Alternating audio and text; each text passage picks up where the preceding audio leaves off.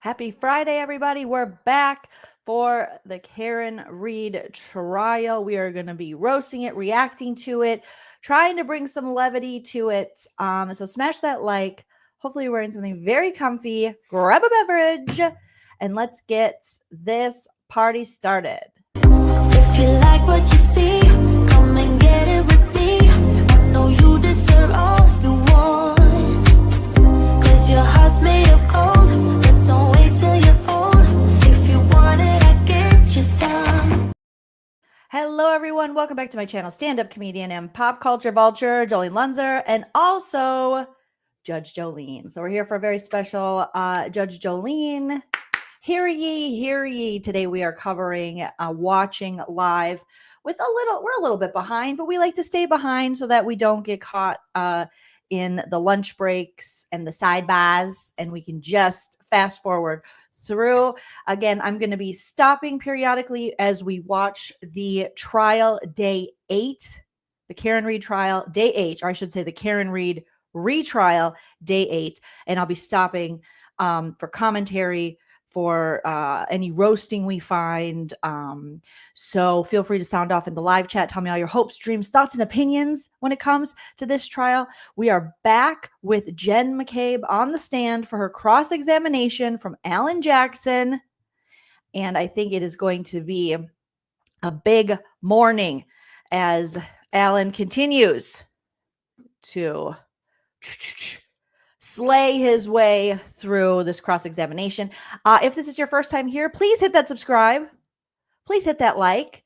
And also a warning to all the new people here. You guys know the drill. I'm very opinionated. That doesn't mean you have to have the same opinion. We can all have our own thoughts on the subjects that we're talking about. We can just somewhat respectfully agree to disagree. And that's what we do over here. So you're free to sound off in the live chat and let me know, or the comment section, if you are thinking a little bit differently, and we'll just chalk it up to opinions. That's my opinion! It's just my opinion. All right. We have to also, a warning, like I said, before I get too many followers, here is a little message for you. Before I get too many followers, I just want you to know you're not gonna like it here. No. No, you might not stay around for long. And I know it. This could be your purgatory on Earth. It could be your purgatory on Earth. Okay. So we are going to jump right in to the trial day 8. Jen McCabe on the stand. We're behind in the feed, in the Court TV feed, so that we can skip the sidebars and the breaks. All right. You're going to hear some really shitty impressions that I do, but just have fun. Relax. All right. Jen! Jen!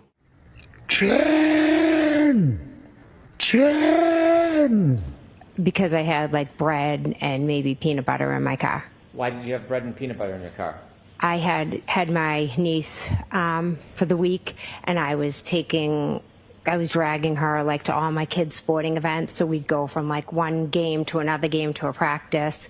So sometimes instead of always giving her McDonald's or Dunkin' Donuts, I'd try to throw her a peanut butter sandwich. And they were making fun of you? Yeah. Oh my God, what the hell? Sometimes instead of always giving her McDonald's or Dunkin' Donuts. Or Dunkin' Donuts. All right, so we have Jen back on the stand. I'm going to play the audio in a minute. John's boyfriend, Karen Read, killed him. All right, so we're here because, as they said, John's boyfriend, they're claiming, well, girlfriend, Karen Read, hit him with her car. But, if you followed this case for a while, it's like, okay, it's a little sussy. Sus. All right, so let's get right into day 8. Smash that like. Let's set a like goal for 100. Can we hit the likes? Mods, if you don't mind, let him go, or let him know, and let me go. Linda's here. You guys are all here. Sorry, I just looked at my live chat for the first time, and I'm so happy to see you. Thank you. All right, let's have some fun, as much fun as we can have with us. Okay. and let's listen to what's going to happen here. You, in fact, did see it for the last time at 12:45. Comes in when we have Ms. Hear McCabe. ye, hear ye. Beverly's back with her bangs are banging. Oh, look at that. You guys, as Care Bears talking about Beverly's bangs be banging. Shout out to my mods in the chat, everyone joining live. All the members, if you want to be a member, if one of the mods doesn't mind dropping the member link, you get emoji, custom emojis, bonus content. You're always welcome to send a super chat if you want. Thank you to those of you who have hit me up on the Venmo, PayPal, and or Cash App. Appreciate you guys. But smashing that like, free way to support the channel. Much appreciated. Solemnly swear that the testimony you shall give to the court and the jury in the matter now pending shall be the truth, the whole truth, and nothing but the truth, so help you God. Right, good morning. Good morning.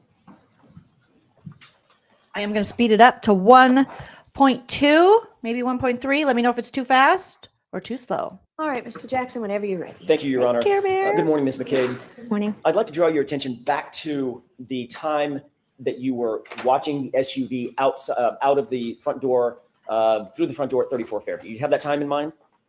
I never watched it, but I went and looked at it. Saw it. Sorry, yes. All right.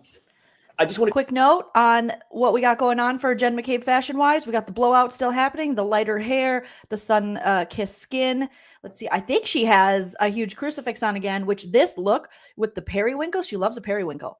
This periwinkle blouse is, if you guys watched a Buffy the Vampire Slayer, which is my favorite television show of all time, you will know that this is a similar outfit to what Buffy wore, I believe, in the first episode, Welcome to the Hellmouth. She had a blouse, like oversized blouse, the same color with a giant crucifix. Is she trying to be Buffy the Vampire Slayer? We'll see. just want to clear up one of the time frames that you indicated you last saw that SUV. You saw that SUV for the final time at 12:45 a.m., correct? It was up past the flagpole at that point. Can't be sure of a specific time. You indicated at a prior hearing in June of 2023 that you, in fact, did see it for the last time at 12:45, and you know that because of a text message that you sent at 12:45. Is that right? I did send a text message at 12:45. That is correct. Did you say, quote, and by the way, for court and counsel, this is at 782 lines 24 through 25, 1 to 783 lines 1 through 13 or so. We're getting in the Actually, 1 through 3. which text messages, what time she sent, prior statements. It's 782 going to 783. May I approach you? Yes. Yes, you can approach me. Objection. Bev's bangs aren't ready. It's too early for you to be approaching her bangs. Overruled. I'm going to Actually, Mr. allow McCabe, it. and for court and Allow counsel, I'm it. going to back up just a little bit up to line 20. You stated, quote, so I think my husband and I were talking just like about what they were doing. And then I sat back down. And then at one point, I think I said, hello. And then I said at 12:42, where are you?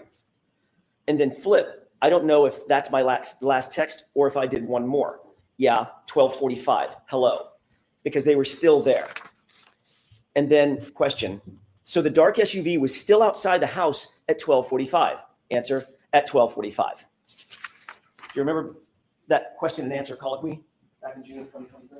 I've been asked a number of questions, specifically those words, no. I do remember testifying. I believe I said, I think in there. I think that, and to be honest, I'm not sure of exactly the times. I didn't pay close attention to when I was texting and when I was sitting. I was going back and forth to the door. But in June of 2023, at a hearing under oath, you did say that it was at 12:45 that you last saw the vehicle. I believe I said, I think. Oh, the I thinks are coming in like the butt dials.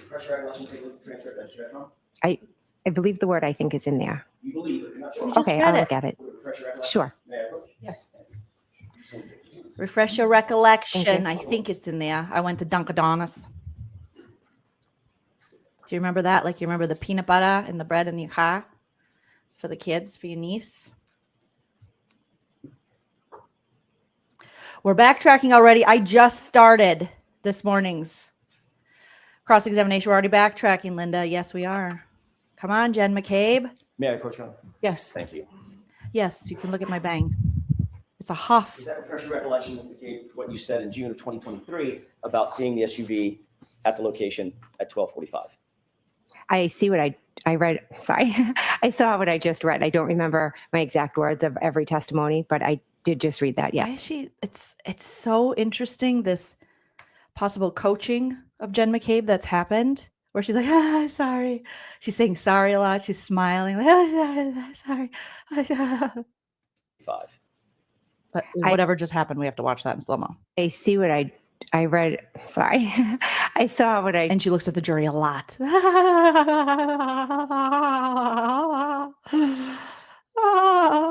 It's interesting. Just read. I don't remember my exact words of every testimony, but I did just read that. Yes. And in fact, what you said back in June of 2023, quote, I don't know if it's my last text or if I did one more. Yeah, 12:45, hello, because they were still there. Ooh. Period. Correct? That's a part of what I said. And then the question was, so the dark SUV was still outside the house at 12:45, answer at 12:45. And then I said, I think my husband and I. So there's more to that conversation. Okay, what I read you is what the transcript indicates. You said on June 8th, 2023, correct? So, can you answer that? Is that correct? That I saw it at that time. That I saw it. Sure. That what you testified to Just in June of 2023 answer. was you saw the SUV for the last time at 12. That's what you said, at least back then. That's part of what I said. What? I think. I don't know if that's my last text or if I did one more. Yeah, 12:45, hello, because they were still there. Question, so the dark SUV was still outside outside the house at 12:45, answer at 12:45. That's what you actually testified to in June 2023. That's what that says. Correct. Thank you. You've been asked about with whom you communicated first thing in the morning when you received that 4:53 a.m. call. There at that call and thereafter, shortly thereafter, within those next few minutes, correct? Yes. As a matter of fact, you were asked by Trooper Prince in a formal interview on February 1st, 2022. I know that was a while ago, but in that initial formal interview 3 days after the event, Trooper Prince, the female trooper, asked you who you called or who you communicated with during that important few minutes after you received the first phone call from Kaylee's phone, correct? Correct. I'm not sure of our exact conversation. Oh, she's not but sure you of did ask me anything. a number of questions. Do you remember telling her I spoke with Karen Read, obviously? Again, I answered whatever question she asked me. So Okay, if she asked, I did speak with Karen Read that morning, correct? Okay, Ms. McCabe, my question is, did you tell Trooper Prince 3 days after the fact I spoke with Karen Read? Yes or no? If you have a report, I don't remember the specifics. I met with many, many police officers. Sure.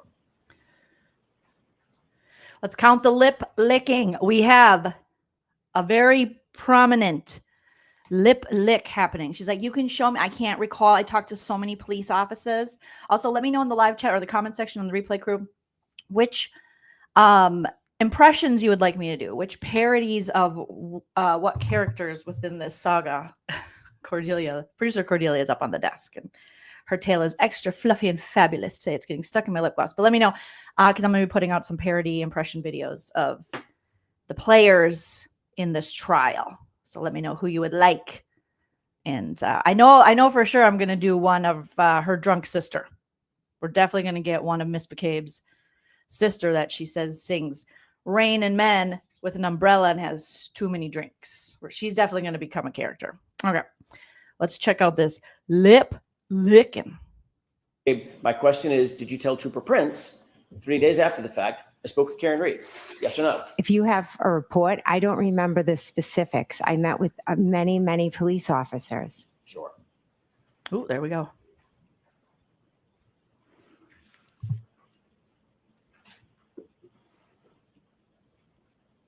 Look at it. Yes. Thank you. Yes. Cordy is rewinding. Producer Cordy. Hi, Cordy. Ms. McCabe, you can familiarize yourself with that report, and there's a tab if that helps you, because it's somewhat lengthy. Okay. See if that refreshes your recollection. Thank you. Thank you, Andrea, for the first super chat of the live. Appreciate you. Thanks for covering this, Andrea says. Happy Friday. Happy Friday to you, Andrea. Hope you're having a wonderful day.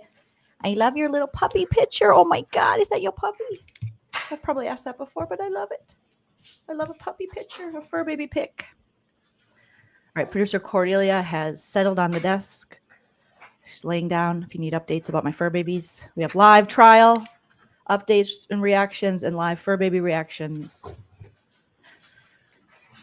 Yeah, Cordelia will make sure, Kirsten, that Cordelia is making sure we don't miss anything. She's like, let me rewind.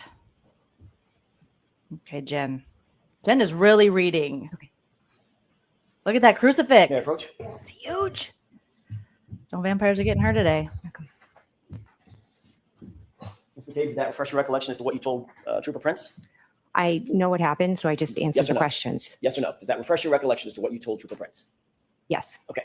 You told Trooper Prince that you had a conversation on Kaylee's phone with Miss Read, correct? Yes. That you also called Julie Albert after you got off the phone with Miss Read the first time. Yes. And then thereafter, at some point, you talked to Tom Beatty, correct? I never spoke with Tom. I'm sorry, my mistake. I misspoke. You called Tom Beatty. Yes, I called Tom Beatty. Did not get through to Tom Beatty. I didn't. No one answered. Yes. Okay. Then you spoke at the grand jury about the same issue. Who did you talk to and who did you call in those minutes after the initial call on Kaylee's phone, correct? I'm going to object. I'd like to be heard. Right? What up? Oh, Brendan goes, I'm going to object. I'd like to be heard. Hanky Panky needs a little attention. He's like, I like to be heard. Okay. I haven't been able to talk much because this has been a long cross. So I need a little attention. We're going to fast forward through the sidebar. Or a series of questions about this. Hanky Panky got a hug. He touched Bev's bangs, and we're back at it. Linda, you are so sweet. Thank you so much for the generous super chat. Thank you, May I Linda. Yes. Thank you. Ms. McCabe, you were also asked the same series of questions about, or a series of questions about the same events concerning that 4:53 phone call and the calls that you made shortly thereafter, correct? Yes. And in that testimony, you also, consistent with what you said to Trooper Prince, said, I spoke with Karen Read on Kaylee's phone. I then spoke with Julie Albert, or I called Julie Albert, and then I called Tom Beatty, correct? That objection sustained. What did you tell the grand jurors about who you called or who you attempted to communicate with in those first few minutes after that 4:53 a.m. call? I don't know exactly what I said on that day, but I know who I spoke to. You said on that day, you spoke to Karen Read, correct? On which day? What are we talking The day of the grand jury, Bev, keep up. April 26, 2022. I don't have the. So April 26, 2022, grand jury statements. Come on, Bev. Come on, Bev. Thank you, Linda, so much. I appreciate that. Jolene, you make people so happy. Glad you are here. I'm glad you are here. Thank you so much. That was very kind of you. Shout out to Andrea and Linda Warren. Thank you. Derek, yes. Buffy she's on a walk right now with Hype Man husband Chell and my brother-in-law. So we're acting very, very Canton today. We have a brother-in-law here and my husband and myself. We're just setting someone up for schmurder. But I will show you Buffy's new do. She already got the bows out of her hair. She rubs it against the carpet till they come out. And that happens pretty fast. Bye, JBB. Have a great day. We appreciate you. All right. Let's keep going. On which day? What are we talking The day of the grand jury. Okay. That would be April 26, 2022. I don't have the paper in front of me, so I don't know my exact words. Well, I'm not asking you for your exact words, but did you tell them, as you sit here, do you remember telling the grand jurors under questioning by the Commonwealth that you spoke with Karen Read? I spoke with Karen Read that morning. Again, I've been at many grand juries and different things. So to remember specifically, I don't remember specific questions and specific answers. But yes, Karen Read did call me that morning on Kaylee's phone. My question is, what did you say to the grand jurors? And you're saying you don't remember? What question are you asking me? Oh, my God. Whom did you attempt to communicate with in those first few minutes after you first received the phone call on Kaylee's phone? If you're asking me now, I can answer you. I don't remember this. I'm sorry. I don't remember the specifics. If you want to show me and then I can review it. I know the answer to the question. I'm just not sure of my exact words on that day. I didn't ask you what your exact words were. I'm asking you about your memory. You're testifying based on your memory. Yes. Objection, Alan Jackson Answer that question. Answering these questions is right. It's Sustained. So I'm answering questions based on my memory of what Oh, my happened God. on the 28th and the 29th. I've tested. Girl, you're like Judge Judy says, when you tell the truth, you don't have to have a good memory. You're answering based on the truth, what happened. It's probably hard for you to keep up if you're telling different stories each interview. The timeline's changing. That's why you can't keep up. This is crazy. Answering these questions based on your memory. Oh, my God. So I'm answering questions based on my memory of what happened on the 28th and the 29th. I've testified multiple times. I've been interviewed by multiple police officers. So to pinpoint one conversation is a bit of a challenge for me. But what I can tell you is what I remember from that day, which was, I'm sure, very similar to however I answered, because it's the same. May I approach? Yeah. Refresh your recollection to look at the Tell Mr. transcript. Brennan we can do that. Sure. 188, 189. Thank you. We're reading you. again. We're refreshing memories I again. didn't get an answer to that question, Mr. McCabe. Would it refresh your, I just have to do this for the record. Would it refresh your recollection to look at the transcript? I'll look at it. Yes.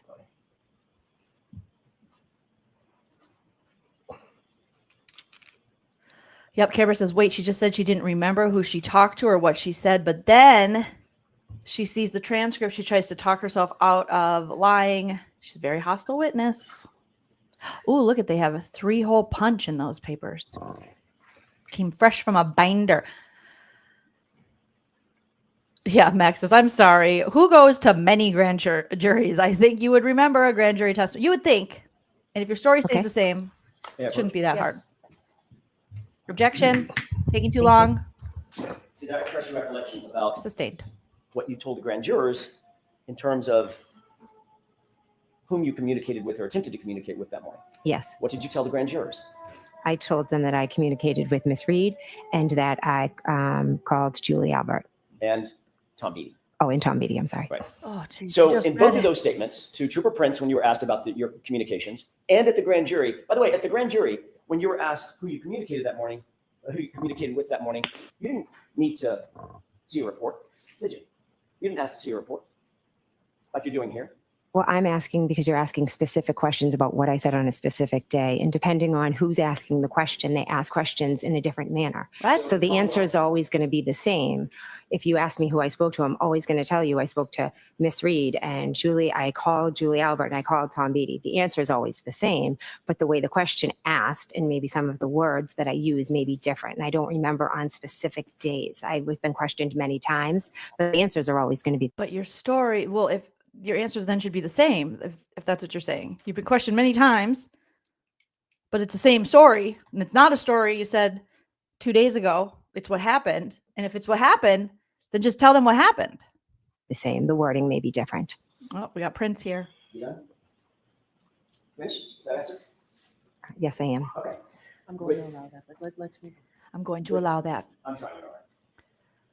When the Commonwealth asked questions about who you contacted that morning at the grand jury, you didn't need to have your recollection refreshed with anything. You said, I talked to Karen Read, I called Julie Albert, I called Tom Beatty, correct? Correct. And that's exactly what you told Trooper Prince as well.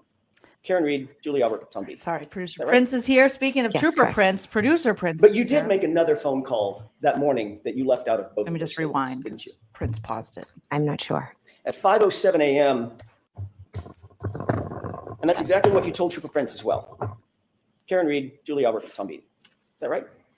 Yes, correct. But you did make another phone call that morning that you left out of both of those statements, didn't you?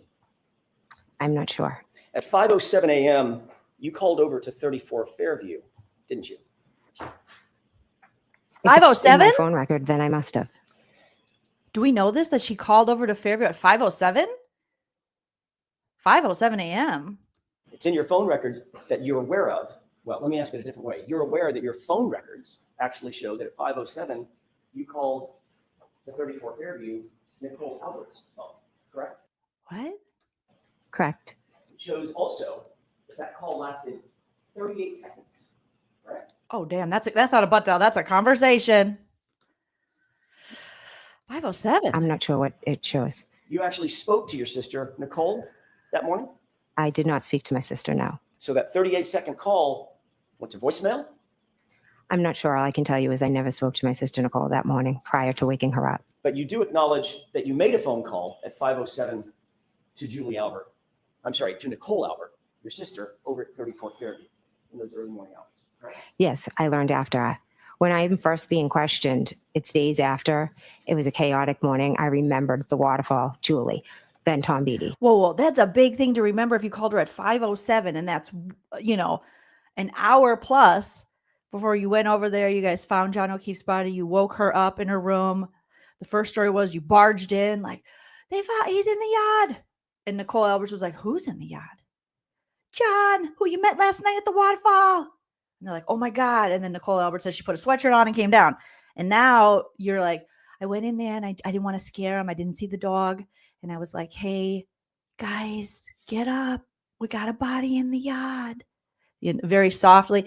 But if you call at 5:07 a.m., why are you calling? You said you were in bed Googling about basketball stuff. How's long to die in the cold? You went to sleep and then you were awoken. Calling to my sister wasn't as important ingrained in my mind at that point. No. And then you testified at a grand jury, not hours or days Right, later. Alex, You you? testified at a grand jury months later, correct? Correct. And at that grand jury, you also left out the fact that you contacted your sister, correct? There's nothing nefarious. I remembered who I called. I didn't go back and look at phone records. I didn't say it was nefarious. Why would you use the word nefarious? Why is she using the word nefarious? Why is she doing a hanky panky? Nefarious. Alan goes, why do you use nefarious? Oh, I don't know. That's what I say at Dunkin' Donuts when they run out of my favorite donut. I say, it's nothing nefarious. They just run out. Why is she saying nefarious? Why is she using hanky panky's words? Oh, is he telling her what to say? I mean, I know they, talk and they go over, but he's not supposed to tell him what to say, right? Nefarious. Calling to my sister And you weren't supposed to be watching the trial, right? Well, wasn't as important ingrained in my mind at that point. No. And then you testified at a grand jury, not hours or days later. You testified at a grand jury months later, correct? Correct. And at that grand jury, you also left out the fact that you contacted this is already a your lot. sister, correct?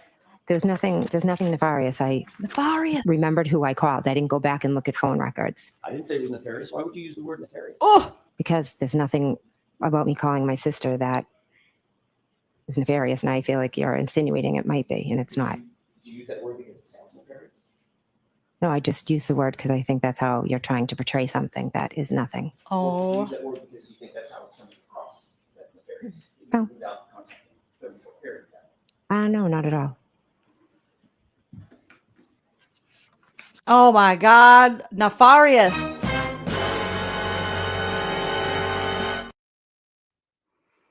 This is already getting interesting. All right. Let's keep going. Objection. That's hanky panky's word, nefarious. I'm gonna sustained. That is hanky panky's word, even though I think it's pronounced nefarious. But okay, here we go.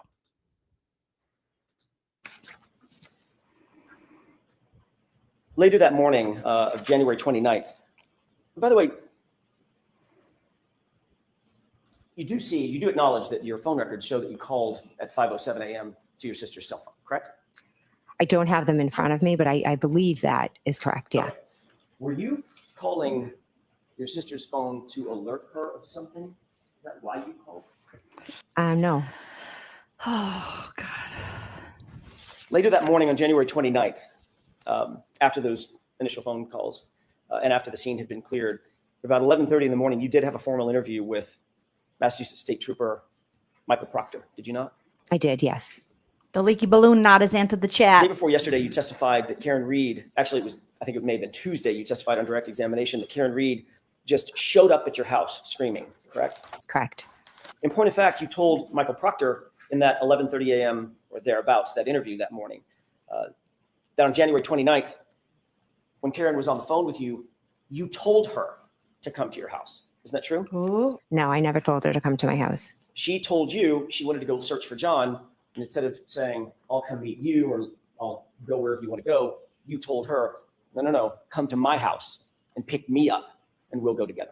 Correct? No, that's incorrect. That's what you told Proctor. Oh shit. Do you remember talking to Trooper Proctor on that day? I do, yes. Do you remember exactly what you told him concerning the plan to either come to your house or go search for John? There was never a plan for Karen to come Do to my you house. remember exactly what you told him with that regard on that issue? No, I don't. Would it refresh your recollection to look at a police report that he drafted on that issue? Well, those are his words or summary. That's not my question. I know these are his words. He wrote it. Mhm. My question is, would it refresh your recollection about what you told him to take a look at his report? I know what happened and I know what I told him. I don't know what's written in that report. Yes or no? I don't need to see the report now. Oh, Because it would not refresh your recollection to see a report where he indicated that you told him that you directed Miss Reed to come to your house. I object. The objection is sustained. I'm going to strike that. Why are we striking, Bang and Bev? Bang and Bangs Bev? So she's saying what Michael Proctor said I said. It's not true. I didn't say that. You also told. Okay, can we come to side? Oh, Hanky Panky needs attention. He's like, we're going to need another sidebar. I need a sidebar. I need it right now. I need a sidebar. I need it right now. Need it. Hanky Panky is such a player hater. I got to update this sound effect with Hanky Panky on it.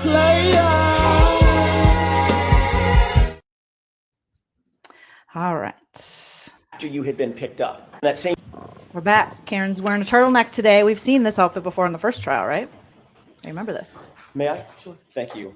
Ms. McCabe, during that same interview, you also told Trooper Proctor that while driving back to One Meadows, after you had been picked up by Karen at your house, while driving back toward One Meadows, that's actually when Ms. Read told you she may have broken her taillight, correct? Miss Reed told me in the morning at my house. Okay. I know that's what you're testifying to now. Mm-hmm. What I'm asking is, what did you tell Michael Proctor on January 29th? It's freshest in your mind. That she had told me she had a cracked taillight when she called me. You didn't tell him that she indicated she noticed her taillight had been damaged on the drive back to One Meadows after she got to your house? She mentioned it then as well, but she also had told me when she was on the phone, that's why my husband yelled out that we shouldn't be driving with a cracked taillight. But in fact, you did not tell Trooper Proctor that story. Ooh. What you told him was she told you on the drive back to One Meadows after having picked you up, correct? I told him she told me in the morning and on the drive back. So if he didn't write that in his report, it's obviously incorrect. They're blaming him. Sustained. Blaming the leaky balloon knot guy. Of course, that drive back to One Meadows would have been 5:30-ish or so, maybe even a little later, 5:35. Approximately, yeah, I'm not sure. Well after she backed out of the driveway and struck another vehicle at One Meadows, correct? Do you know that? No, I have no idea. All right, next question. Oh, Bev, stop killing our boners. Speaking of Trooper Proctor, when you first interviewed with him during that same interview on January 29th, you noticed that he was taking notes, obviously. Yes, he was. You told him about your observations of the taillight that day. Is that right? I have to see the report, but I believe I told him about it, yes. And that was literally the same day that you made the observations. Is that right? Yes, it was. He asked you to describe specifically what the taillight looked like. Mm-hmm. And you did so, correct? Could I see the report? All I'm asking right now, I've got the report. Okay. If you need it, I'll give it to you. I'm asking about your memory. Ms. McCabe, did you tell him about what the taillight looked like? If he asked me what the taillight looked like, then I would have told him what it looked like, yes. And what you told Trooper Proctor on that day is that you, quote, saw a crack in it. Is that right? I believe I said it was broken and cracked and it was missing pieces. Isn't it true that what you actually said is we got out at John's house and looked at the taillight, back right taillight, saw a crack in it, correct? I said that I saw it and it was cracked and it was missing pieces. You noted that he was taking notes, correct? Correct. Have you ever seen those notes? No. Would it refresh your recollection as to what you actually told him? Does he have Proctor's notes? So she hasn't seen the notes. Has anyone seen Proctor's notes? This is interesting. She's like, I think I said the cracked taillight like a week before too, and broken pieces everywhere. Him in terms of that description to take a look at his notes? So ask it differently. That's sustained. Sure. Do you remember exactly the words you used in describing that taillight to Trooper Proctor as you sit here today? Again, the taillight was cracked and missing pieces. Okay. I know that's what you're testifying to today, Ms. McCabe. We're all aware of that. You said it 4 or 5 times now. What I'm asking you is, what did you tell Trooper Proctor on January 29th? That's my question. Do you remember the exact words you used to him on the 29th? I believe I said it was cracked and missing pieces. Do you know that, or are you guessing? I'm not guessing. Okay. Do you remember that specifically? I remember describing it as cracked and missing pieces. Do you remember saying it had a crack or she saw a crack in it? I do not remember saying that, no. Would it refresh your recollection to look at a copy of his notes? Those are his notes. Ms. McCabe, we can do this all day. Would it refresh your recollection? Oh my God, did you see that look on her face? But seriously, we could do this all day. You want to go back? I don't know what I said. I'm not sure. I don't think that's right. I guess I got to read it. Just evading the question. And she's like she just smelled something disgusting. I remember describing it as cracked and missing pieces. Do you remember saying it had a crack or she saw a crack in it? I do not remember saying that, no. Would it refresh your recollection to look at a copy of his notes? Those are his notes. Ms. McCabe, Oh, she's like, those are his notes. That's not definitely what I said. They're definitely throwing Proctor under the bus. Michael Proctor, are you going to step up? Tell the truth? we can do this all day. Would it refresh your recollection? No. Would it refresh your recollection to look at a copy of his notes? Watch your face. Those are his notes. Ms. McCabe, we can do this all day. Would it refresh your recollection? She's like, So look at a copy of his notes. If it wouldn't, just tell us. No, it wouldn't. Okay. no, it wouldn't.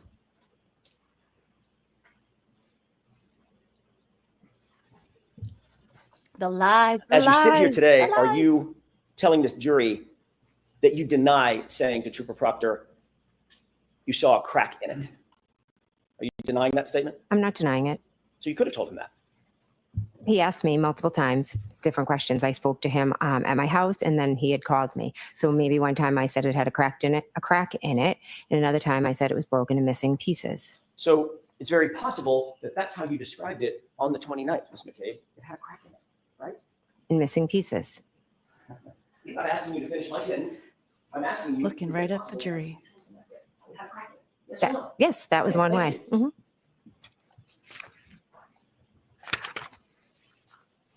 I'm missing pieces, Jerry. I'm looking at you. Do you see my crucifix?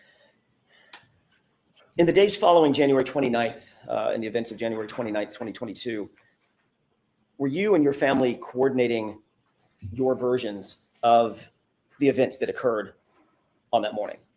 No.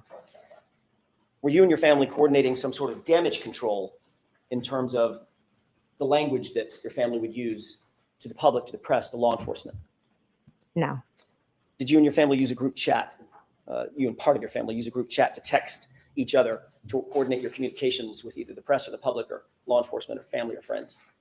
I have multiple group chats with family and friends. You had a very specific group chat that included Alan, she's talked to multiple grand juries and she has multiple group texts. What are you talking about? either the press or the public or law enforcement or family or friends. I have multiple group chats with family and friends. You had a very specific group chat that included yourself, Nicole, your sister, Brian Albert, and Matt McCabe, correct? Oh, Yes, are we I going to did. read this? Your Honor, if I may. Oh, we're going to read it. I think we're going to read it. A group chat with Nicole Alberts, Brian Alberts, herself, and her husband, Matt McCabe. Oh, she don't look happy. Jen's looking over like, what is it? Is I have it a 2-page text? document that I'd like to have. Oh, marked. shit. I'm going to have to read in public. Oh, God. This Thank sounds nefarious. It's right, I failed to show you. It's okay. Thank you. Bev's like, objection. Did you show Hanky Panky this?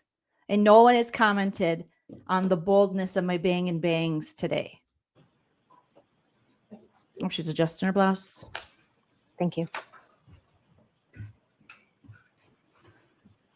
Can you tell me if you recognize what's depicted or what's contained on that 2-page document? Yes. Don't read it at this point. Just tell me, what is that? What are we looking at? This is a, looks like a group Oh, chat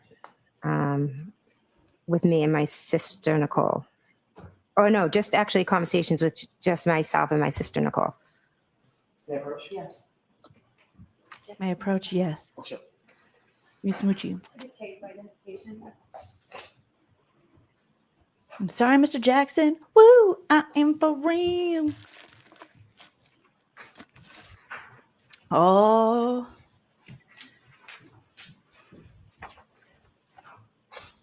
Did you happen to catch the date of these chats? I just took the I- document away from you. I apologize. That's okay. I didn't know. it's okay. Do you have an extra copy so she has one of you? I'll just leave that one. I've got an extra copy. You have an extra copy. Thank you. Just adjusting her blouse a lot. Do you note the date of that series of chats? Yes, it says 1/29/22. Okay. Is that a chat just between yourself and yourself and Nicole, or is that including others? Okay, so I got it right. Some stuff on 1/29/22. So the next day They have a family group chat, and it's got Jen McCabe, Nicole Alberts, Brian Alberts, and Matt McCabe. Series of chats? Yes, it says 12922. Okay. Is that a chat just between yourself and Miss? Good morning, Hamburger yourself and Patty. Nicole, or is that include others as well? I think it's just myself and Nicole. There was another series of chats, we'll get to that in a second, that does include Nicole, Brian, Matt McCabe, correct? Yes. On this particular set of texts, do you see the first text starting in the green box? That is a text from you to, it says Coco, correct? Yes, that's my sister Nicole. Okay. And you recognize this text? I do, yes. And you recognize the texts following in the following bubbles? Yes. I would ask that this be marked for, I'm sorry, moved into evidence. Is there any objection? I could review it briefly.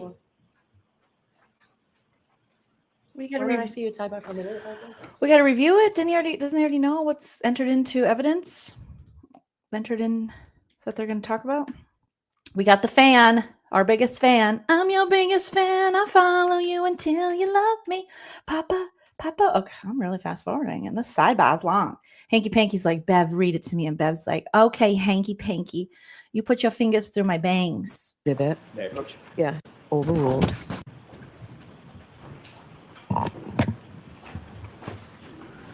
All right, so the objection is noted and overruled. So, Mr. Jackson, you can put that K for identification is now an exhibit. May I approach? Yes. They overruled Hanky Panky's objection. Thank you. Thank you, Your Honor. Before All I right, proceed, so, jurors, before you consider any electronic communications in your deliberations, and you heard Trooper Garino read a lot of text messages the other day. I didn't interrupt him. I probably should have. But before you consider any electronic communications in your deliberations, you must first find that it is more likely true than not that the person who either authored or created or transmitted the communication was in fact the person alleged. So here we have communications between, allegedly between Ms. McCabe and her sister. Before you can consider them, you must find that it's more likely than not that they were the people who sent and received those. If you do not find it's more likely true than not that the person alleged to have created or sent them, then you may not consider the electronic communication in deciding your case. Now, when you read or hear about these text messages, you may not consider the statements for their truth, but you may consider them solely for the limited purpose of understanding the state of mind of here, Ms. McCabe, when she sent those messages. All right. So now that's what I needed to do, Mr. Jackson. Objection. Your Honor, you should have done this for the other witness that you just said you didn't do it to, but you should have. Overruled. I do what I want. I'm Auntie Bev, okay? Just beware of my bangs. Today they're extra fluffy. Actually, we got a little bit of body. Looks like she did a rough blow dry. I love it, Bev. Love it. Jackson, your turn. thank you, Your Honor. With the court's permission, I would ask the January 29th text be published. Yes. Ooh, we're getting the text, you guys. Is there a way to? January 29th, 2022. Your Honor, may I approach just to retrieve the exhibit? Bev. Yes. Who's Bev whispering to? Is there a way to? There we go. Margaret, the witness might need that exhibit. Your Honor, may I? Margaret, the witness might need that exhibit. Okay. It's my friend Jen. Jen McCabe. Hi, Jen. We going to Bunko? Hey, we go to Dunkin' Donuts, get a coffee, go to the bar, get drunk, do a little Bunko with the gals. Okay, call me on your burner phone. Call me on your burner phone, allegedly. Your Honor, may I approach just to retrieve the exhibit? Yes. We're going to see the text messages. Jen, Thank you. You're welcome. you lied. Hey, Indiana Girl Jules. Yeah, I was just going to say, could you please enlarge that? Any way to make that bigger? And we'll take one bubble at a time.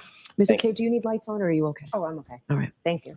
Thanks, bestie. Ms. McCabe, does this appear to be a representative copy of what you're looking at? It's just been marked for evidence. Yes, it does. Starting at that top text, which is the green bubble here, can you see at the very top where it says from, there's a redaction? Yes. The last 4 digits of that phone number, do you recognize that? Yes. Is that your phone number? Yes. Do you see just beneath it, it says 2, and there's a line that says Coco? Yes. Is that your sister? Yes, it That's is. Nicole. Yes. And if you look down on the bottom right corner of this exhibit, do you see a time and date stamp? Yes, I do. What is that time and date? It's 1/29/22 at 7:54. Is that 7:54 p.m.? Yes, Okay. Can you read for the jurors what you texted to your sister at 7:54? sure. Carrie talked to the cops and kept it simple. Who's Carrie? Carrie Roberts. And this is a text that you sent about Miss Roberts's interview with the police. Yes, it is. If Mr. Woke, can we pull up the next text, please? Kept it simple. Do you see the response in the blue bubble? Yes, I do. Who's responding to whom? I'm responding to my sister, Nicole. Can you please tell us the time? And we know it's the same date. What time is that? That would be 7:56. Or Super 58, weird. sorry. I'm not sure if that's an 8 or a 6. Super weird thing to say, Rebecca. Agreed. Kept it simple. You just lost your friend. Why are you talking like this? I may have misheard you. The blue bubble is from whom?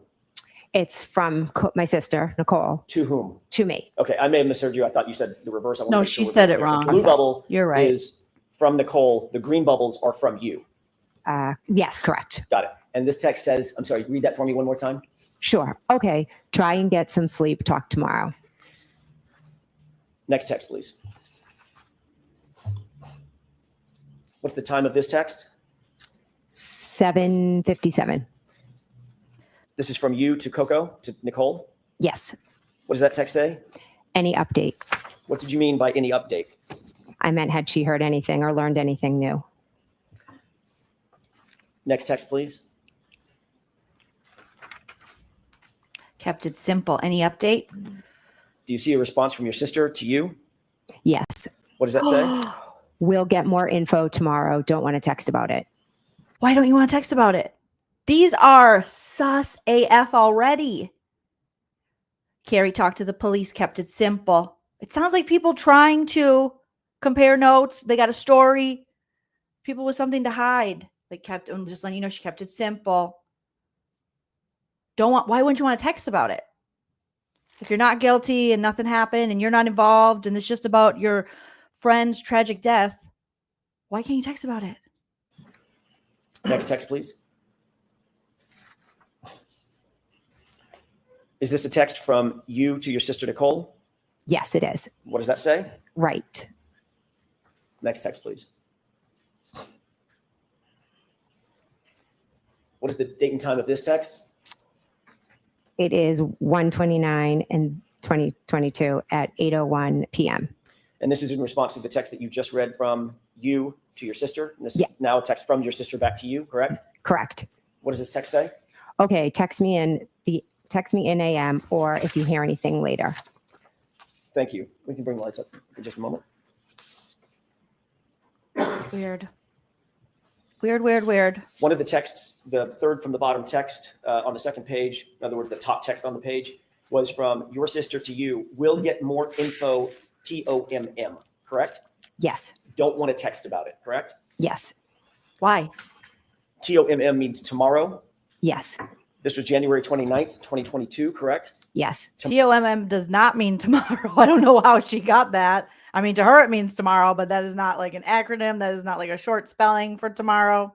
Tomorrow would have been January 30th, Yes. 2022. Is that right? Yes. Your Honor, I'm holding another document. This is a multi-page document.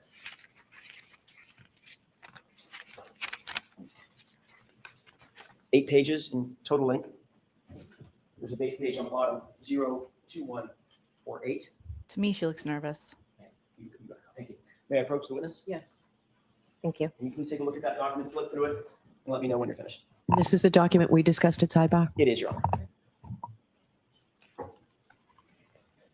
It's sidebar. It is, Your Honor. Okay, I'm going to fluff my bangs until she's done reading. She's got Tom Sandoval white nails. Don't trust her. I don't trust her. I hate that he ruined white nails because they actually look nice. But now I don't trust anyone with white nails. Today, Jen McCabe. She's like, I don't see anything about Dunkin' Donuts in there. Or getting drunk, going to the bar. I don't see anything about peanut butter sandwiches. Oh, she looks shocked by the text messages, the group text she was involved in. Look at her. She was like, huh? Did I write that? Oh, shit. I'm going to have to read this out loud.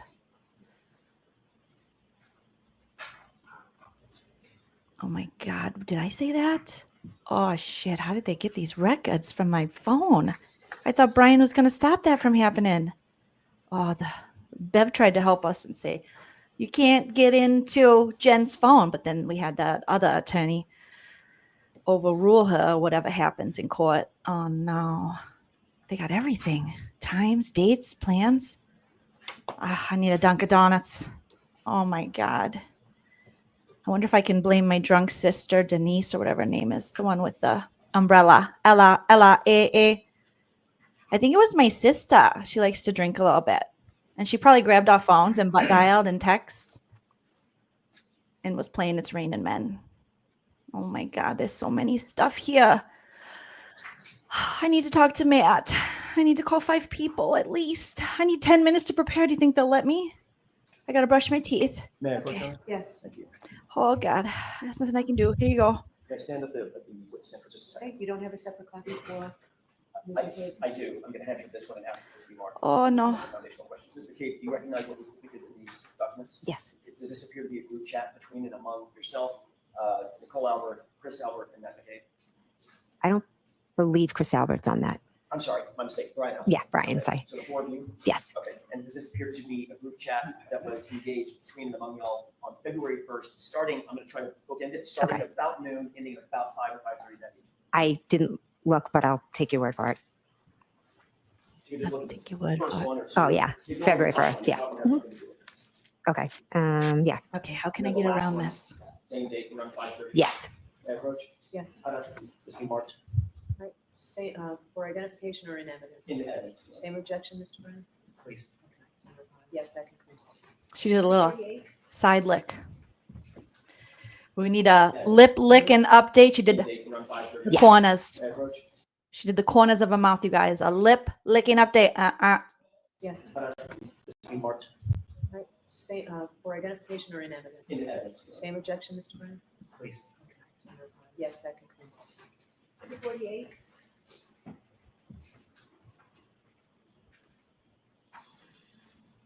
Oh, can I? And jurors, the same instruction regarding the electronic communications and the same instruction regarding this is not to be used for the truth of what's in there, but simply as a basis. Bevy, we got it. Jeez. With the court's permission to publish, please? Yes. You got my permission? If we could start at the second text down. Oh, I'm nervous. Ms. Wool, can you make that a little bigger? What? I apologize. Thank you. Do you recognize what's depicted both on the screen and in your hand? Yes. Does it appear to be the same thing? Yes. Okay. Taking a look at that first text, who is that from and who is it to? Okay. All right. It's from Brian Albert, and it's to myself, my sister Nicole, and Matt McCabe, my And- husband. If you can orient us, please, and I won't do this with every single text, but orient us for the first text. What date and time is this text? This is February 1st at 12:50. So this is about 3 days after the event in question. Yes. 12:50 noon, Noon. Yes. just before 1 p.m. Yes. What does that text say? Julie said Channel 4 is in D&E. And that's from whom? Brian. So Brian Albert is, explain what that text means. So Brian Albert is telling us that Julie told him Channel 4 is in D&E. Who's Julie? I'm sorry, Julie Albert. Thank you. Let's go to the next text.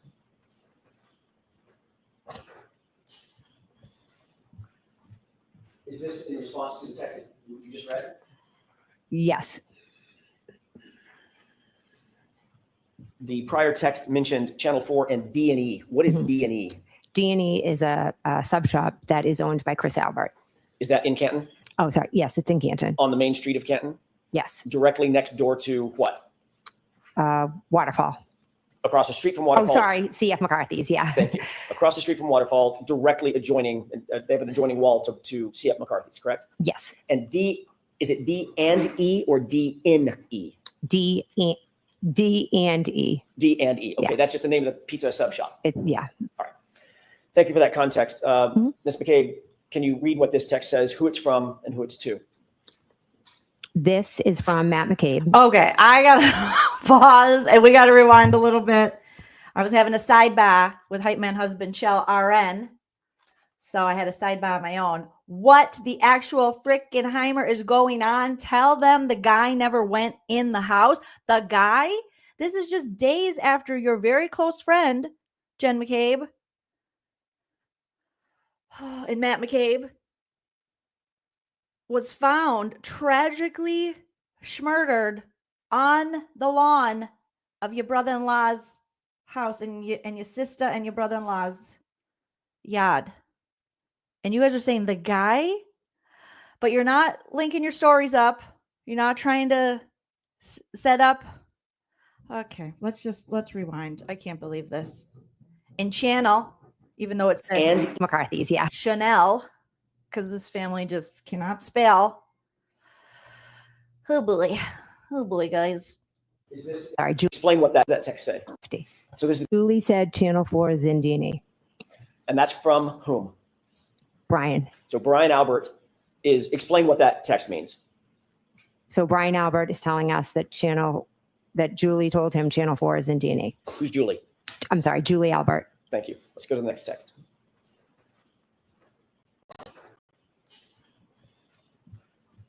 Is this in response to the text that you just read? That's crazy. Yes.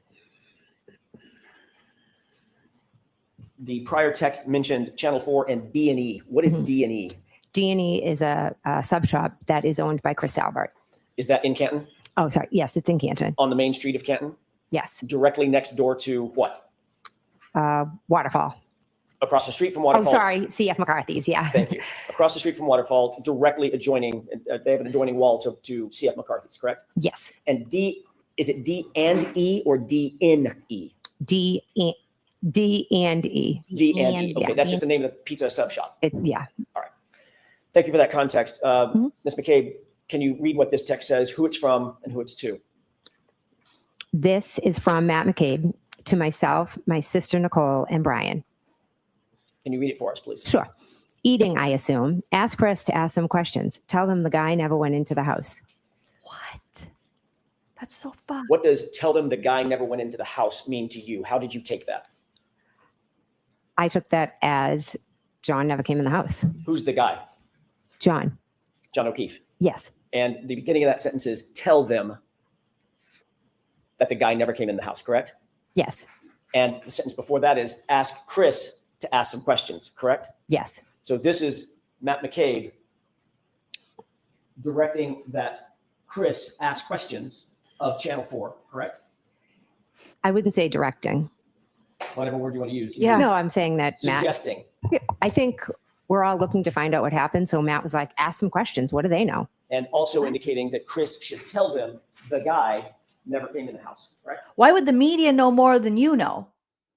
Why are you setting it up where you're asking questions, where you're advising, where your husband, Jen McCabe, is telling Brian Albert, yourself, and Nicole Albert to ask Chris, Brian Albert's brother, to ask some questions of the media of Channel 4. And make sure you tell the media the guy never came in the house. This is your friend. This is not a guy. This is John O'Keefe. This is your buddy. Why would you word it like that? And why are you sending that back and forth to each other? This looks so sus. Tell him the guy never went in the house. What? It's literal days after you found him dead. And you're worried about the media knowing he didn't go in the house? Why? That's freaking weird. Right, Leotard? It's so sus. And then makes it seem like he went inside that house for sure, because why would you be saying make sure that Chris tells the media that the guy never went in the house? The guy being John O'Keefe. Oh my gosh. Rebecca said, side note, but did you guys see the Neighbors interview? Oh, I saw the Neighbors interview. Oh my gosh. And that's how you treat your friends who are recently passed. You're more worried about telling the media the guy never went in the house. Why? This is so sus. I don't understand how some people aren't sus at this. Like, why aren't you sussed out about this? This family is freaking weird. And not in like a fun Aquarius weird way, but like bad weird. Oh, let's keep going. How's she going to explain her way out of this one? John never came in the house, correct? Okay. Next text, please.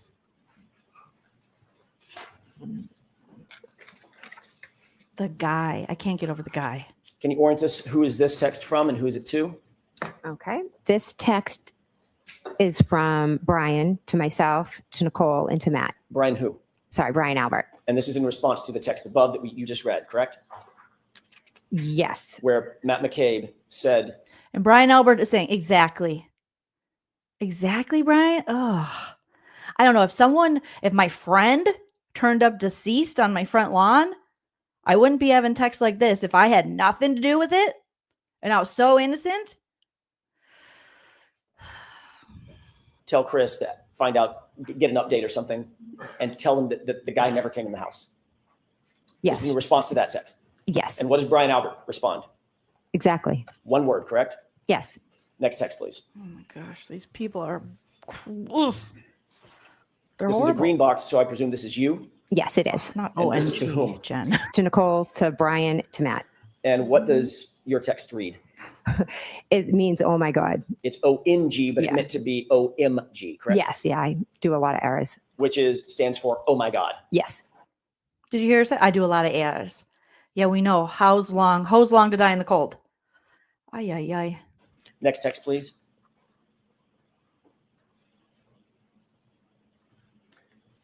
Who is this from and who's it to? So this is from my sister Nicole to myself, to Brian, and to Matt. And what does that text read? It says, I assume it's just to eat, but Brian, if she is there, ask her what the deal is. What? Next text, please. What do you mean? I would be like, what did you mean? Well, I guess she didn't say it, so she can't answer to what he meant. But what the deal is, or what Nicole meant, I should say. But if the reporter's there from Channel 4, ask her what the deal is. The deal? What they're going to report on because you're worried about it? This is weird. Let me know in the chat. This is weird, before I right? ask you about this I'm not text, being the last crazy. text, that was from whom? One more time. My sister Nicole. It was from your sister Nicole, Yes. and she mentions a she, a pronoun she. Yes. Is that referring to Julie Well, Albert? that's from Jen McCabe. It says on it, from Jen McCabe to Nicole. She loves to, what is with Jen McCabe blaming all her sisters? Because remember when the Fed stopped her, they're like, are you Jennifer McCabe? And she's like, my name's Nicole. And then she threw her drunk sister under the bus too. This says it's from Jen McCabe to Coco, aka Nicole Albert's Uncle Brian Albert, and Matt McCabe. And this says Jennifer McCabe is saying to ask if we heard if she is in a mental hospital, and she being Karen Read. To be honest, I don't know who she's referring to. Well, It's you. remember the first text started, or did the first text start with Am I wrong here? someone reporting that Julie said that, remember the first text, a she, last text. You guys see that, right? The text clearly is from Jen McCabe, according to this, but she's saying it's from Nicole.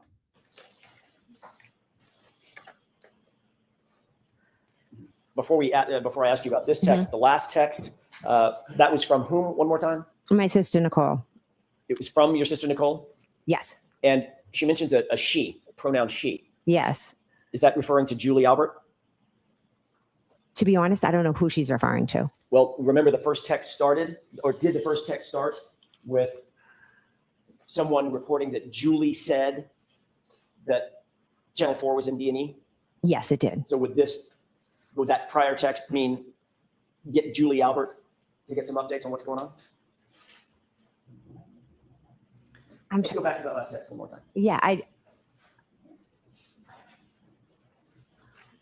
What in the world? See where it reads,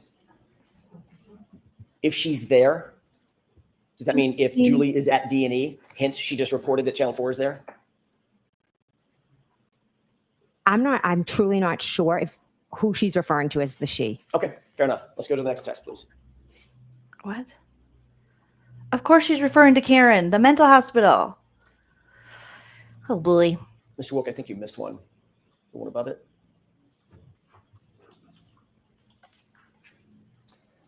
Who's this text from and who's it to? This text is from myself, and it is to my sister Nicole, to Brian, and to Matt. And what does this read? This says to ask if we heard if she is in a mental hospital. Next text, please. That's what we just saw. Oh, I must have the wrong one on the screen. I don't know. Who is this from and who's it to? This is from me to my sister Nicole, to Brian, and to Matt. What's the time on this text? Oh, goodness. 2:55. And what does it read? Carrie is here going over timeline. But she's not the leader and the organizer, but she sure texts a lot to this group and keeps them informed. Who's the Carrie referring to? Carrie Roberts. What is here? I would assume here would mean my house. Next text, please. We're going over the timeline for Peg, not for ourselves. Who's this from and who's it to? This is from Brian to me, to Nicole, to Matt. And what does this text read? I did hear that. Next text, please. Hear what?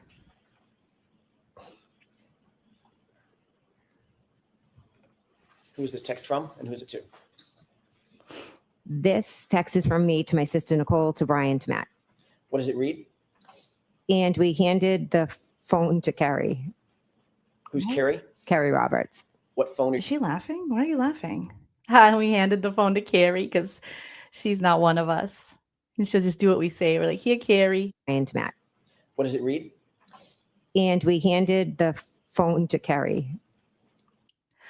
Objection. I need my little thing. Objection. Judge Canoni. Judge Bev, I'm going to need you to get in there and say, what's so funny to Miss Jen McCabe like you did Karen Read? Yeah. Overruled. I don't have to do anything. I got these bangs for a reason. They're power bangs. Get off my power bangs, bitch. Okay. Okay. Who's Carrie? Carrie Roberts. What phone are you referring to? Mine. Who was on the other end of that phone? On February 1st, I believe it could have been Michael Proctor. Next text, please. Oh, you made Carrie talk to Michael Proctor? You're like, we handed Carrie the phone. Here you go. You talk to him. I can't talk to this leaky balloon knot, Baldy McBalder. Objection. It's not his fault. He's bald. Overruled. It is his fault. He's bald. Okay. The more lies he tells, the more hair he loses.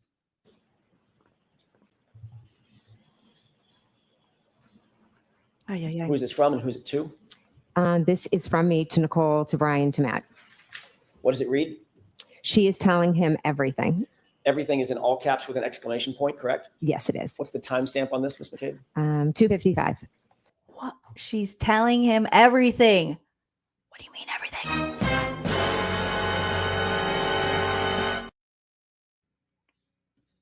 What the frick? Who's the him that you're referring to in this text? I believe it was Michael Proctor. What does it read? She is telling him everything. Everything is in all caps with an exclamation point, correct? Yes, it is. What's the timestamp on this, Ms. McCabe? 2:55. Who's the him that you're referring to in this text? I believe it was Michael Proctor. Next text, please.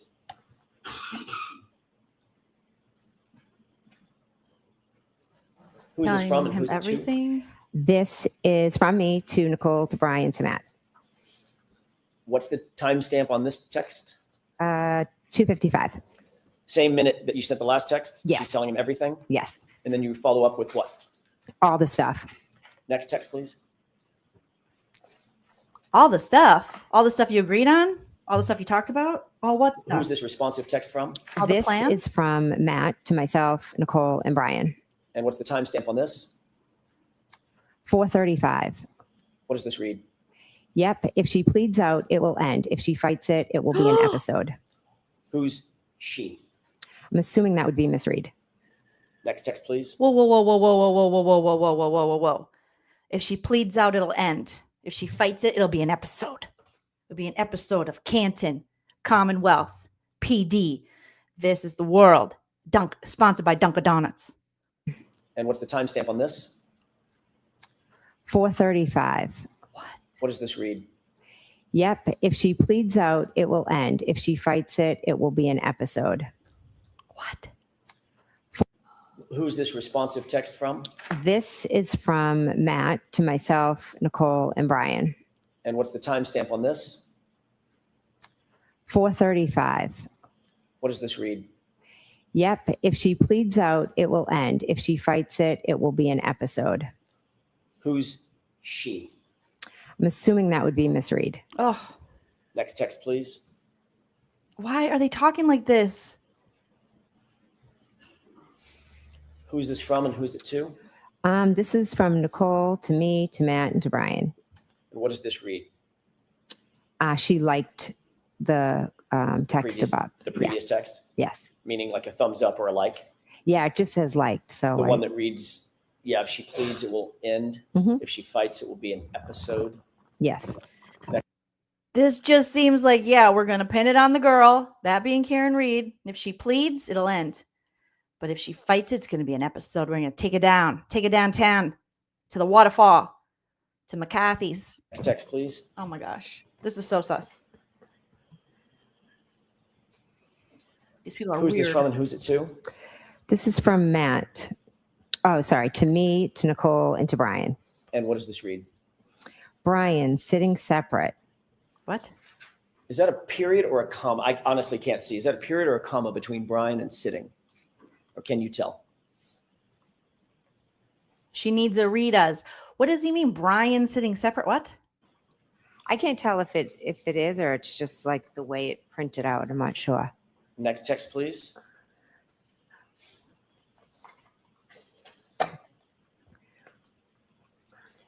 Who's this from and who's it to? Brian to me, Nicole, and Matt. What's the timestamp on this? That is 4:55. And what does that text read? Okay. And the next text. Jesus. This is another green bubble. Who's this from and who's it to? This is me, Matt. Me, Nicole, Matt, and Brian. And what did you say? What did you write in this text? I wrote you listening. And what's the timestamp on this? That is 5:15. I'm sorry, it would be what time? Oh, I'm sorry, 5:15. And in fact, at 5:15, Ms. Roberts was in your house being personally interviewed by Massachusetts State Police, correct? Oh my, are you listening? I thought you were supposed to listen to this. I thought you were supposed to give them their privacy. Oh my God. Why would you say, are you listening? Why would you want to be listening to Carrie Roberts talk to the police if you had nothing to do with it and you're just telling the story about what happened that night? And if John O'Keefe never came in the house?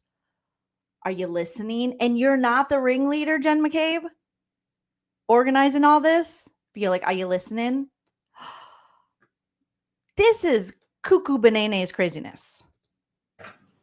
And in fact, at 5:15, what's the timestamp on this? I'm sorry, me, Nicole. Oh my God, I got to hear it again, you guys. I got to hear it again. This is another green bubble. Who's this from and who's it to? This is me, Matt. Me, Nicole, Matt, and Brian. This And is what did you say? diabolical. What did you write in this text? I wrote you listening. And what's the timestamp on this? That is 5:15. I'm sorry, it would be what time? Oh, I'm sorry, 5:15. And in fact, at 5:15, Ms. Roberts was in your house being personally interviewed by Massachusetts State Police, correct? They were there. I'm not sure if this is the exact time, but yes, they did come over. Just to be clear and to orient us, there was a phone conversation that you were privy to between Carrie Roberts and Michael Proctor telephonically.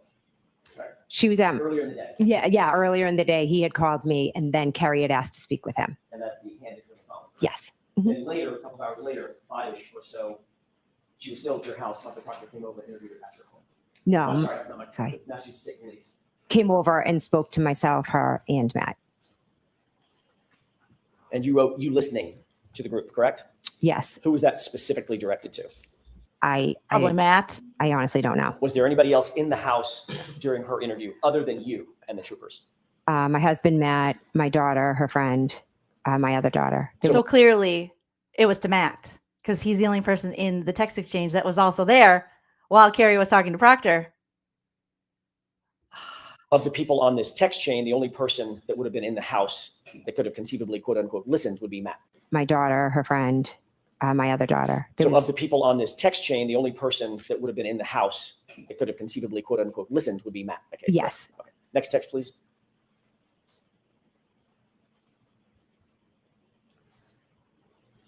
Who's this from and who's it to? It's from me to Matt, Nicole, and Brian. And what does it read? Cops here again. you were reporting to the others on this text stream that the police had arrived at your house. They were in your house with you and Carrie that you just described, correct? Yes, I was just telling them that they were here again. You're not just telling them, you're giving them a play-by-play. Next text, please.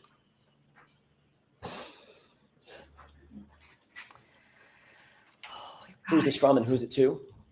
This is from my sister, Nicole, to myself, Brian, and Matt. And Nicole says, call us after. And what time was this? This was 5:23. Call us after. Did you Why? take this to mean that she wanted you to call the group after Carrie Roberts' interview and update them about that interview? I took it as if she just wanted, to call and see what the cop said and if there was any update, any information. Next text, please. Smash that like, you guys. Let's see if we can get to 100 likes. We're at 82 likes right now. Thank you so much. Who's this from and who's it to? This is from Matt, and it's to myself, Nicole, and Brian.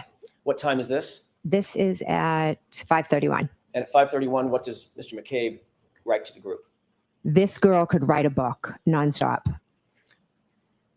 Was that in reference to Carrie Roberts? Matt McCabe, who's in the house while Carrie Roberts is talking to Michael Proctor, the lead investigator on the murder of John O'Keefe. And he says, this girl could write a book talking about Carrie Roberts, which would indicate like she's telling a story. She is a yapper. Matt, and it's to myself, Nicole, and Brian. What time is this? This is at 5:31. And at 5:31, what does Mr. McCabe write to the group? This girl could write a book nonstop. Was that in reference to Carrie Roberts having her interview with the Massachusetts State Police? Yes, it was. And this girl is Carrie, correct? Yes. Next text, please. Wow, we're talking shit on Carrie Roberts. Who's this from and who's it to? This is from me to Nicole, Brian, and Matt.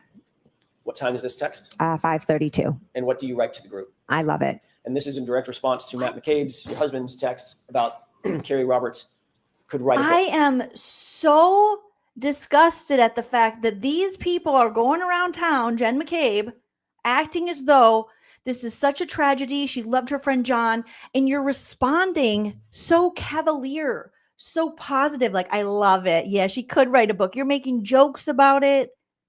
I love it. What would be to love within days of your friend being tragically found deceased on the front lawn of your brother-in-law and sister's house? This is diabolical. Now this is nefarious, aka nefarious. Who would talk like this when discussing? It's not even that. It's not. I'm not saying they can't have any joy in their life, but they're specifically talking about being questioned about the murder of their good friend who they said they loved, and she's like, "Yeah, I love it." This is gross, Jen McCabe. This is really gross.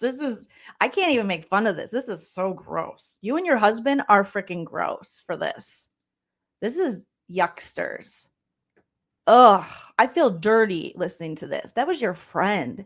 Justice for John O'Keefe. These people are trash. Ugh.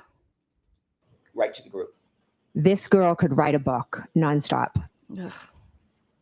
Was that in reference to Carrie Roberts having her interview with the Massachusetts State Police? Yes, it was. And this girl is Carrie, correct? Yes. Next text, please. Terrible books of a lost world. This is bad. Who's this from and who's it to? This is from me to Nicole, Brian, and Matt. What time is this text? 5:32. And what do you write to the group? I love it. And this is in direct response to Matt McCabe's, your husband's text about Carrie Roberts could write a book, correct? Yes. Suggesting that both you and Mr. McCabe were listening to her interview, correct? We could hear different parts of it, correct? Next text, please.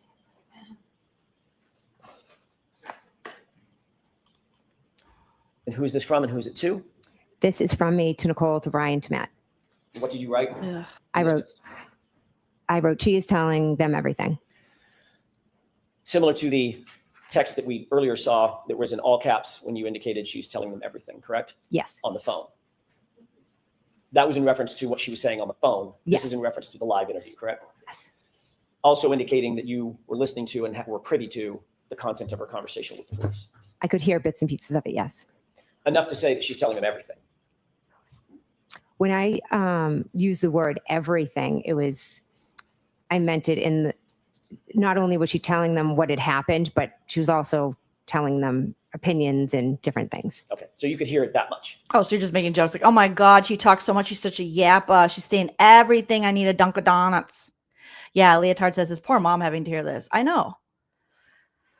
These are his alleged friends where he was found. The last place he was found. Or, well, I should say, where he was found deceased. This is, bleh. Yuck, Jen. Yuck. Yuck. The makeover's not working. I could hear her saying some opinions. Okay. Next text, please.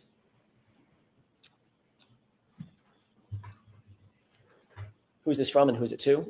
This is from my sister Nicole to myself, to Matt, to Brian. And this is in response to she is telling them everything, correct? Yes. And the text reads what? Good. Next text, please.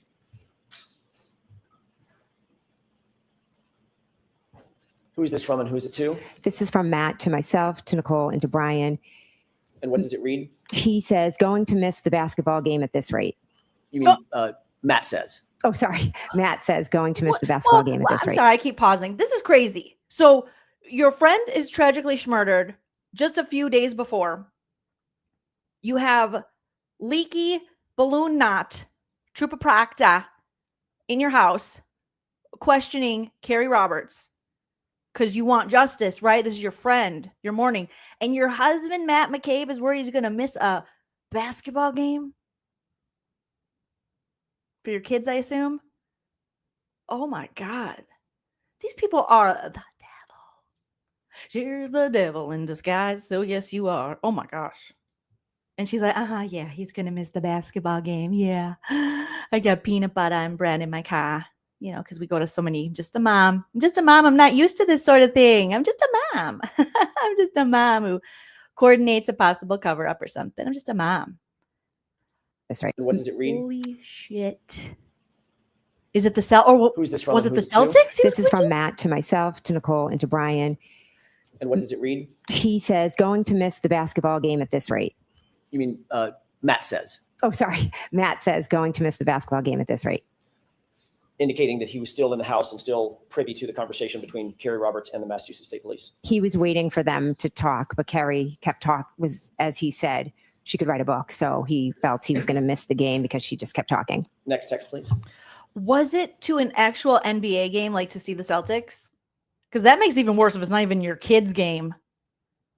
Just what a weird thing to prioritize and be worried about when your friend was just murdered. Also, Kevin Garnett doesn't claim you, okay? I only claim Kevin Garnett hard because he was a Minnesota Timberwolf forever, and I love the Wolves. P.S. We beat the Lakers. And now we're going to the next series. I'm excited. As a Wolves fan, you guys, we don't have the best history, so it's a big deal to beat the Lakers. Sorry, LA fans. That may be the end of it. Yeah, it is. Is that the last text on the page? Yes, it is. May I approach you? Yes. She's like, yeah, it Do you is. want That both was of them? nice, wasn't it? Why are you in such a good mood? Those texts were I think they were damning. Damn. Ms. McCabe, Yes. these text messages were on a private chat, both the one between you and your sister, as well as the group chat, correct? Those are private chats, not open to the public. Correct. You never intended, obviously, for any of those texts to become public, correct? I handed my phone over, so I knew all my texts would be seen. When you were writing the text, when the group was chatting back and forth or texting back and forth, those were intended to be private text between and among just the people on the text string, correct? I just was texting my family. I wasn't thinking anymore of who was going to see it. You certainly did not expect when you were writing those texts that the defense, Ms. Karen Read's representatives, would ever get a hold of those texts. That was not in your mind, correct? Would never have been in my mind, no. That is a textbook example, what we've just seen, of witnesses colluding with one another about a subject matter that's under investigation, correct? All right, jurors, disregard that comment. Why? Completely disregard that question. Your Honor, may we approach? Yes. Objection. Beverly, come on. It is a clear indication, and it could be seen, and let him ask, of colluding. Overruled. I don't believe in collusion. I don't. I believe in volume in the blow dry. Oh my God, Bev. He's like, can we approach? Okay, I don't want to look at the fan. Not? I was not. Just saw. And we're back. Oh my goodness. May I, Your Honor? Yes. Thank you. In the text that we just saw, you were colluding with other witnesses, percipient witnesses in this case through those text messages, were you not? I was not. You were organizing your statements to the police based on what you overheard and what you heard during Kerry Roberts' interview with the Massachusetts State Police, weren't you? No, I was not. You were reporting back to other percipient witnesses what you heard and saw during other witnesses' statements to the police, to wit, Kerry Roberts, correct? I was telling them Kerry was speaking with the police. And you told them she's telling them, quote, everything, correct? Yes, I told them some of the opinions that she stated. And when Mr. McCabe said she could write a book, she's going on, in other words, she's going on and on, your statement was, I love it, correct? Yes. And you reported that back to other witnesses who were not privy to Ms. Roberts's statements to the police, correct? To my sister and to my brother-in-law, yes. And then your sister asked for updates when Kerry Roberts was done, correct? I don't know if it was in regard to updates when she was done or updates like, did they tell us anything? Is there anything new? We were still all trying to figure out what had happened. The four of you were discussing the facts surrounding this case, not only with each other, but discussing interviews, formal police interviews that you heard or overheard with another witness, weren't you? I told them some of the things that Kerry Roberts said, yes. And you were happy about what she said after you had created this timeline with her, correct? The timeline had nothing to do with it. But it was certainly chronologically. Her interview with the police was after this timeline had already been created between you and Kerry Roberts. What? Does Yes, we someone both have put a down- dog toy there? Is that Chloe? Justice for Chloe. I feel so bad for Chloe. But did you hear that squeaky dog toy? Heard or overheard with another witness, weren't you? I told them some of the things that Kerry Roberts said, yes. And you were happy about what she said after you had created this timeline with her, correct? The timeline had nothing to do with it. But it was certainly chronologically. Her interview with the police was after this timeline had already been created between you and Kerry Roberts. Dog toy. Yes, we both put down what had happened so we would remember. And then once she was interviewed, you were responding to the rest of the group. She's telling them everything, meaning everything we just crafted in this timeline. Right? No, I meant she was telling them everything. She was telling her personal opinions about Miss Read.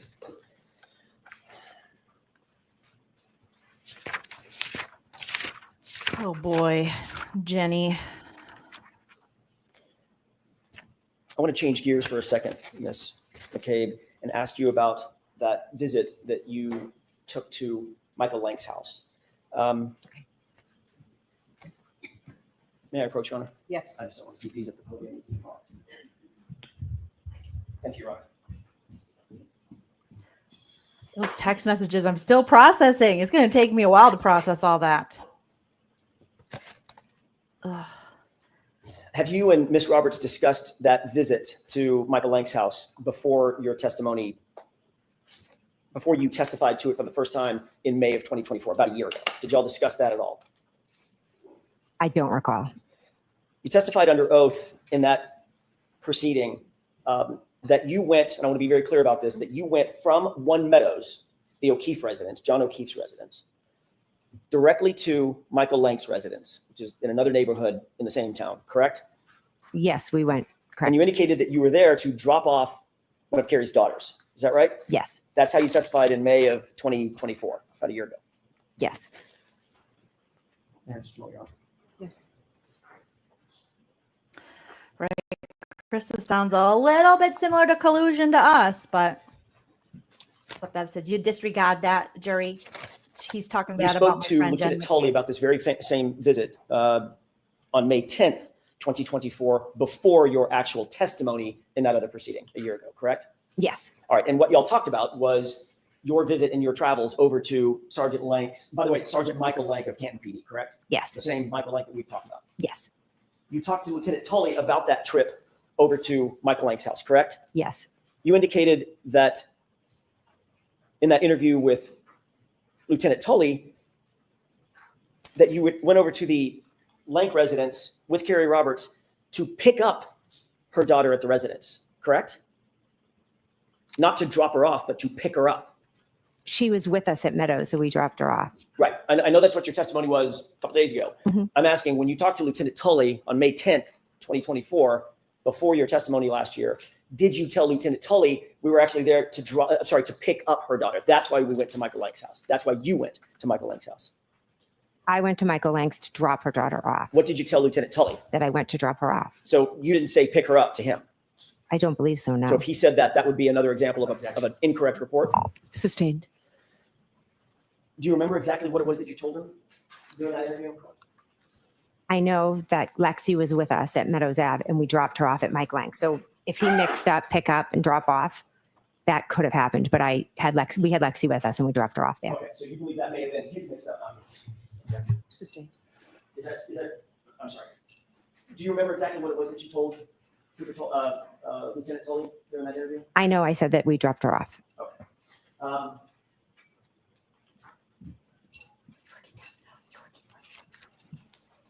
It was 11 days later that you actually testified, correct? 11 days later from After the interview, about 10, 11 days after the interview with Lieutenant Tully, that you actually testified in court in a proceeding about this issue. Ben, I don't know the exact dates of when I testified. If you testified, say, May 21st versus May 10th, it's about 11 days. Yeah. All right. When you testified in that other proceeding, you did testify that you had dropped off Carrie Roberts' daughter, not picked her daughter up. Is that right? I know I dropped her off, yes. Did you also talk to Carrie Roberts about her testimony and what she was going to say about dropping off or picking up her daughter? No. Okay. You never talked to her about it before you testified or before she testified last year? We both know what happened, so I'm just asking if you had a discussion. That's all I'm asking. I have no idea if we discussed that. So you might have. I have no idea. And in the last year, let's clock it around all the way to now, you've probably discussed it additionally with her, correct? Probably not that detailed, no. Now, you also indicated, by the way, the reason that this subject matter came up with Lieutenant Tully is you were confronted with certain location data records indicating that you were at Michael Lank's house for a period of time, correct? Loud sirens. Sustained. Ask it differently. Were you provided any records and asked about records that showed that you were at Michael Lank's house on January 30th, 2022? I was asked if I had gone to Michael Lank's house, and I had, to be honest, I had completely forgotten because those days were just a complete blur. But then I remembered that after we left Meadows Ave, we did drop her daughter off at Michael Lank. She forgets. Jen McCabe forgets a lot, but then there's certain things she's like, I remember like it was yesterday. Dunkin' Donuts. All right. Do you recall ever seeing a document, seeing something that indicated that you were actually a piece of paper, a document, a record, anything indicating that you were seen at Michael Lank's house through GPS location data forms? Did I ever see a record of that? Correct. Did Lieutenant show? No, he didn't show me a record. He just asked you about it. He just asked me. Did he tell you during that course of that interview that he had been provided with GPS data records indicating that you went to Michael Lank's house? I don't remember the specifics of what he asked, but I know that he did ask me if I had been there. Did he tell you that he had received those GPS data records from the defense? Sustained. Did he tell you anything about receiving any documents from the defense that prompted the question where you were on January 3rd? I don't recall.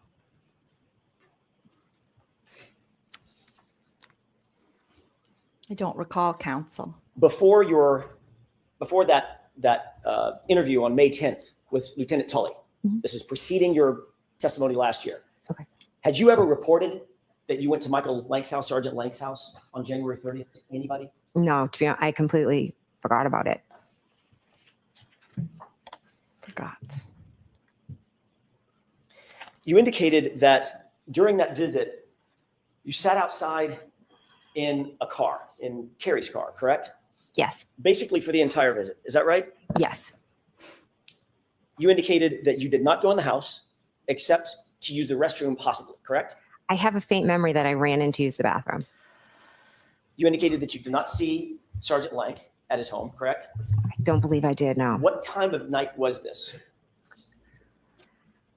I don't know. We had been at Meadows for a while, and then we left, dropped Lexi off, and then I went home. I don't know a time, maybe afternoon. I'm not sure. I'm sorry.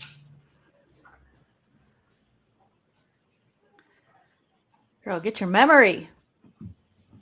She needs some memory medication or something. Your Honor, I have a 10-page document that I'd like to have marked as identification with the court's permission. Sure. Show Mr. Brennan on your way up.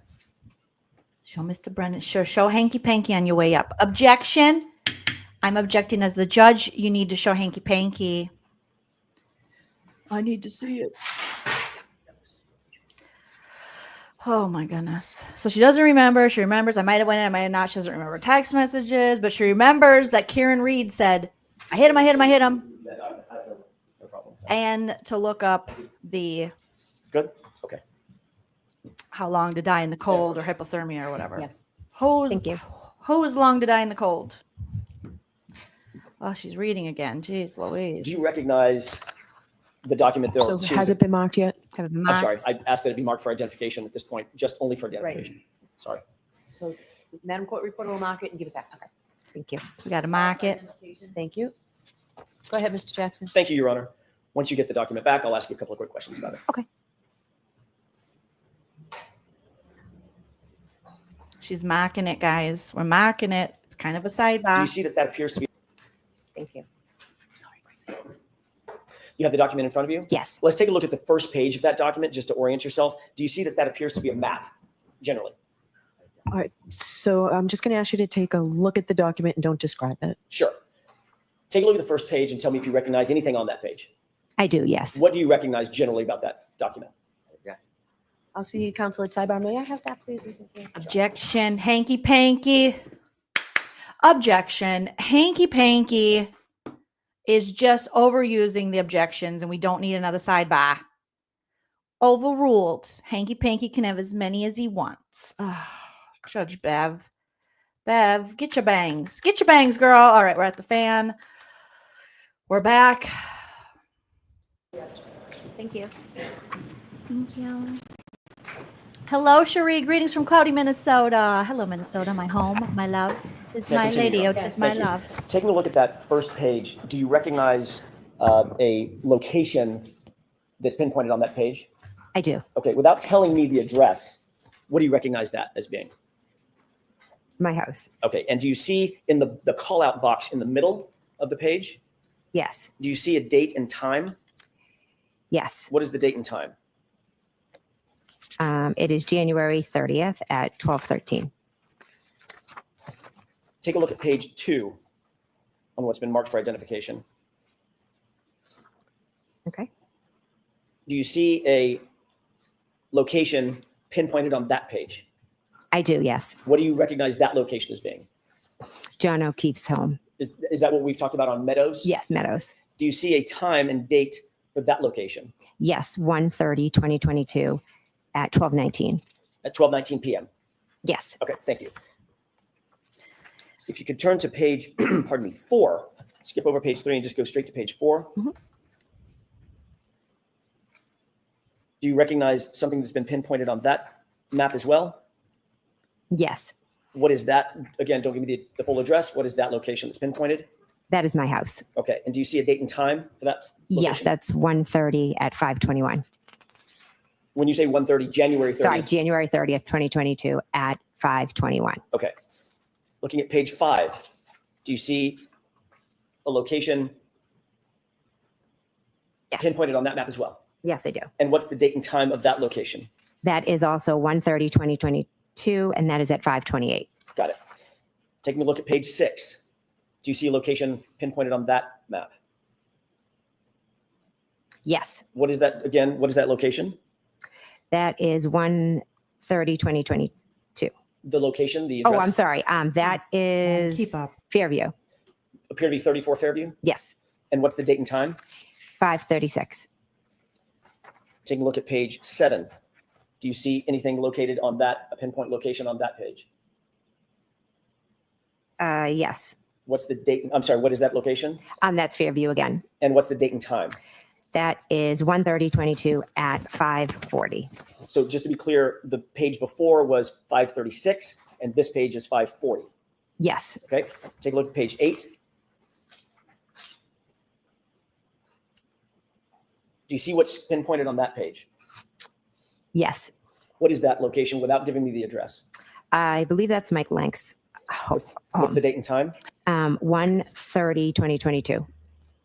January 30th, 2022. And Yes. the time, please. 5:43.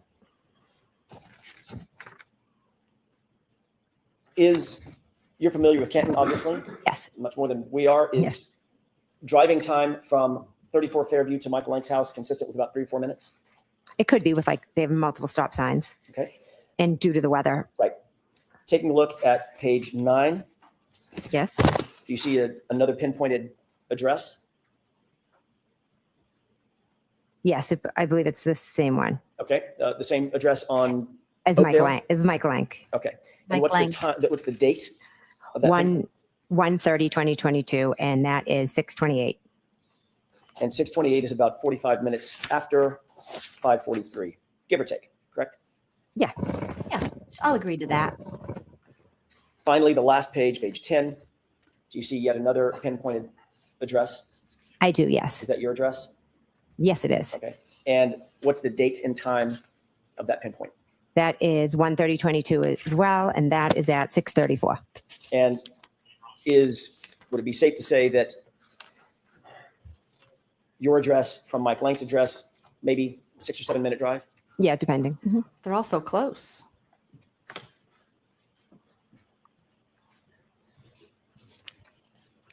Yeah, there's got to be a reason.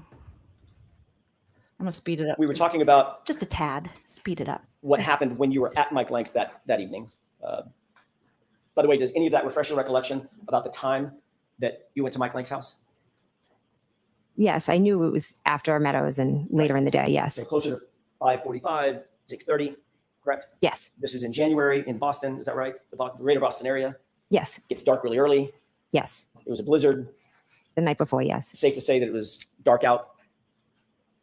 Yeah. I Safe to assume. say it was cold out. Yes. The blizzard was still brewing, correct? I think it had stopped snowing by then. Still freezing cold. Believe so. And your testimony is that you sat outside in a car with Carrie Roberts and Michael Lank's wife for 45 minutes. Yes.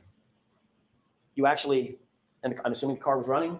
Yes. He had to be on full blast. Yes. You're dressed in winter gear Yes. because it's freezing out, correct? Correct.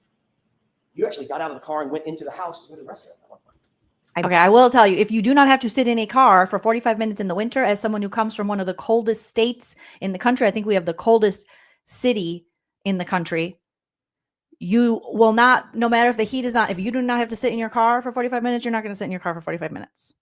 Okay, it might get a little warm and toasty in there, but people aren't really hanging out in their cars like that in the wintertime.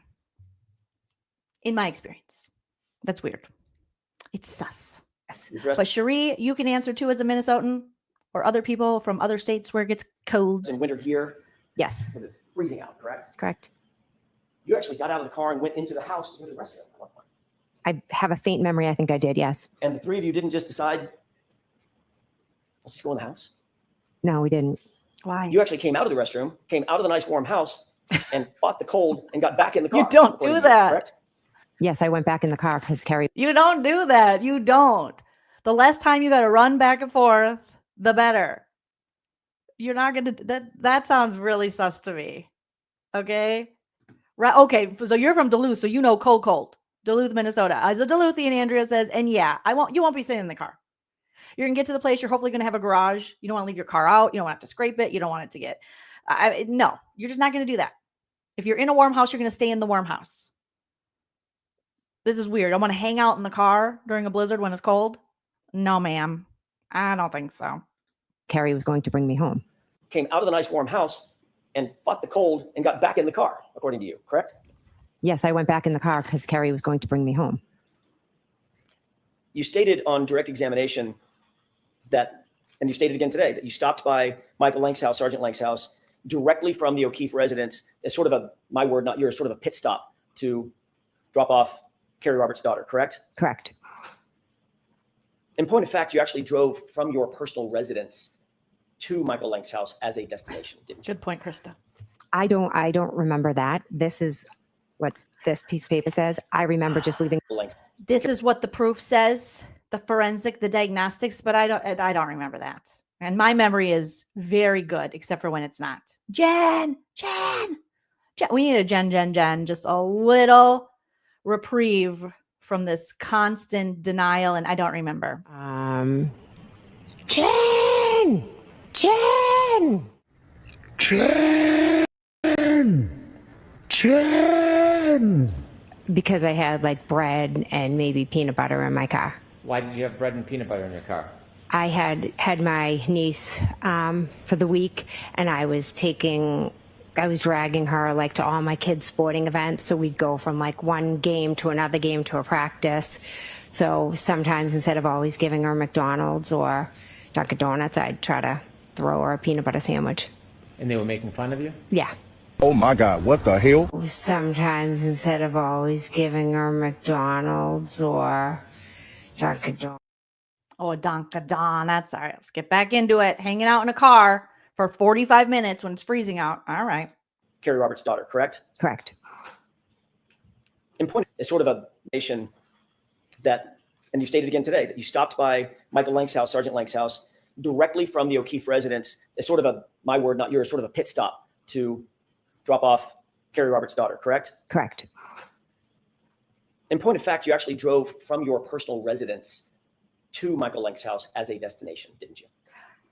I don't remember that. This is what this piece of paper says. I remember just leaving Meadows and dropping off Lexi. In point of fact, it wasn't an errand. It wasn't to drop anybody off. It was a destination that you went to from your house to Sergeant Lank's house on January 30th, 2022, wasn't it?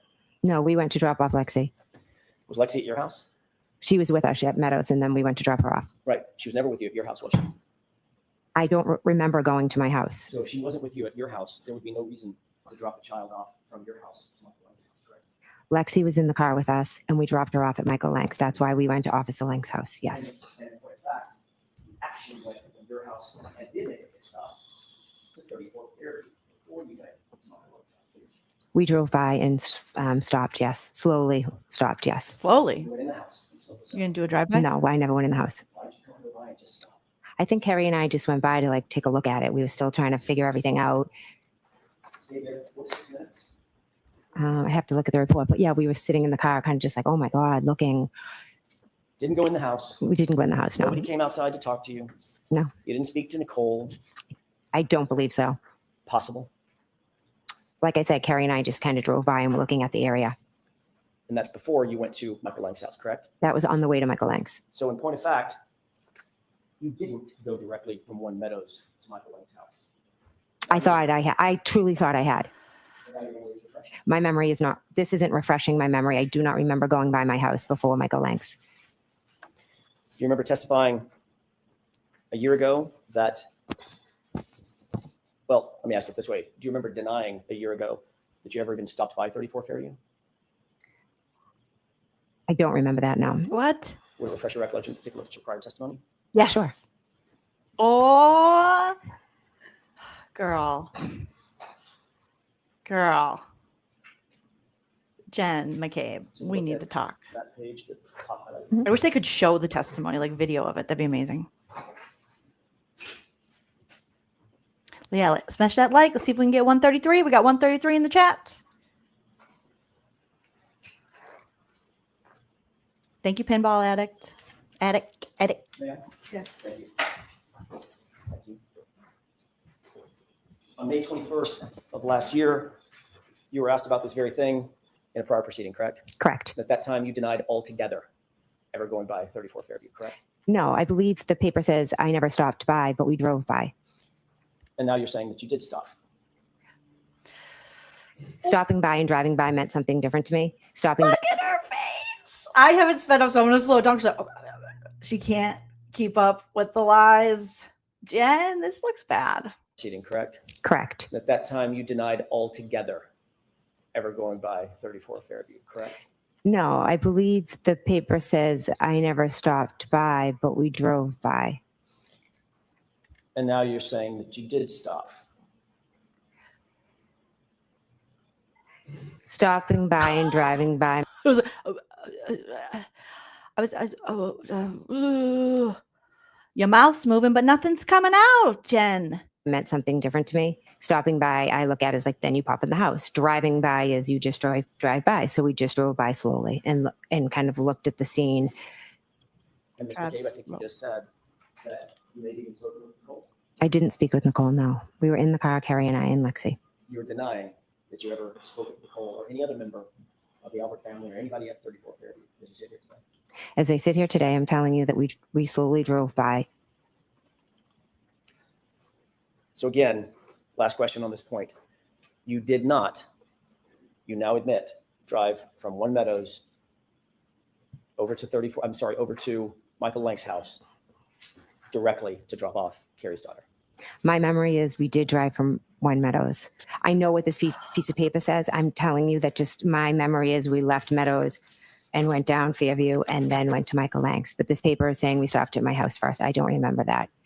But again, I was in shock. So a lot of things from that day are foggy. Certain things, certain details I may have forgotten. And all of your testimony over the last several days is based on that memory that you just described to these jurors, correct? There are certain things I'll never forget, correct?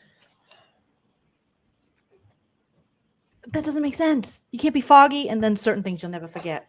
If you're foggy, you're I'm going to ask foggy. you a couple of questions. You may, depending upon your answer, depending upon what you just answered, you may or may not remember. Let's see. Okay. Isn't it true that at 12:13 p.m. you left 12 Country Lane on January 30th, 2022? Yes, according to this, yes. Isn't it true that at 12:19 you arrived at One Meadows, the O'Keefe residence? According to this, yes. Are you asking her regarding? I'm asking her memory, not according to the document. Oh, my Your memory. I don't remember exact times. Thank you. Ever? Isn't it true, Ms. McCabe, that at 5:12 p.m. you left One Meadows, which is the O'Keefe residence, 5:12 in the evening? That I don't remember the times that I left. Isn't it true that at 5:21 you arrived back at your address on Country Lane? I do not remember that. Isn't it true that at 5:28, 7 minutes later, you actually left your address on Country Lane? Again, I don't remember going by my house. Isn't it true that at 5:36? Okay, I know Alan knows what he's doing here, but if you don't remember all of this stuff, how can the jury think that your testimony, how can we go by that as like the word of the Lord, thanks be to God? Like we cannot crucifix Jen McCabe because you don't remember shit. But there's certain things I don't forget. You forget so much. You arrived back at your address on Country Lane. I do not remember that. Isn't it true that at 5:28, 7 minutes later, you actually left your address on Country Lane? Again, I don't remember going by my house. Isn't it true that at 5:36, you arrived at 34 Fairview and stayed for at least 4 minutes? This is blasphemy. I know we drove by. Isn't it true that at 5:40, or just thereafter, you left 34 Fairview? I know we left and went to Mike Lank's. And isn't it true at 5:43, you arrived on that Oakdale Road address at Sergeant Lank's house? Not sure of the exact time, but yes, we did go to Sergeant Lank's house. And isn't it true that at 6:28, almost 45 minutes later, actually a little better than 45 minutes later, you left that address at Michael Lank's house and drove back to your house directly? After leaving Mike Lank's, I went home, correct? And you arrived at your house at 6:34, correct? According to the paper. What about according to your memory? I don't remember exact times. Mr. Jackson, is this a good place to take a break? It is. Do you I'm have a about to shift while gears. more? Okay. All right, juries, we will take our morning. They took their morning break. We're gonna fast forward, but this is cuckoo bananas. There are certain things she's like, no, believe me, I never forget. I hit him. Jen, and she was crazy hysterical. But other times when it doesn't suit one of the stories she's told or her narrative, she says, I don't remember exact times. I was in shock and I just don't remember. Did I go? I don't know. Where did I stop? Who knows? So had they not had the evidence from Jen McCabe's phone and weren't able to get like forensics or whatever on where she went and times, and this is crazy. Had they not had that, she could just keep with these stories that she tells. Yeah, I believe these are all times according to her cell phone data, which I know they didn't want the cell phone data. Obviously, the prosecution, the Commonwealth, they didn't want Jen's cell phone data. included, and Alan Jackson able to use that. But I believe Bev, correct me if I'm wrong, you guys, but I believe Bev originally denied, like wasn't going to let this be used, this cell phone data. I think another judge had to overturn that, but feel free to correct me if I'm wrong here. Dale says, doesn't she realize that the more evasive she is, the less believable she is? You would think, because as a juror, I mean, I know I'm obviously biased now because I know more than allegedly the jury's supposed to know going into this, or than some jurors might know. But I would think, this is weird. Her stuff isn't adding up. She's a part of a group text with people who were all involved in the homeowners and her husband. They're being so aloof, so cavalier about talking about their friend and a murder investigation, their friend who just passed away a day before, 2 days before. And they're talking shit on Carrie Roberts. I mean, Indiana Girl Jewel says we just need 12 lean team jurors and it will be not guilty. Yeah, AJ is trying to discredit her, and she's doing a great job of discrediting herself. And the fact that she lied to the feds. I mean, she did. She withheld information. They asked who she contacted, not who she talked to, who she contacted. And she left out that she contacted 5 people, including the DA. And Brian Alberts, a former Boston police officer and detective for 30 years, whose house this happened at, or outside of, because he said he never went in, who Jen McCabe has known since kindergarten. A Butterfly says, I can understand not knowing what time something happens, but you should remember things that happen when something happens that you feel is so traumatic to you, right? And just the things that she's leaving out seem to be, if you're looking at it, strategic for her. Graphics, great point. Graphics says, you know that Jen McCabe became besties with Carrie to keep tabs on what she's telling people. Because Carrie's not involved in the group text. How come Carrie's not involved in the group text? That's because you're not part of the group, Carrie, unfortunately. They might be using you, and you'll be the next one to throw under the bus, because it looks like now they're trying to throw Proctor under the bus. And I don't know. I assume Proctor's going to testify again. I mean, if I was the prosecution, I'd be like, we don't need to hear from him since he was fired for his mishandling of this investigation and him being extremely biased and unprofessional and looking for nudes in Karen's phone and saying leaky balloon not, and deciding he was just going to pin it on her and not interviewing people, other people that he should have interviewed, not going into the house, no film of this. It's crazy. It's crazy. The session, please be seated. We are back. Hear ye, hear ye. The dishonorable Joleen is back for some more Judge Joleen. Let's go.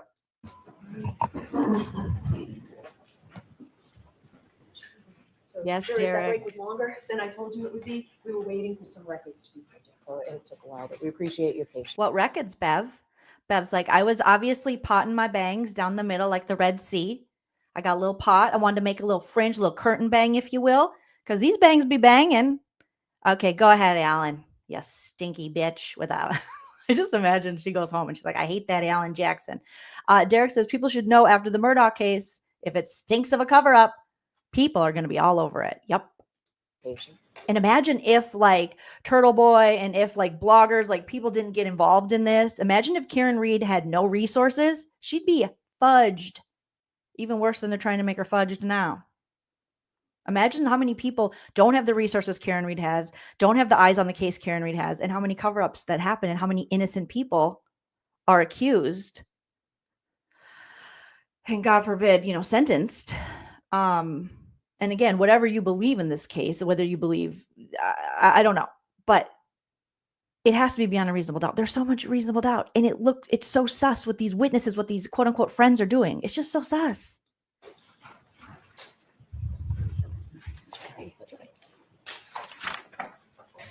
She's back. Guess All who's right, back? Mr. Jackson, Back go right again. ahead. Thank you, Your Honor. Ms. McCabe, Even though I said, all right, Mr. Jackson, go ahead. I want to shift gears to some phone calls that you Thank had you, with Linda. Trooper Michael Proctor back in January of 2022, moving forward to February and March. Your Honor, may I approach? Yes.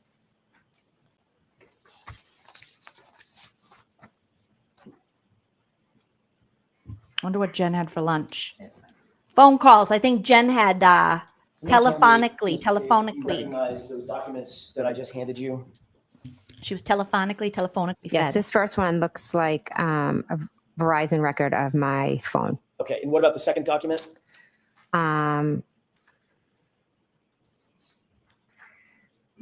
bill. And yes, more records from my phone. Okay. I want to ask you a couple of questions. Before I do, I'd like to have both of those documents respectively marked just for identification. I don't anticipate entering.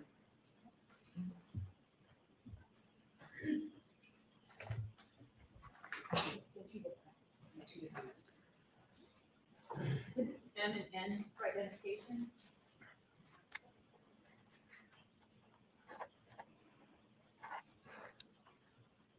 Thank you. May I continue? Thank you. Ms. May I McCabe, continue? you had a number of phone calls with Michael Proctor on January 29th, moving into January 30th and on to 31st, correct? Are you asking her to read the records or? Not yet. I will in just a All right, second. so turn the records over, see if you can answer the questions. Okay. You had a number of phone calls with Michael Proctor in the days and hours following the incident, correct? Yes, I know I had some phone calls. Yes, I'm assuming you don't remember exactly the time and duration of those phone calls as you sit here. correct. Would it refresh your recollection to look at your phone records that you supplied for this time period? Sure. There's two different documents, Ms. McCabe. One of them starts with January 29th. Can you grab that document, please? Sure.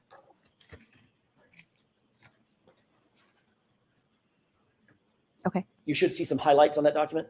I do. Did you receive a phone call from Michael Proctor at about 10:54 a.m. on January 29th, a couple of minutes in length? I object to the form. Okay. So you asked her if this would refresh her recollection. You need to ask her if this refreshes her recollection. Sure. Do you remember, as you sit here, a phone call at 10:54 a.m.? I remember getting a call. I don't remember the exact time. Would it refresh your recollection to look at the document that you're holding as to the time of that phone call, time and date? I see what the document says, but I just, in my head, if you ask me what time did he call you, I don't remember. Do you have any quarrel with the accuracy of that document? No, it looks pretty accurate. Okay. It looks right. It looks possible. Yeah. All right. Did you receive, as you sit here, do you recall, does that refresh your recollection that you received a phone call from Michael Proctor about 10:54 in the morning? Does that refresh your memory now? I know I did receive a phone call from him. Yes. At that time? I don't know the exact time. All right, so the answer is no. Was it mid-morning? Why is Bev Yes. answering? Did you receive another phone call on the 29th around? Without looking, so this is again, you're right. being asked questions. I'm going to go through this with each one of these calls. There's not that many, but a few. Okay. On the 29th, did you receive a phone call at around 12:49? I know I received a phone call. I, again, don't remember the time. Would it refresh your recollection to look at that document, the next line down, or the next phone call with that number? Yes, I see that there's a call on this record. Okay. Is your recollection refreshed that you did receive another phone call on the 29th from Michael Proctor? Is your recollection reflect, do you now remember independently? I don't remember the specific times. No. Bev, calm it down. Why do we have Bev prosecuting over there going, okay, just answer this way. Bev, is that normal? Is that normal for a judge to do that? Any lawyers in the chat? Is that normal behavior? The next line down, or the next phone call with that number? Yes, I see that there's a call on this record. Okay. Is your recollection refreshed that you did receive another phone call on the 29th from Michael Proctor? Is your recollection reflect, do you now remember independently I don't remember the specific times. No, but I do remember that he did call me. Yes. Okay. So there's two phone Make it calls. easy. Excuse me? I only object to the form. I don't object to the record. All right. Hankey's like, Bev, I only object to the format. No, I only object to the format. I don't object to the record. Object. So I guess the record is fine, but if you're asking it whether she remembers, you're not going to get anywhere, Mr. Jackson. Well, then So I'll just, I'm being told that there's no objection fine, to the record, just the question where you're incorporating several things from the record. fine. Then Is compound? Is that what we're talking about? It's objection, compound question. Is that what Hanky Panky's saying? I missed the courts, like when we watched Depp v. Heard, and they would go objection, compound, or they would say, speculation. So we would know. Why can't we do that? I know they have their own way of doing it, but it's hard to follow. So you put too much into the question. Is that what they're accusing him of? That'll speed things along. I The nature appreciate of that. the objection, Mr. Brennan. Yes, I have no objection to the data coming in. Thank you. I'm just going to speed things along, and I appreciate Mr. Brennan's assistance with that. January 29th, you see the record indicates a phone call from Michael Proctor at 10:54 a.m. Yes. You also see on that same record a phone call on January 29th coming in from Michael Proctor at 12:49 p.m., correct? Yes. Moving on down to January 30th, you see a record of a call at 9:51 a.m. from you to Michael Proctor, correct? Yes.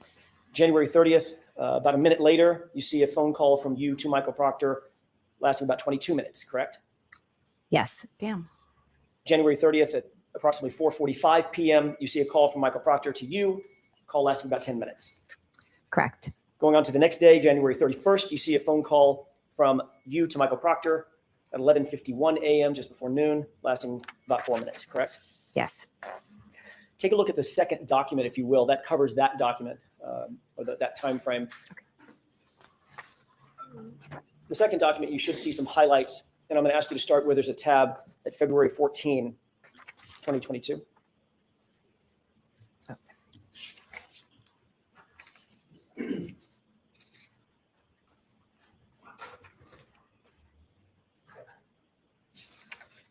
Am I looking at the second one or the May I approach you? Yes. this I'm one? so confused. And Jen's like, oh, it's foggy. I'm in shock that you got those text messages, those group texts. This one has the February 14th. There you go. Thank you, Ms. McCabe. Taking a look at that document. And by the way, for the record, which one is that, M or N? This is M. M as in Mary. Mary, yes. Thank you. Do you see a record As in the of a phone Virgin. call on February 14th at about 3:55 p.m., lasting about 17 minutes between you and Michael Proctor? Yes. February 17th, That's my birthday.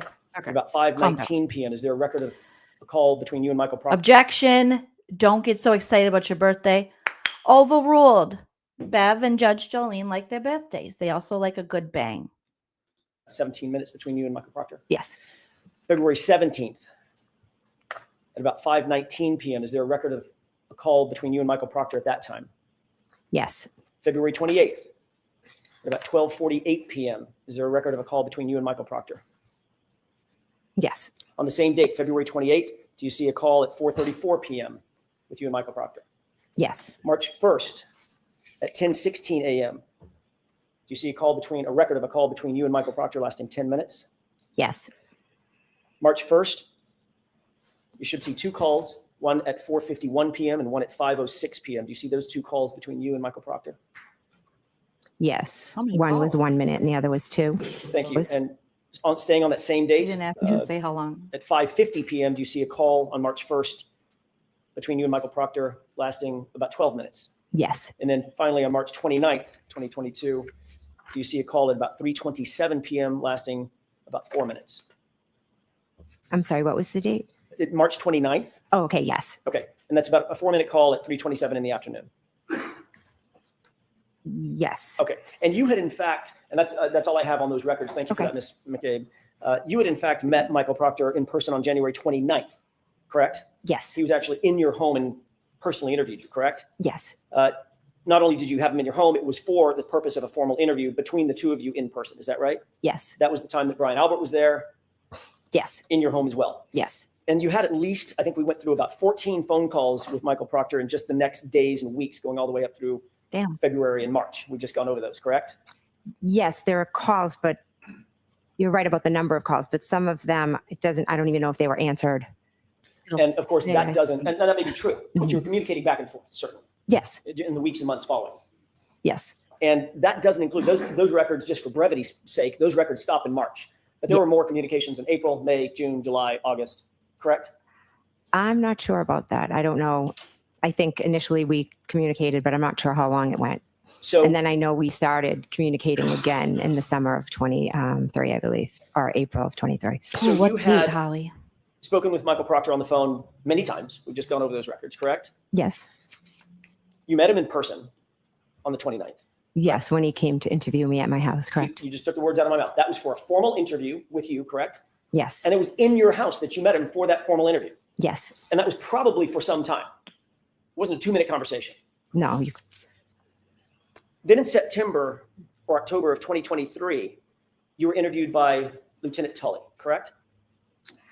I have been interviewed by Lieutenant Tully. I don't recall the date. And you indicated just now that you began picking up conversations with Michael Proctor again in the summer of 2023, correct? Yes. So there were many more communications at that time, just before the September-October timeframe of 2023.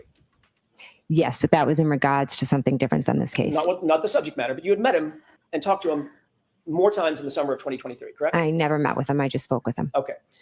In that interview with Trooper Tully, you were specifically asked about your relationship with Michael Proctor when Trooper Tully sat down with you in that, I think it was a September, or maybe it was an October interview, correct? I don't remember the specifics of the interview. He asked you specifically whether or not you had met Michael Proctor, whether or not you had any sort of relationship with Michael Proctor. Is that right? I'm not sure the specifics of the interview. Isn't it true that you told Lieutenant Tully that you had, quote, never met Trooper Proctor prior to September of 2023? No, because Michael Proctor was in my house in January of 2022. Exactly. The interview with Trooper Tully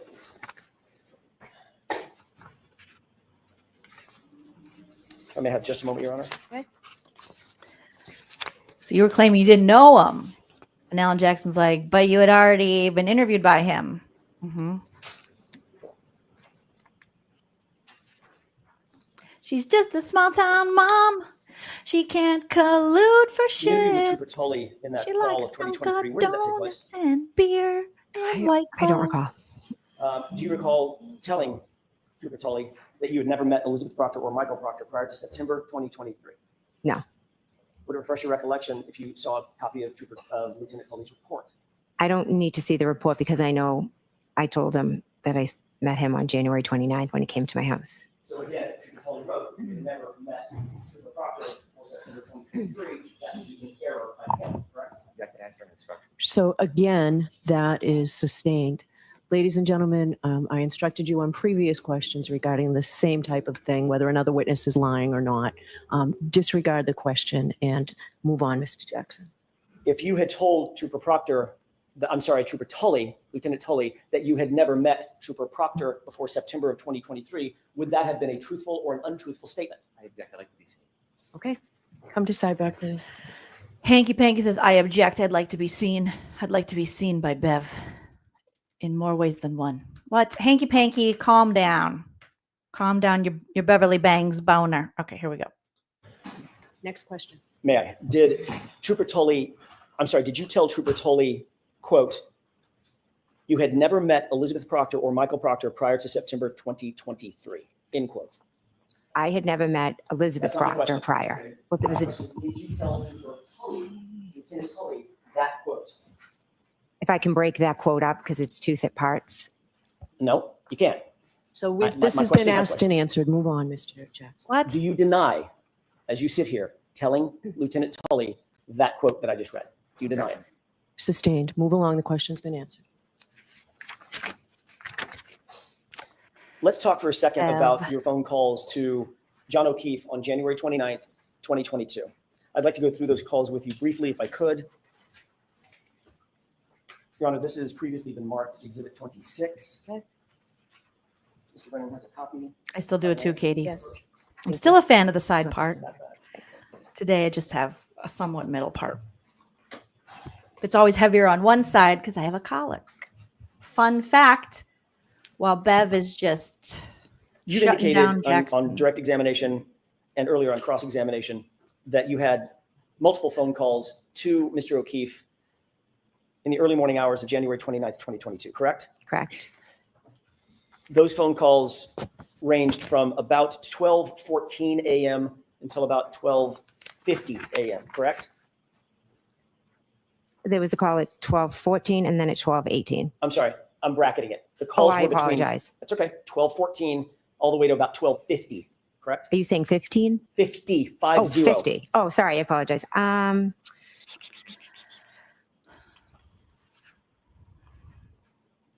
Yes.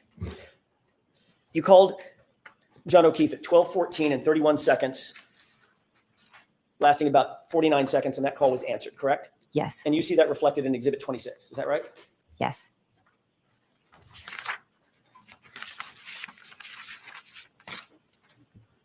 Going in reverse chronological order on this exhibit, you also see a call at 12:18 and 47 seconds, wherein John O'Keefe calls your phone, lasting about 36 seconds. Is that right? Yes. You know that call was answered, even though it says it says unknown in the document, correct? It does say unknown, yes. That 1, 2, 3, 4, fifth column over. That's where it says unknown. Yes. But it also indicates that call lasted 36 seconds, so you know it was answered. I don't know from this record it was answered, but I know from my memory that I spoke to him a second time. Yes. You also made a call, moving out to the page before this, starting at the bottom of the page, at 12:29 and 44 seconds. There was a call from you to John O'Keefe's phone, lasting 7 seconds, correct? That's what it says. And the record indicates that it was an answered phone call, correct?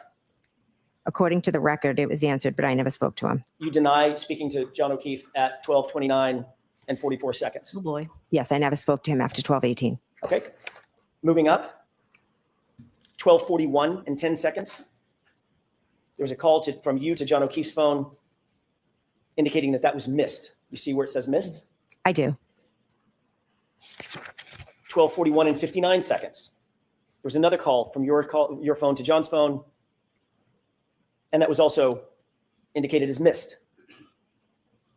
Correct? Correct. 12:43, 19 seconds. You called John O'Keefe. That was a missed call. Correct. 12:46 and 16 seconds. You called John O'Keefe's phone, and that was a missed call. Correct. 12:47, 52 seconds. You called John O'Keefe's phone, and that was a missed call. I'm sorry, which one was that? 12:47 and 52 seconds. Yes. At 12:50 and 37 seconds, you called John O'Keefe's phone, and that was a missed call as well. Yes. Ms. McCabe, there's 7 calls.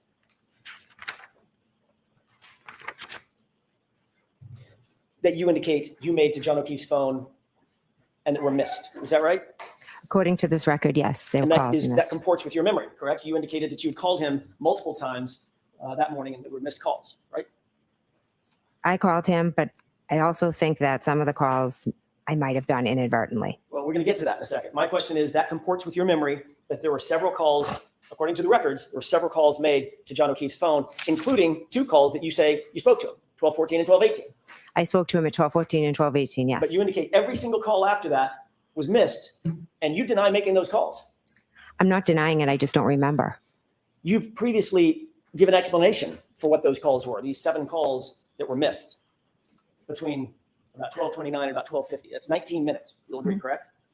Yes. If you divide 19 by 7, that's about every 2.5 minutes or 2.7 minutes, your phone is calling John O'Keefe's phone, correct? Correct. Damn. You previously explained what you attribute to those phone calls. Is that right? Yes. What's your explanation? I think I was going back and forth to the door. I was texting him. I think I put my phone in my pocket. I think I inadvertently maybe have called him. What did you call it at the last hearing? I believe I called it a butt dial.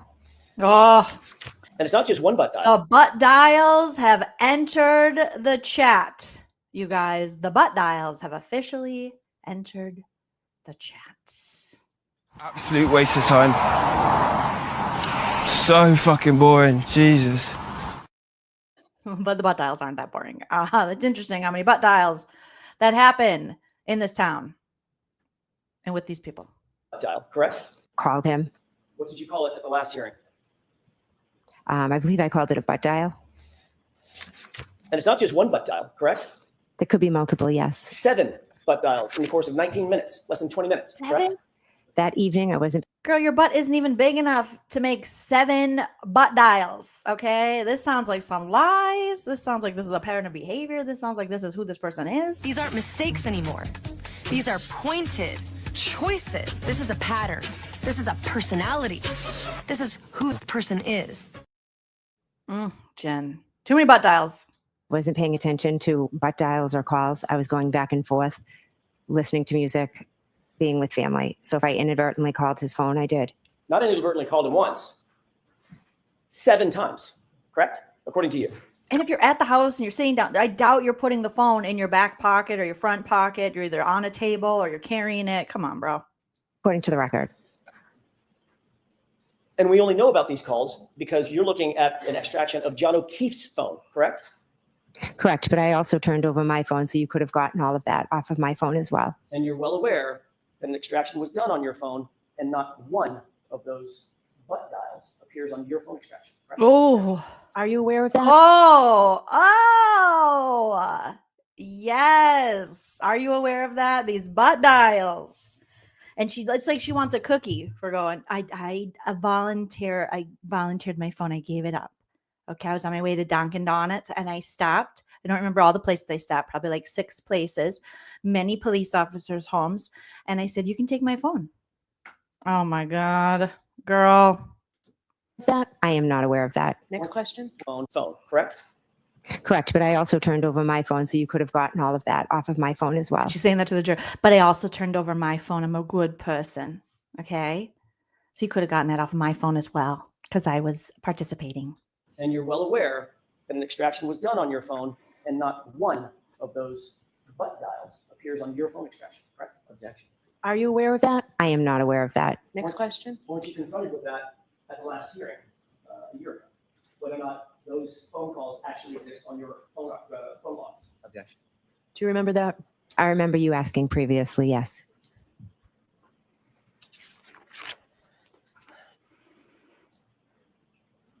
When you Somebody's dial being somebody by disgusting. mistake, it requires several steps, doesn't it? I'm not sure. A lot of times I just put my phone down and the next thing I know, I think it's very common to do butt dials. So No, you have an iPhone, not for me. I Not do, that yes. common. and that iPhone required a biometric or a passcode to get into the open phone. Mine's not open right now, right? It's not open, correct? And it requires, your phone requires some sort of biometric interaction with the phone, otherwise it's Face ID. Or you put in a code, correct? Yes, or I could have been texting, and then after I texted, the phone was open, and I could have accidentally called John. That happens to me all the time. It also requires you to open the phone app, correct? For instance, if you're texting, you're in the text app. Is that right? Actually, I'm not. I'd have to sit and look at it Well, how often do you make phone calls? every day. Every day. Every day. Yeah. Every How many day. times a day, right? Not hundreds. Dozens of times a day. Yeah. You have to open the phone app to make a phone call. You can't call somebody from the texting app, right? Yeah. Is that right? I'm not sure. I don't know what to tell you. There's a list of apps at the bottom of the phone. Yes. Messages, Mhm. phone, right? Mhm. Is that yes? Yes, and maybe And I that's it. accidentally hit the So- last thing, the last call. Like since I had talked to John, Your Honor, at this point, I would ask the court to instruct the witness to answer my question. I believe she is. Go ahead and finish. Your Honor, no reproach. Okay. She is not. Alan Jackson just said, at this point, I'm going to have you and I'm going to ask you to instruct the witness that she has to answer my questions. And Bev says, I believe she is. She's not. She's answering around the question. What? I don't, if you have something I can read about it and then I still won't recall it. No, she's evading the questioning. And he's like, Your Honor, can I approach? And she's like, it's overruled. Your objection, your thing you told me, Mr. Jackson, you don't tell Bev to do shit. Okay. Bev's bangs run this courtroom. You do not have bangs. So if you do not have bodacious bangs, you do not come in here without bodacious bang and bangs and tell me what to do. So now they're approaching. And I think Alan Jackson has waited long enough to ask this of Bev to be like, can you get her to answer the question? This is going to take forever. We're going to be here for the rest of our lives. Okay? Why does Bev, they have to step aside? She's got to hug him. Hanky Panky's like, oh, good. I get to go see Bev. So we have a long side bye. Only the question. Jumping We're the gun. Ms. McCabe. I'm Yes. sorry. Jumping the gun. So let me, Ms. McCabe, answer only the question that's being asked of you, okay? Yeah. Ms. McCabe, you're aware that when you're in the messaging app, you have to do something else volitionally to open the phone app, correct? correct? You have to touch the phone, is that right? Yes, That would open a separate app, correct? correct. Then Once that phone app is open, then you have to choose the person to call, correct? Yes, sometimes the last dialed. Right. Yeah. And if that happens to be the last dial, Mhm. scroll through, pick a person, make one tap, and that calls the person and initiates the call, correct? That is one way, yes. But if you get out of the app, I'm sorry, if you close your phone, hit the lock button after a text message, none of that can happen without you having to open the phone and engage the phone additionally, correct? If you hit the button to lock it, yes. Right. So you indicated that these are all missed calls. Is that right? That's what the record show, yes. In addition to a missed call, you've had missed calls before. You both received a missed call and you made calls that were missed. Is that right? Yes. When you make a call that's missed, generally goes to voicemail, does it not? It does, yes. So then you have to do something additional with that call. Push the end button, correct? Correct. Otherwise, voicemails just go on forever. And actually, they go on for 4 minutes, right? I don't know how long voicemails go for. So I wonder if they can check John's phone, or if they've already done this, to see if there's any long, quiet voicemails from these butt dials. you had missed calls, 7 missed calls on forever. Do something additional with that call. Push the end button, correct? Correct. Otherwise, voicemails just go on forever. And actually, they go on for 4 minutes, Okay. right? I don't know how long voicemails go for. So if you had missed calls, 7 missed calls, that's at least 14 interactions, double it, because you got to make the call, then you got to end the call. 14 interactions with your phone for a single missed call. I'm sorry, for 7 missed calls. It could be, yes. And your testimony is you don't remember making a single one of those calls to John O'Keefe between 12:29 and 12:50, correct? I do not remember making those calls, no. As you sit here, do you deny making those calls between 12:29 and 12:50 to John O'Keefe? Oh, I'm not denying that, no. What?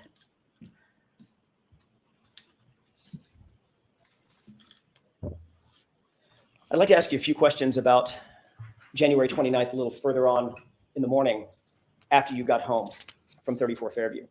Approximately what time did you get home? I'm not sure. Maybe around 11:30, 12. I'm not sure. 11:30 or 12? It could be 11. Are you talking about?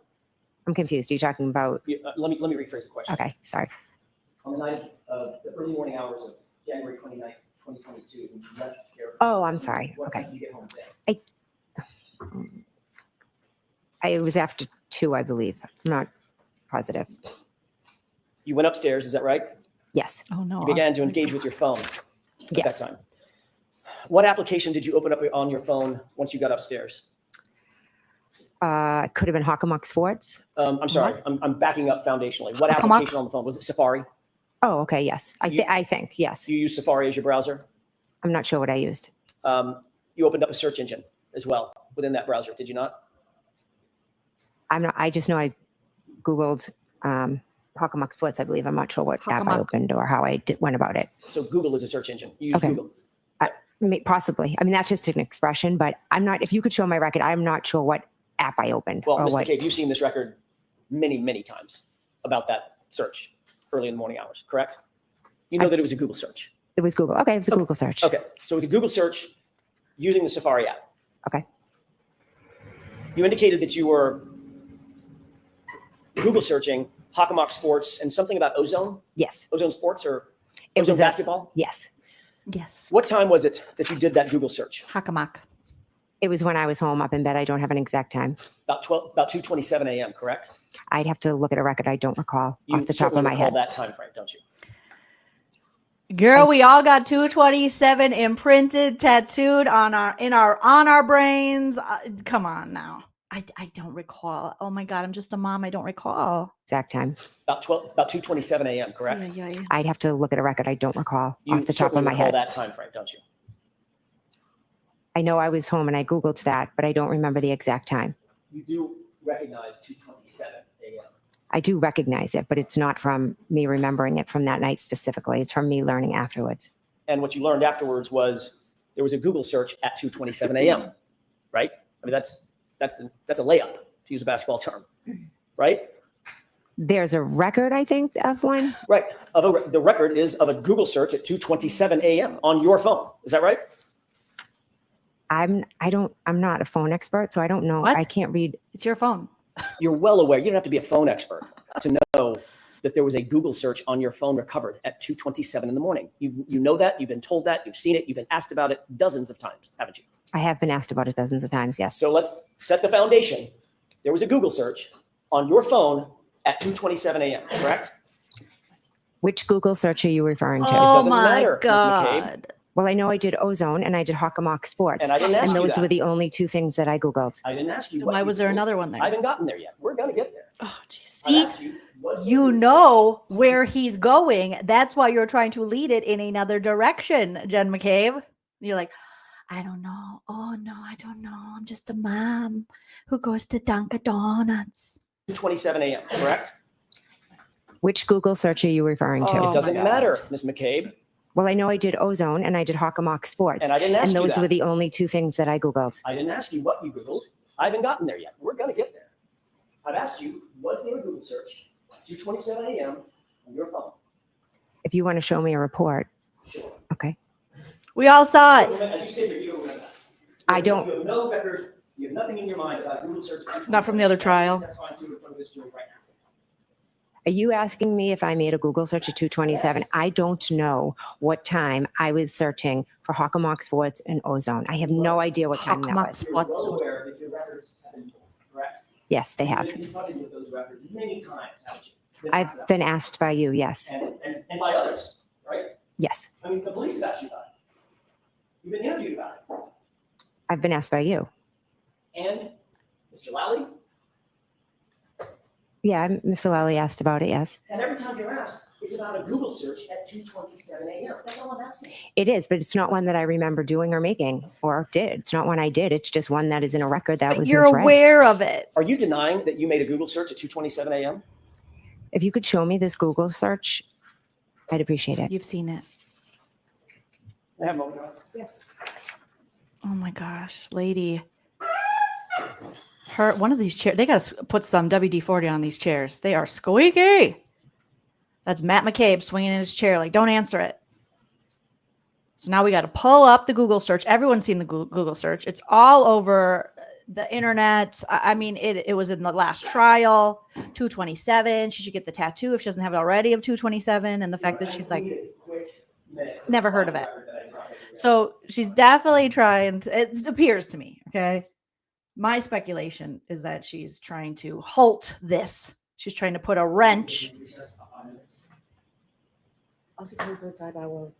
If Ms. Little wants. She's trying to put a wrench in Alan Jackson's cross here and evade this questioning. Now he's asking if they can get maybe a 5-minute recess. She's like, I'm gonna have to see you outside. Bye. I need another hug. I need you guys to compliment my bangs again. It's been at least 10 minutes since the last time you guys said my bangs are banging. Banging bangs, Bev. Find the record that I dropped everywhere. Can we take a brief recess, about 5 minutes? I'll sit outside. I will. Now she's making them find a record that we clearly have seen and we know exists. Ms. Little wants to keep looking. While you come to stop out. Miss Little, you can keep looking because you're little. Miss Little's like, hell no, I'm out of here. We're trying not to have you take a recess, so the lawyers are just going to get something done fairly quickly so that we can continue up into the luncheon recess. Your Honor, may I? Yes. Objection. Ms. McCabe, I don't have a paper copy. Trey but difficult witness. I'm going to ask you to take a look at something that we display on the screen Sustained. and ask you a couple of questions about that. Can you zoom in? Don't remember. Yes, Jewel, you joined at just the right time. Jen is spinning. She's spinning her web. Celebrate. Celebrate. What did he say? What did you say, Okay, Hanky Panky? take it down. That's not how it appears.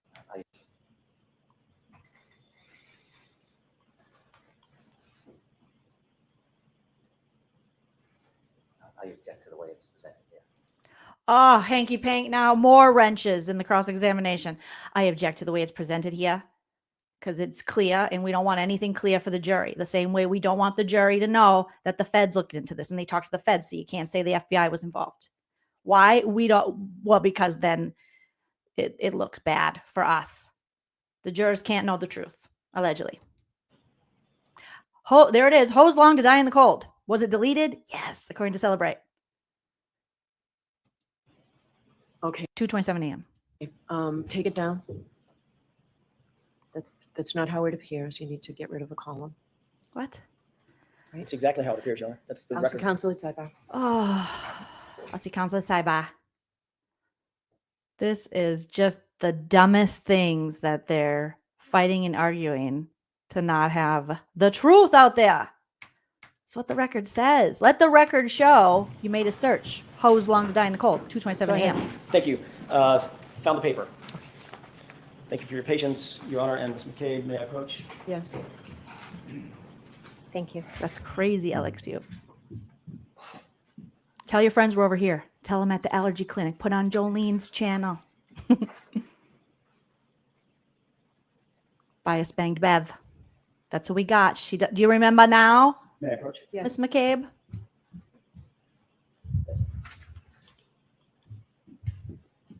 Just tell the truth, You wanted to see a girl. record, Ms. McCabe. Did you see a record that indicated a Google search? Not what the contents of the Google search is, but there was a Google search. I just saw a Celebrate record, yes. And did you see the time of the Google search? On that record, yes. Is it 2:27 a.m., correct? Yes. Ultimately, you will agree that there was a Google search done, and now I'm going to ask about the content of Hoslong to Die in Cold, correct? That was done in the morning at the request of Ms. Reed. Ms. McCabe, I didn't ask you that. I asked you a yes or no question. Did you understand my question? Could you repeat it, please? Sure, I'd be happy to. Thank you. Did that record indicate that there was a search at some point done, at some point, for Hoslong to Die in Cold? I object to her reading the record. So was there a search on that at some point? On that paper, was there a search that said that? Is that the question? Let's start with that. Oh my God. Yes. Yeah, there was. Okay, now let me ask you a different question. You Google searched the phrase Hoslong to Die in Cold. Yes or no? Yes. On January 29th, correct? Yes. So you agree that you were on Google, correct? Yes. You agree that there was a search done at 2:27 a.m., correct? I don't recall doing a search at 2:27. The paper says it. I don't. Okay. And you also agree that at some point that morning, you plugged into that phone Hoslong to Die in Cold. Is that right? Yes. After we found John O'Keefe. Now you claim that that was at 6:23 and at 6:24 in the morning. Two iterations of how long to die in the cold. Hoslong to Die in Cold. How long TI die in CIKD, correct? I'm not claiming it. It's the truth. It's what happened. You're testifying to that. Yes, I am.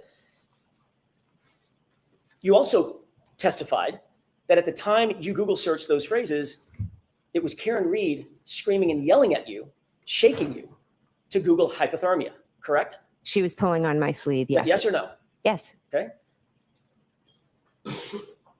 You have discussed this Google search and the issue of the hypothermia with Carrie Roberts, correct?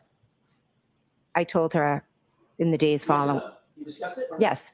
You discussed it in the days following January 29th, correct? Yes. You discussed it before her testimony at the grand jury, correct? We discussed it after. We don't talk about what we're going to say before testifying or anything like in that. the 3 months between this incident and the testimony by both you and Ms. Roberts, you two did not discuss this hypothermia issue? It wasn't an issue. It was just something she said, but we don't discuss it every day. There's no need to. I didn't ask you to discuss it every day. I asked you if you ever discussed it. Originally, yes, we did discuss it in the first days following all of And this. that would have been before either one of you testified at the grand jury, correct? Yes. And we know that you were with her during her, just before her testimony at the grand jury. Is that right? Yes. And you're certainly aware that at the grand jury, that in prior testimony, Carrie Roberts corroborated your statement that Karen Read demanded to Google hypothermia. Ask it differently, Mr. Jackson. Are you aware that Carrie Roberts, well, let me ask it a different way. Have you and Carrie Roberts ever discussed the fact that she corroborated your statement that Karen Read demanded that you Google hypothermia? No. She never told you that. No. Did you ever ask her that? No. Did you discuss your statement that Karen Read was the one that demanded that search? Karen Read did ask me to do the search. Yes. Okay, that's not what I asked you. Did you and Carrie Roberts discuss that? Yes, we've talked about that. Collusion. Are you aware that last week Carrie Roberts denied hearing that statement? Sustained. Have you been told, have you been updated that last week Carrie Roberts denied ever having heard that statement? Sustained. May we approach? Yes. But that is what one of the witnesses said. That's what Carrie Roberts says. Now she's denying ever hearing her say that. And she's saying she just knows because Jen McCabe told her. And Bev, you're killing me here. You're killing me, Smalls. Jurors, feel free to stand up and stretch. I'm about to stand up and stretch, Bev. This is some bullshit. I can't believe this. This is some bullshit. I can't believe this. Oh my gosh, Bev. Her person that she talked to, Carrie Roberts, the person who was there, her friend, who she says isn't a friend, has now said under oath in her testimony last week that, oh no, I didn't witness that. I heard that from Jen McCabe. And it can't be brought up and you can't question it? Good Lord. Good Lord. So just one question on this. Just one question on this, please, Mr. Johnson. Have you become aware Thanks, Catherine. from any source that last week Carrie Roberts denied having heard the statement that was attributable to my client? No. You read that? No. You didn't hear about it, Jen? Let's hear that one more time. You didn't know Become from your aware good friend? From any source that last week Carrie Roberts denied having heard the statement that was attributable to my client. No. You read that? No. There is no way that this woman, I'm sorry, I cannot believe this shit, okay? There is no way that this woman who's involved in all these text group chats and talking about it and what she said, here's what he said, and we're listening. Are you listening? Oh my God. And getting together and putting timelines, did not hear that Carrie Roberts, the person that they had a whole text exchange asking if they were listening to her talk to investigator at the time, Trooper Proctor. There's no way that she wouldn't have found out that Carrie now is saying something different than she said in the first trial, which then contradicts what she said. There's just no way, right? You guys, calm now. This is crazy. You've reviewed the video from the dash cam out at the scene, correct? I've seen it, yes. Oh, You're aware that there is no video showing my client demanding a Google search anywhere in this case, correct? I'm not sure what what cameras were where. You're aware that there's no audio in the search, the dash cam out at the scene, correct? I've seen it, yes. You're aware that there is no video showing my client demanding a Google search anywhere in this case, correct? I'm not sure what what cameras were where. You're aware that there's no audio of my client demanding a Google search, correct? Correct. You're unaware of any witness who can corroborate your statement that my client demanded a Google search. Any witness at all. It was just the two of us. She had sent Carrie off. So, of course, Carrie Roberts is not such corroborating witness. Is that right? Do you understand that? Can you rephrase the question, please? Carrie Roberts is not a corroborating witness for you. You understand that? You just said that. Yes, Carrie, I don't believe heard it. She So was it's- sent off. So it's your word and your word only, Ms. McCabe, that my client demanded a Google search. Is that right? Yes. Yes. Ms. McCabe, you were with Carrie Roberts just before her grand jury testimony. Is that right? Yes. You had been with her to create a timeline of a version of events that occurred, correct? Not a I would version. say a version of Truth. events. We each put down what we remembered. It's your She version. saw what you put down. You saw what she put down. Yes. And you compared and contrasted those with each other to create that timeline, correct? No, we didn't compare and contrast. I said she called me. She said this. Then Carrie and someone was writing it down for us. That would be your sister. Who? The drunk one? It was my sister. Yes. Which sister? My sister, Denise Oh, she was too drunk, though. You said she's a drunk. Galvin. She here? She is here. Yes. Where is she? Oh, She's sitting over there. let's see her. Do you want to describe what she's wearing? Sure. She's over there in the back with a striped shirt on. Between the gentleman in the purple and the gentleman in the black? Yes. So she witnessed this timeline being prepared, This correct? poor sister gets thrown under the She bus. wrote the timeline. Yes. And then Oh. you've spoken to Ms. Roberts several times about this case Yes.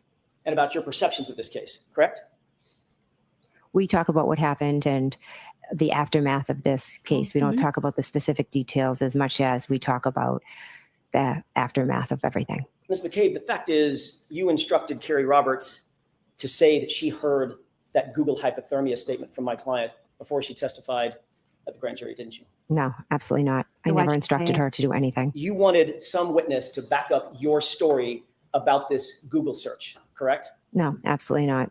I Ms. don't need. McCabe, It was said. Karen said it. It's that simple. so you're the only person saying that, though. Yes, and I stand by that 110%. And the reason that you wanted another witness to back up that statement is because you knew that that Google search for Hossalong to die in cold points a very uncomfortable finger right toward you, correct? I never did that search at 227. I never needed to instruct somebody. No, I'm sorry. There's an apology again. Has someone told you that you need to apologize when there's an uncomfortable question that you don't want to answer? No. Have you discussed this with anybody? No, and that's not an uncomfortable question. I'm fine to answer it. How many times did you say, I apologize yesterday in cross-examination? I didn't count. Oh, he did. 15, right? I have no idea. I'm just trying to answer the questions and be truthful as I can. Now I want to go back and count. That is because that is what you're thinking. If you've seen Jen McCabe testify before, and like Angela says, if you haven't, let us know how she's coming across to you. But it seems like Hanky Panky, Lolly, whoever kind of coached her. This lighter look we have, this more smiles, this more like less kind of, control. Well, she's still kind of controlling, but to come off a little lighter, a little brighter and apologize. Sorry. Also to look to the jury. That seems like someone would have coached you on doing that. I mean, maybe as a public speaker, you would know that, but she was a teacher at one point, but this is such a great point because I've thought this, or such a great question, I should say, by Alan Jackson, because I've thought this, like, why does she keep saying she's sorry? Who told you to do this? Also, who told you to use nefarious? Hanky Panky's word. Uncomfortable finger right toward you, correct? Is because you knew that Google search and saying that, though. Yes, and I stand by that 110%. And the reason that you wanted another witness to back up that statement is because you knew that Google search for Hossalong to die in cold points a very uncomfortable finger right toward you, correct? I never did that search at 227. I never needed to instruct somebody. No, I'm sorry. There's that apology again. Has someone told you that you need to apologize when there's an uncomfortable question that you don't want to answer? No. Have you discussed this with anybody? No, and that's not an uncomfortable question. I'm fine to answer it. How many times did you say, I apologize yesterday in cross-examination? I didn't count. Probably more than 15, right? I have no idea. I'm just trying to answer the questions and be truthful as I can. And you're aware that the Celebrite extraction that was done on your phone determined that of the 3 searches, 2:27 a.m., 6:23 a.m., 6:24 a.m., only one of them was recorded as deleted, correct? Oh, sustained. But it does show one of Have them you was ever been deleted. confronted with having deleted a Google search off your phone? You ever been asked that? Yes, by you. Do you deny that you deleted a Google search off your phone? I never deleted a Google search off my phone. So you I deny never did that. I deny it, yes. that you ever deleted a Google search? Yes. I never made the Why are search. you looking at the jury like that? I'd like to move back to the time of about 6:03 in the morning, Ms. McCabe, when you, along with Carrie Roberts and Ms. Read, approached 34 Fairview. This is Exhibit 4. It's been previously entered into evidence. I think you've seen part of this exhibit. Do you recall, before we get to the exhibit, do you recall my client when the first officer on scene, do you know his name, by the way? I believe it was Officer Seraph. When Officer Seraph approached. Oh my God, you guys, this is just what? So who deleted it then? Jen, if you didn't delete it, who deleted it? And why is it showing in the phone? He asked the question, what happened? Something like that. Open-ended question. Do you remember that? I don't remember what he specifically said. Do you remember my client a few seconds later saying, my boyfriend, I left him. He never came home. I don't remember the specifics of what was said. Your Honor, if we could, I would ask that we queue up Exhibit 4 for the jurors at runtime 420. Back to the police cam, the night the morning Before that we they play found this, John O'Keefe. I'm going to play just like a second of it and ask if you can hear the volume. Okay. We good, Mr. Wolf? A lot of blinking. Yes, Angela. Did you hear anything? Oh, I can hear. Yes. Sorry. Okay. I don't know how loud it's going to be, quite frankly. Okay. Mac, you did it with your Ms. drunk sister. McCabe, will you please pay attention to the audio portion of this video as this is played? You guys, her phone is haunted. It's a haunted phone. Catherine's right. Shout out to Catherine Gilbert. A ghost deleted it.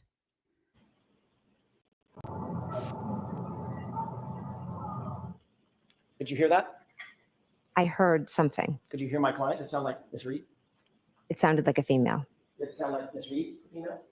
I'm not sure. Could I listen to it again? With the court permission, one more time? One more time.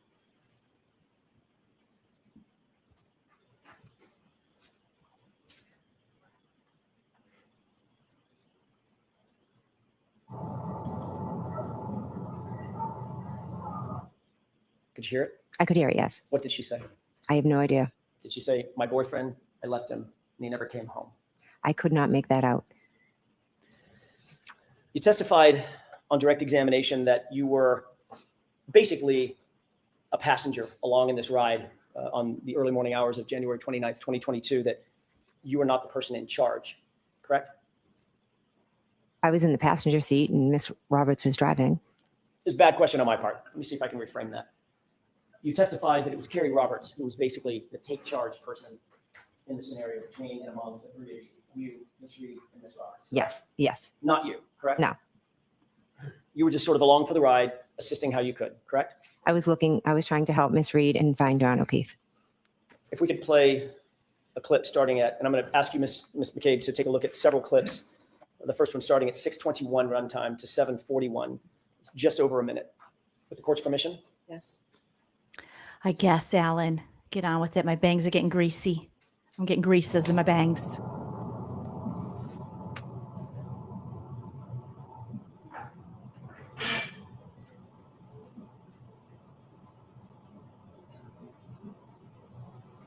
Can you pause this? Do you recognize the three individuals in the foreground of this video? I do. Yes. Can you start from left to right and describe for the jurors who we're looking at? I believe that's me in the black coat. To the right of me is Miss Roberts, and on the other side of the car is Miss Reed. Miss Roberts has, just to distinguish, Miss Roberts seemed to have fur on her hood where you did not. Yes. If you could go ahead and play that, please.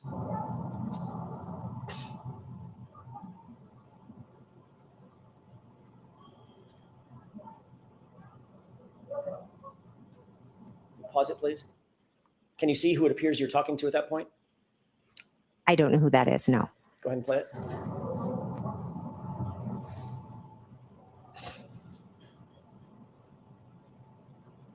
Pause it.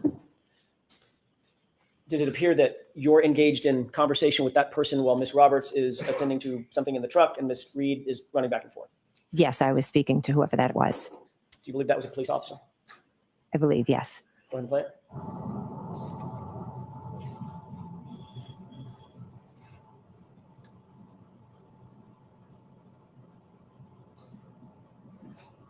Mr. Wolk, if you'll stop at 7:41, please.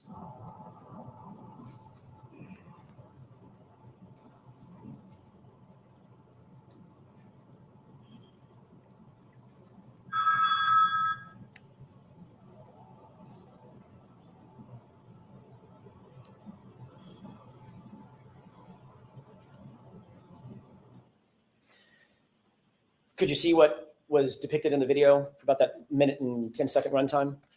Yes. Did it appear that you were engaged in conversation with that other person? Yes. When that other person walked away, could you see his jacket? I couldn't make it out. No. Did it appear to be he was a police officer? I'm going to assume it was a police officer. Yes. Okay. In that video, who looks most like she is taking charge, you or Carrie Roberts? Objection. Sustained. Does it appear in that video that you're the one controlling the narrative, at least with law enforcement at that point? Sustained. Does it appear in that video that you're the one engaging in conversation with law enforcement while Carrie Roberts and Miss Reed are otherwise occupied? I am speaking with law enforcement. Yes. Can we move to runtime 8:56? Damn, get them timestamps, Alan.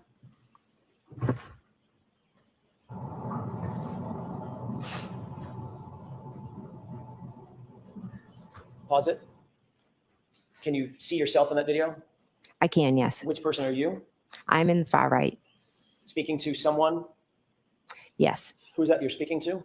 I can't make it out, but it looks like a police officer possibly. And Miss Roberts is directly in the middle of the screen. Is that right? I thought that was Miss Read, but I could be wrong. Let's go ahead and play it. And at 9:26, you'll stop, please.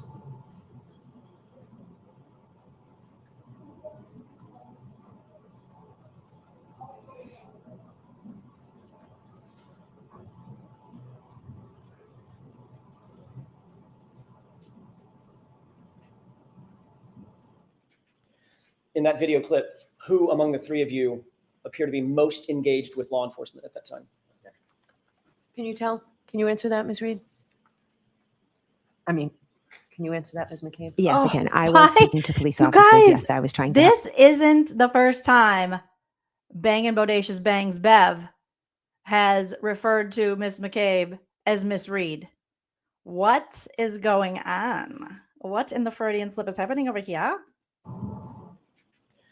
In that video clip, who among the three of you appear to be most engaged with law enforcement at that time? Can you tell? Can you answer that, Ms. Reed? Can you answer that, Ms. McCabe? Yes, I can. I was speaking to police officers. Yes, I was trying to help them. Okay. Can we go to runtime 10:49? This will be from 10:49 to 11:55, Mr. Wolf. Get Bev a Snickers. She needs it. Pause it. Who is it that's just gesticulating in the video? That is me. Go ahead and play it. Again, talking to the cops. Explaining. Karen's in shock. You got the story down. Where's Carrie? But you're not the leader.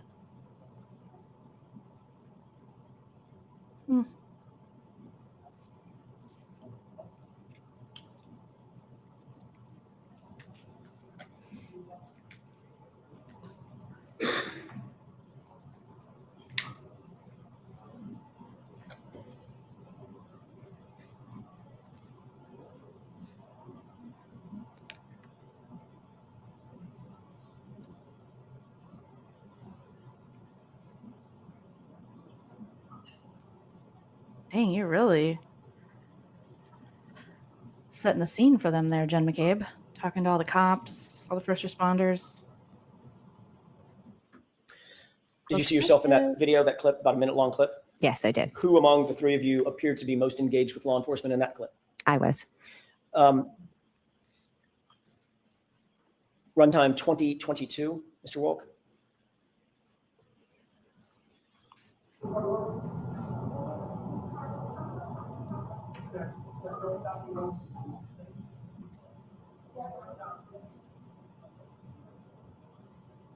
Stop it.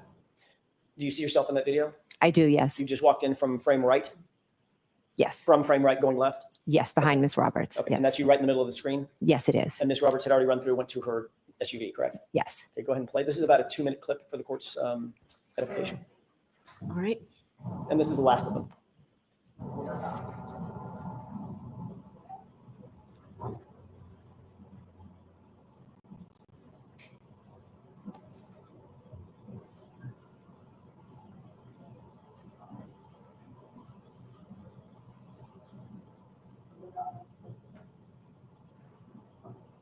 Mr. Wolk, can you pause it? Can you tell who you're speaking to there? I think it's Mike Lank. Go ahead and play it. Damn. Jen sure is doing a lot of talking for someone who's just sitting back, helping where she can, and letting Carrie Roberts take the lead.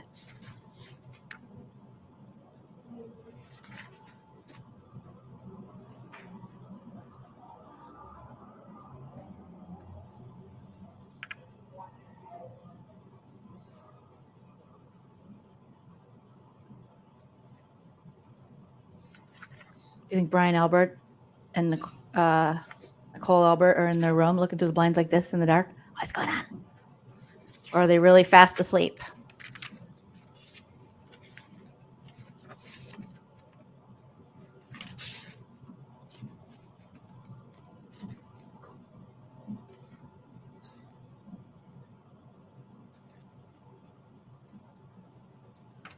Yeah, it seems as though from what Karen has said in interviews and stuff, that she wanted John to go check to make sure the party and after party was still going on, and that in fact they were invited to this. And from Nicole Albert's testimony in the last trial, she says she really didn't know, I think, that the invitation was extended to John and Karen. Yeah, just a moment, Your Honor. Because she wasn't really friends with Karen, Nicole said. It was Jen McCabe and Matt McCabe who were friends with John O'Keefe and Karen Read.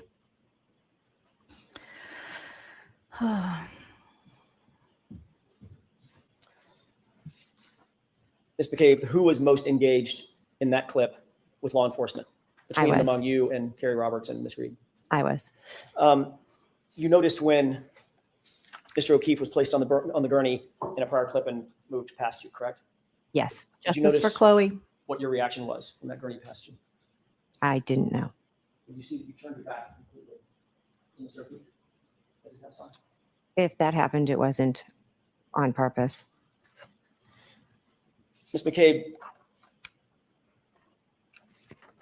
when you got to the scene, we can take that down. When you got to the scene at 6:03 in the morning, you immediately recognized, did you not, that this was an emergency situation? High intensity emergency situation, correct? I knew it was an emergency situation, yes. As a matter of fact, a man's life was in grave danger. You knew that. Yes, I did. And this is someone that was a friend of yours, correct? Yes, he was a Dear friend. And Not you just a should friend, say that. but a police officer who was laying, as far as you knew, dying in the snow. Is that right? Yes. You knew that you needed to get immediate medical attention, emergency medical attention to him as quickly as you possibly could. Is that right? Yes. You knew that minutes counted, right? Yes. You knew that seconds counted, correct? Correct. This man was grasping, as far as you knew, grasping and clinging to life at that moment. Is that right? Yes.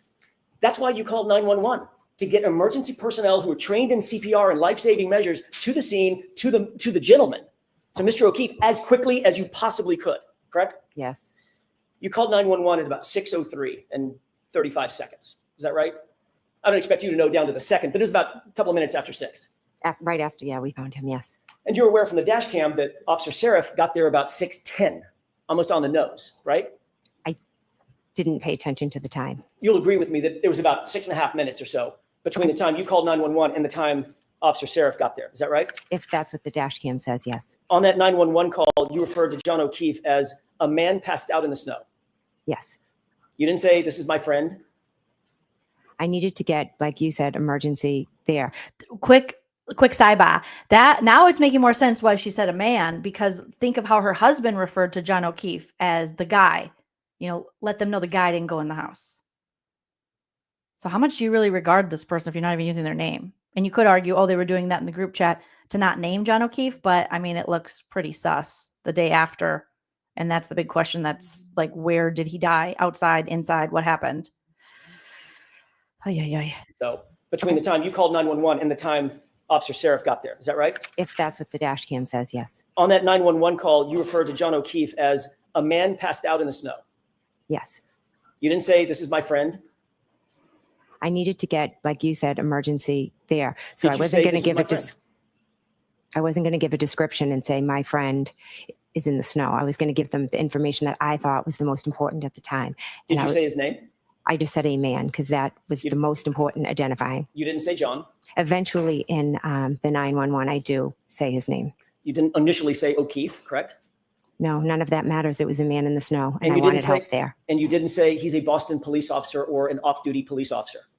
Again, a man needed help. Yes or no? Did you say that? I didn't. Do you think that might, yes or no? Do you think that might have sped things up if the 911 operator knew that this was a fallen officer, a fellow officer?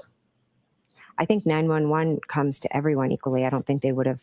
Do you think that might have been something important to relay to the 911 officials? I don't know. You were even asked by the 911 operator, does anybody know CPR? And your answer was no, correct? I'd have to listen to it to remember my exact answers. But it was basically in the negative. No, we're not professionals. We're just out here doing the best we can, correct? I wouldn't say that, no. You didn't believe Karen Read knew CPR? I didn't know. I don't think I answered that question. I don't think it was asked. You didn't know if Carrie Roberts knew CPR, correct? I didn't know if they knew CPR, correct. And none of you were paramedics? No. None of you were first responders? No. None of you were trained in emergency life-saving techniques in any way, correct? Correct. I have a question, Ms. McCabe. Mm-hmm. On all of Fairview, the entire road between Chapman and Cedar Crest, can you think of any person on that road who might have had life-saving techniques trained into them. Brian First Albert. responder, someone who knew how to deal with someone in distress, someone with high skill level training. Do you think of anyone on Fairview who had that kind of training? Can I now or did I then? Which are you asking? Did you then? No, then my focus was on John O'Keefe. Okay, let me narrow the focus. How about on the property? How about at 34 Fairview? Could you think of anyone that was a first responder who would have life-saving training, life-saving technique training under his belt? Yes, my brother-in-law, Brian Albert. And you didn't go in the house, did you? No, I did not. Why? When you arrived at the scene, you didn't go in? Not until much later, correct? Our focus was John.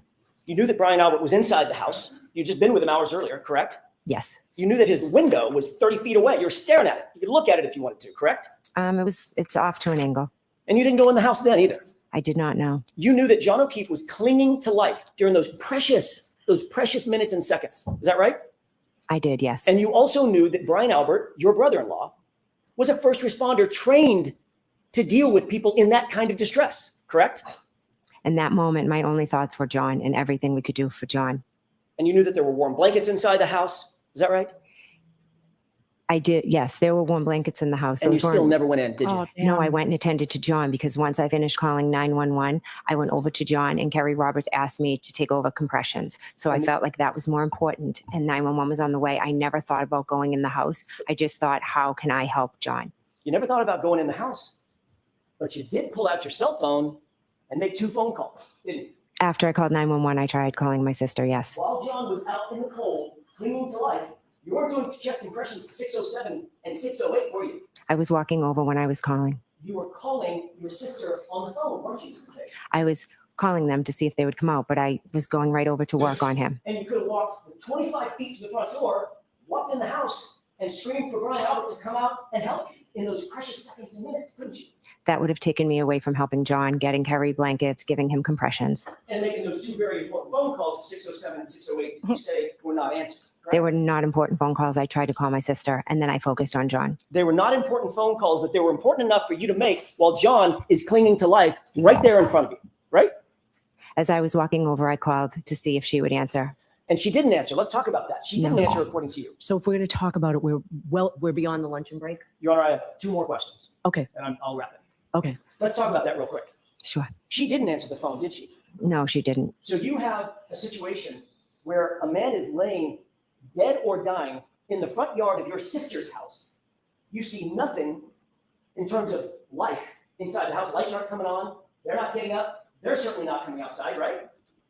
They were sound asleep They weren't coming outside, were they? because they were asleep. You didn't know if they were asleep. All you knew was there was a severely injured man on the front lawn of their house, and your sister didn't answer the phone, not once, but twice, correct? Correct. She didn't answer the phone. Did you think your sister might have been in peril? Did you think to go inside the house and check that they're okay? I had no reason to think that they weren't okay. You had no reason to believe they weren't okay. A man was dead or dying on their lawn, and your sister's not answering the phone, and nobody is coming out to the chaos of Karen Read screaming on the front lawn. You didn't think there was some reason to believe they could have been in peril? I didn't because your client was screaming she hit him. She had a cracked taillight. She was crying she hit him. I didn't, but my focus, can I finish, please? You had solved the crime right then and there. You solved the whole case. No, I didn't. I knew John never came in the house, so I had no concern for anyone's safety inside the house. The reason you didn't go inside the house is because you knew better. You knew better. You knew she wasn't in peril. You knew that Brian Albert wasn't in peril. You weren't worried at all about them, were you? I was not worried at all because something happened on the front lawn that had nothing to do with anything inside that house. How do you weren't know? worried about them at all because you knew what really happened, didn't you? At that moment, I didn't know that he was hit by a vehicle and there was taillight found next to him. All right, jurors, luncheon break. Oh my God. Great point. Great point. That someone is dead on your sister's lawn and you're not going to go, I hope they're okay. What's going on with them? You just solved the case right there. And that last part did, okay, I got to add it one more time. And we'll fast forward through the lunch break. Damn, Alan. In peril. You weren't worried at all about them, were you? I was not worried at all because something happened on the front lawn that had nothing to do with anything inside that house. You weren't worried about them at all because you knew what really happened, didn't you? At that moment, I didn't know that he was hit by a vehicle and there was taillight found next to him. Did she say at that moment, I did know or I didn't know? Because before she was like, I already knew because she had the tail light and she said, I hit him 3 times. I remember that. What really happened, didn't you? At that moment, I didn't know that he was hit by a vehicle and there was taillight found. So now you're saying at that moment, you didn't know that he was hit by a vehicle and there was tail light. So if you didn't know, then what person wouldn't think, oh my God, there's a dead person on my sister's lawn. I should see if my sister's okay. It's at her house. This is one of her friends. How do I know something didn't happen in there to them? Are they okay? Also, the fact that she didn't go up to the house and go get Brian Albert, who is a trained police officer and detective for 30 years. That's cuckoo to me. Any family member, I mean, I have like I told you guys, a family member who was a homicide detective. And if he was in proximity to a crime that someone who was suffering, I'd be like, get over here. I need your help. And he also wouldn't sleep through that. I mean, he's on it still, and he's been retired a long time. But that doesn't leave them. They found next to him. Because that's crazy. Something happened on the front lawn that had nothing to do with anything inside that house. You weren't worried about them at all because you knew what really happened, didn't you? At that moment, I didn't know that he was hit by a vehicle and there was taillight found next to him. Boom. All right, jurors, lunch and break. Yes, and I'd be screaming too, Care Bear. You guys are saying in the chat, like, why? I mean, I guess everyone reacts to things differently, but it's weird. There's so many questionable things that raise reasonable doubt. That's why this case is so ridiculous, and also the fact that there's no proof showing that his injuries were caused by a vehicle. Yet they want vehicular manslaughter. So, but people who looked at the body and the coroner, medical examiner are like, this isn't what would happen from a car hitting him. And they're like, but it could have. And they're like, but it didn't. Right? I could scream now too. All right, you guys, we are going to fast forward and so we can get caught up to after lunch. Are they back from lunch already? They are back. Okay. So now we're only going to be like 40 some minutes behind. All right. I need to run and grab a Celsius if I'm going to get through the rest of this. I need some energy because damn, smash that like if you haven't already. I'm going to play a quick commercial break and then I will be, I need to update my commercial breaks with a Karen Read montage commercial break. Or maybe not. If you have any ideas what you'd like to see in the commercial breaks, let me know. Smash that like, keep commenting. Thank you guys so much. I'll be right back. Welcome to Goth Talk. I'm Cersei Nightshade. And I'm Azrael Abyss, Prince of Sorrow. Tonight, we're coming to you live from Suncoast High School. We're just down this hall, the pathetic day dwellers of the class. Oh, God. Welcome to Goth Talk. I'm Cersei Nightshade. And I'm Azrael Abyss, Prince of Sorrow. Tonight, we're coming to you live from Suncoast High School. We're just down this hall. The pathetic day dwellers of the class of 1998 are celebrating the tawdry amusement known as the prom. Yeah, we'll be great. We'll be awesome. We'll knock him dead, right? Right? Yeah. This is wrong. What? You. Doing my homework, it's wrong. Well, I was just trying to help. It's like I'm taking advantage of you or something. You're not taking advantage of me. The square of the hypotenuse of a right triangle is equal to the sums of the square of the other two sides, baby! It would be different if we were like... But now, we're just... You know... a friend or whatever. No time! There's never any time! I don't have time to study! I'll never get into Stanford! I'll let everyone down! I'm so confused! I can't do this anymore. It's okay. You're right. It's okay. Everything will be okay. Yeah. I just need one of these. Pills? You mean you really are taking drugs? No, in a way it was wrong, but I just have a feeling that this is going to be really good. I don't know. So whoever's going to tutor you, their name is next to yours. Brain Krakow? Are you... Brain? Brian.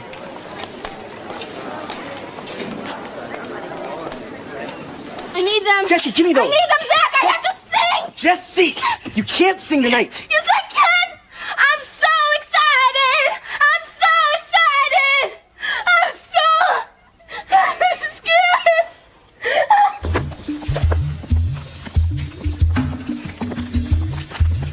So, anyway, The Odyssey is like this real long book, right? And I don't believe this. I don't. You like do this? This is like how you live? Yeah. Welcome to Goth Talk. I'm Cersei Nightshade. And I'm Azrael Abyss, Prince of Sorrow. Tonight, we're coming to you live from Suncoast High School, where just down this hall, the pathetic day dwellers of the class of 1998 are celebrating the tawdry amusement known as the prom.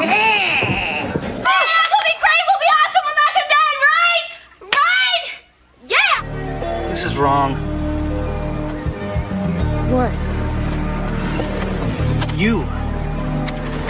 Doing my homework, it's wrong. Well, I was just trying to help. It's like I'm taking advantage of you or something. You're not taking advantage of me. The square of the hypotenuse of a right triangle is equal to the sums of the square of the other two sides, baby! It would be different if we were like... But now, we just... You know... friend or whatever. No time! There's never any time! I don't have time to study! I'll never get into Stanford! I'll let everyone down! I'm so confused! I can't do this anymore. It's okay. You're right. It's okay. Everything will be okay. Yeah. I just need one of these. Pills? You mean you really are taking drugs? No, in a way it was wrong, but I just have a feeling that this is going to be really good. I don't know. So whoever's going to tutor you, their name is next to yours. Brain Krakow? Are you... Brain? Brian.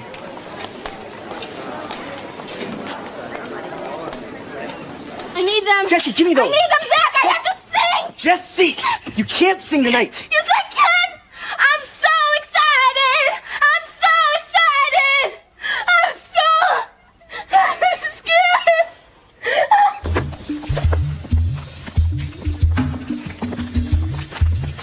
So, anyway, The Odyssey is like this real long book, right? And I don't believe this. I don't. You like do this? This is like how you live? Yeah. Jen! Jen! Jen! Because I had like bread and maybe peanut butter in my car. Why did you have bread and peanut butter in your car? I had my niece for the week, and I was dragging her like to all my kids' sporting events. So we'd go from like one game to another game to a practice. So sometimes instead of always giving her McDonald's or Dunkin' Donuts, I'd try to throw her a peanut butter sandwich. And they were making fun of you? Yeah. Oh my God, what the hell? Sometimes instead of always giving her McDonald's or Dunkin' Donuts. Jen! Jen! Jen! Because I had like bread and maybe peanut butter in my car. Why did you have bread and peanut butter in your car? I had my niece for the week, and I was dragging her like to all my kids' sporting events. So we'd go from like one game to another game to a practice. So sometimes instead of always giving her McDonald's or Dunkin' Donuts, I'd try to throw her a peanut butter sandwich. And they were making fun of you? Yeah. Oh my God, what the hell? Sometimes instead of always giving her McDonald's or Dunkin' Donuts.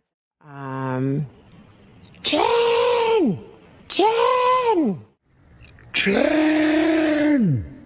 Jen!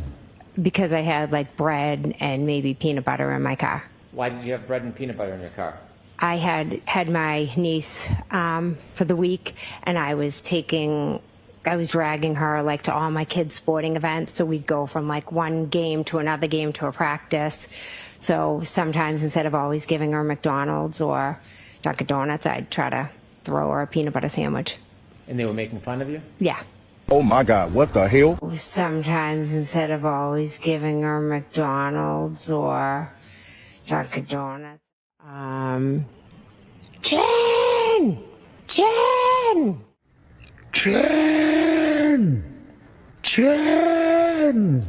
Because I had like bread and maybe peanut butter in my car. Why did you have bread and peanut butter in your car? I had my niece for the week, and I was dragging her like to all my kids' sporting events. So we'd go from like one game to another game to a practice. So sometimes instead of always giving her McDonald's or Dunkin' Donuts, I'd try to throw her a peanut butter sandwich. And they were making fun of you? Yeah. Oh my God, what the hell? Sometimes instead of always giving her McDonald's or Dunkin' Donuts. Where's Meredith Marks when I need her? The rumors, the nastiness, the rumors, the nastiness. You want me to go there with her husband? I can go there. You can leave. Sun on your skin, 6 a.m. and I've been watching you sleep. And honey, I'm so afraid you're gonna wake up and say that you should probably leave. There's a toddler. So many heroes tonight for the home team. One of them is this guy right here, Big Jake Middleton. Physical, fast hockey game. What was it like watching that overtime? Yeah, so much fun. Gus was unbelievable. Kirill stayed out there for 2 minutes. Brock had a 2-minute shift too. Everyone played unbelievable. Kirill, top titty 2x4 to end the game. That was nice. Why is this team able to win hockey games so many different ways? Stick together, dude. That's what you saw tonight. They want to go after our big dogs. We'll go after theirs. And we'll play longer than they do. And this crowd, it did not feel like a weeknight. This felt like a weekend party. How much do you guys feed off the big crowd here in St. Paul every night? That's unbelievable. Every night is Saturday when you're having fun in a place like this, right? It sure is. It's also big fun when you win. Jake, congratulations on a goal and a big W for the Minnesota Wild. Thanks, Gorgie. Take care. The top titty 2x4 clip is a little bittersweet now that the Wild were beat in the first round of the playoffs in their series against the Vegas Golden Knights. But you know what? There's always next year. That's what Minnesota fans, sports fans always say. There's always next year. And then next year, we don't get very far. But the Wolves are still in it. So that's all that matters. All right. That is my little bit of sports coverage. All right, let's get back into this. They're back from lunch. We're now about, let's see how far. We're about 45 minutes. I'm going to play it at 1.2. Let's get back to Jennifer McCabe. Smash that like, everybody. All right. Let me put my AirPod in.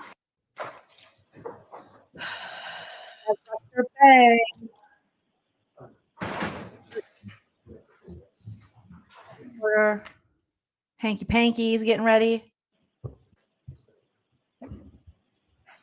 Bev looks tired. She looks tired. You look so cheapy. All right. So council wanted to see me here or at sidebar? Just here, please. I have no preference. All right. If it's something to be done in open court, go right ahead. So we had mentioned earlier at the end of Ms. McCabe's testimony, I have clips that I would like to play. There was a dispute regarding 2 of them. And I've given previous notice to the defense. They've would like different content in than I would. And I would hope to have a court's ruling before I played them. All right. So I received an envelope, court copy, clip 17 was the only one I was given that was in.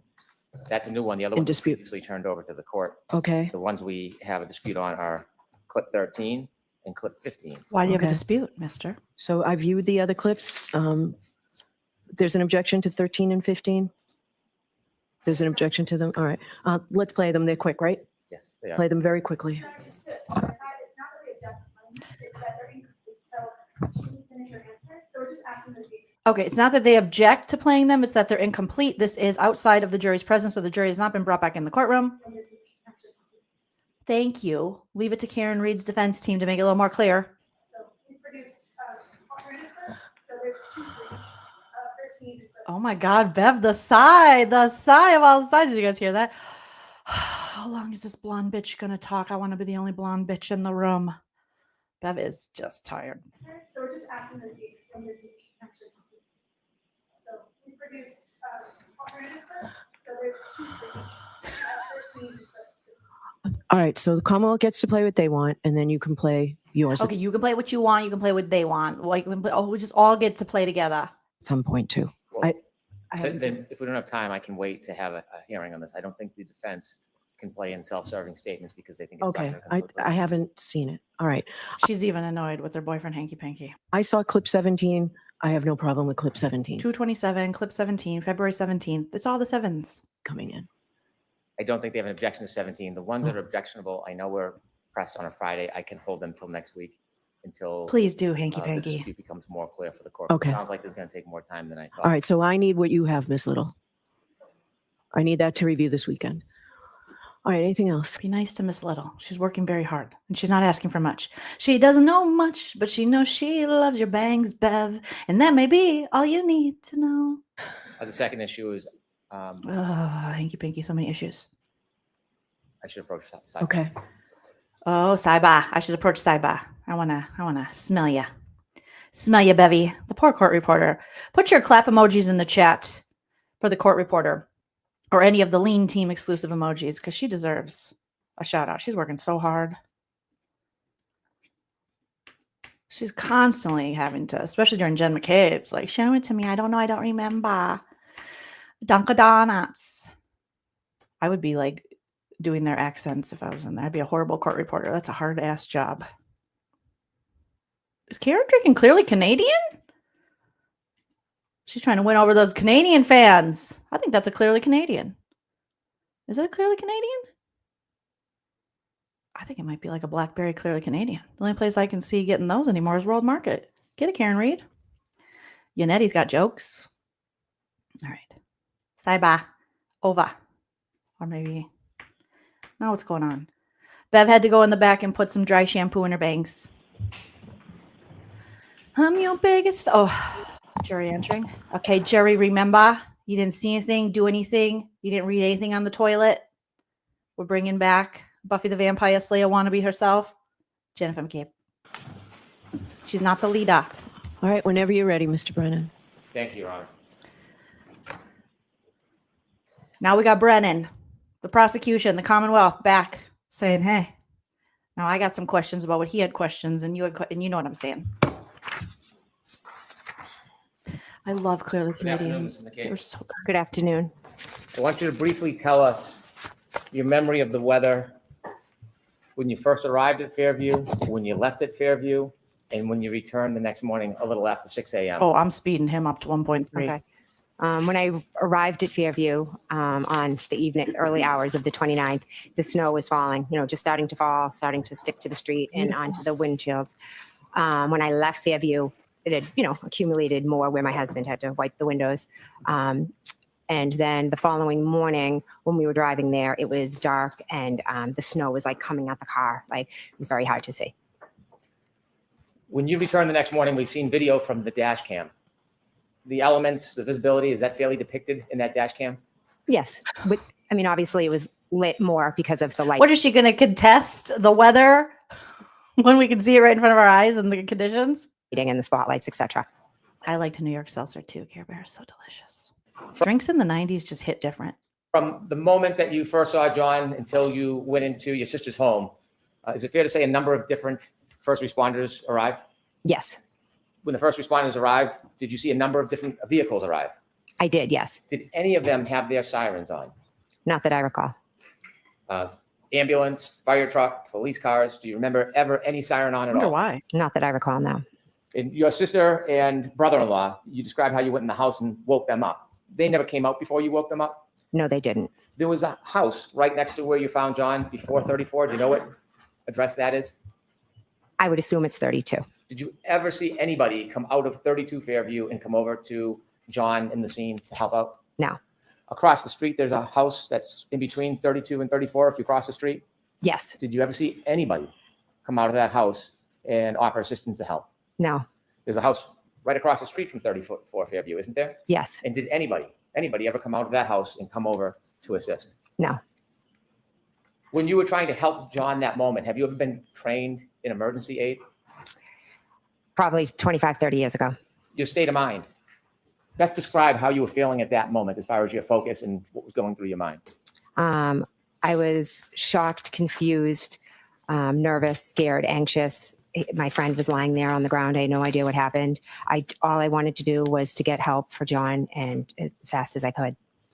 You saw on the dash cam, you spoke to a number of different people in law enforcement. Yes. In fact, during that day, a number of different people from law enforcement, did they call you? Objection. I'll allow that. Move along to Mr. Brown. Did a number of people call you from law enforcement that day?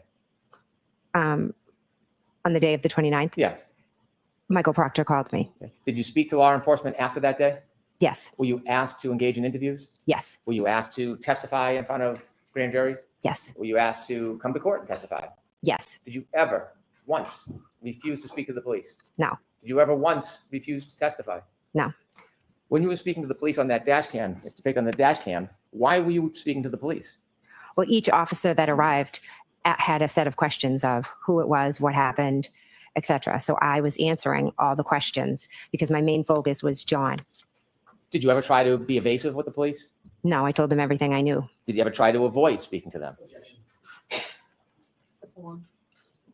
Did you ever hold anything back from the police when you spoke to them?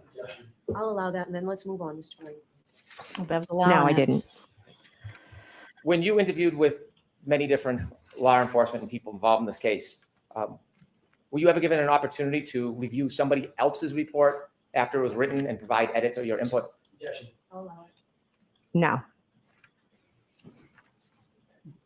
When you testified, are you testifying from what somebody wrote?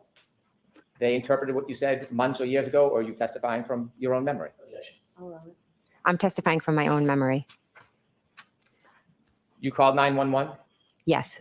And that morning when you called 911, but let me ask you, do you wear an Apple Watch? I do have one, yes. When you were speaking to 911 that morning and during that event, how did you feel? Extremely nervous, anxious, scared, uncertain, Do you think panicked. do you think your heartbeat was up? Yes. At 2:27 the night before, or around that time when you were looking up Hockamock before you went to bed, Or were hose you long in to the die same in the state cold. of mind of fear and panic, or were you in a very different state of mind? Strike the fear and panic part. You can answer that, though. You were the same mind or different? Different. What was your state of mind at that time? I was relaxed, just playing on my phone, looking up things before I went to bed. Do you think your heartbeat was as elevated that evening as it was the next morning? Sustained. When you made a search for how long to die in the cold or how long to die in cold, is that something that you thought of for yourself? Hose long. I'll allow it. No. Why did you do it? Miss Reed asked me to Google it. And when was that? That was in the morning after we found him. And had you ever attempted either of those searches before Miss Reed asked you to do that? No, I didn't. Hose long. You were asked questions about the next day when you visited the O'Keefe home and you read some records. You remember those questions? Yes. Do you remember going to the O'Keefe home? I do, yes. You went with who? With Carrie and our 2 daughters. Do you remember how many hours you spent with the O'Keefe family? I don't remember how many hours, say a few. Was it over 3 or 4? Could have been, I'm not sure. What is the reason that you spent so much time at the O'Keefe home the next day? We went over to offer support, love, comfort, to be with them. You weren't avoiding them, were you? No, no. Sustained. After you left the O'Keefe home and reading the records, I don't know if this is your memory, it was suggested it was 5:12. Do you remember going to Fairview? I remember driving by Fairview on the way to Mike Lank's. When you went to Fairview, you were asked questions about when you stopped by, whether that meant you went in or were outside. Do you remember whether you went in or were outside? We never went in. Have you seen your phone records that there are no calls to your sister when you went by Fairview at that time? I'll allow it. I haven't, no. And when you went by, you were asked about that. In fact, Bev's definitely allowing more of these objections, it appears. Sister by, whether that meant you went in or were outside. Do you remember whether you went in or were outside? We never went in. Have you seen your phone records that there are no calls to your sister when you went by Fairview at that time? I haven't, no. And when you went by, you were asked about that. In fact, you had been asked about that before, hadn't you? Whether Yeah. you stopped by? Yes. And Attorney Jackson showed you part of that statement? Yes. Did you, when you were saying that's part of the statement, did you read the whole statement to yourself? I did. And to put that in completeness, had you, under oath, talked about the fact that you went by that day? I'm confused by your question. Okay, may I approach? Yes.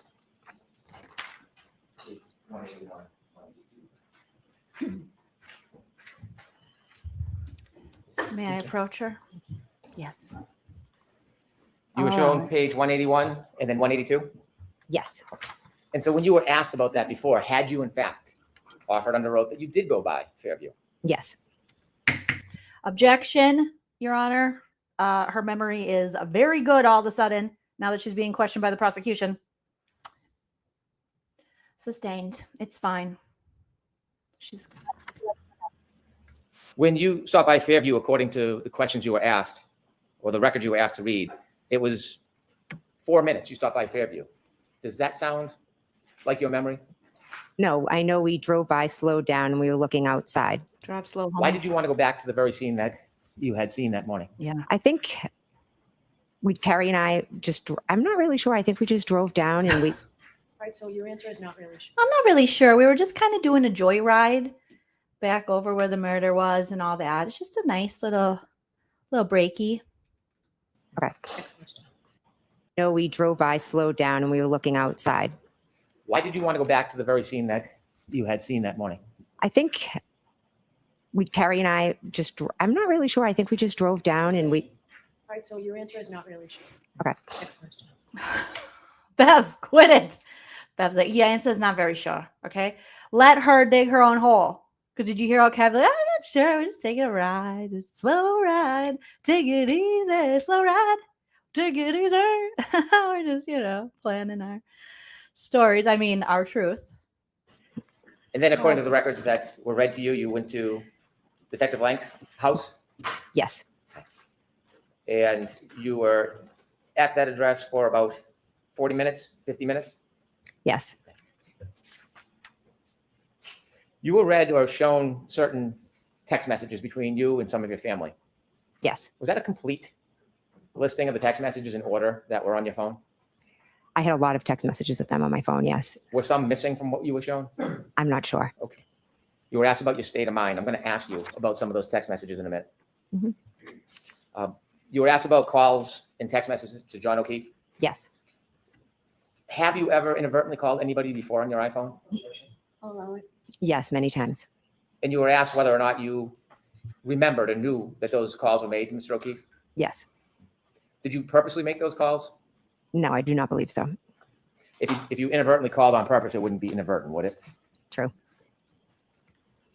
Did John ever answer any of your calls after that 1218 call? No, he didn't. And when you were reaching out to him, did you reach out to him the next morning after you heard from the defendant?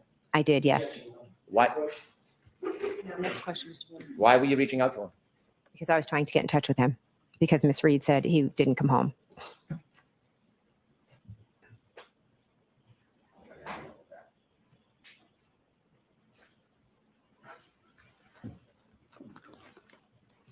You were asked about your state of mind over the next couple of days. Yes. And I'd like to ask you about some of the text messages reflecting your full state of mind over the next couple of days. All right, this has to be really brief. Sidebar. Objection, Yana. She seems really cheery and remembering lots of stuff now. Objection. Sustained. You can change your mood, okay? I change my mood from 1 second to the next. Some say it's a personality disorder. Did that guy just spit on his hand? Look at the guy in the tie. He put his hand in his pocket. Oh, no, he popped like a mint. I was like, oh, my God. What happened there? What's going on? Also, what's happening with Paul O'Keefe? Is he still cheating on his wife, allegedly? I've been seeing some things on the Twitter. I hope that lady leaves him. Leave his ass, girl. You deserve better. I saw his little sexy pic he sent allegedly to a lady. That might have been last trial. You guys know I wasn't following live last trial, so. But he had his shirt off. He's like, look at me in the bathroom, a Mia selfie. All right, jurors, you're about to hear some evidence. And remember, I told you this morning that before you consider any electronic communication in your deliberations, you must first find that it is more likely true than not that the person who authored or created or sent, transmitted this communication was in fact the person alleged to have done so. If you do not find it is more likely true than not that the person alleged to have transmitted, created these messages, then you may not consider the electronic communication in deciding this case. And remember, what you're about to hear, you're not to use for the truth of the statement. It goes simply to the state of mind of Ms. McCabe at the time of the message. All right. Go ahead, Mr. Brennan. Thank you. May I approach with a copy for the witness? Yes. No. I mean, yes. Thank you.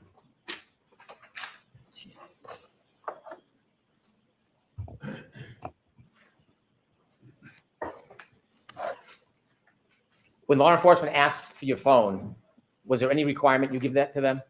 Objection. Sustained. Did you voluntarily consent to give your entire phone to law enforcement? I'll allow that. Yes, I did.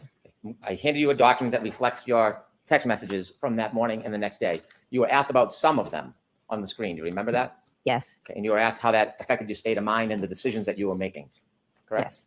I want to read along, and I'll indicate if you look at the number on the left, and then I'll read it, and you can let me know if I read it accurately. Okay. Starting at number 17, there's a 17 phone call saying, please answer. Who are you calling?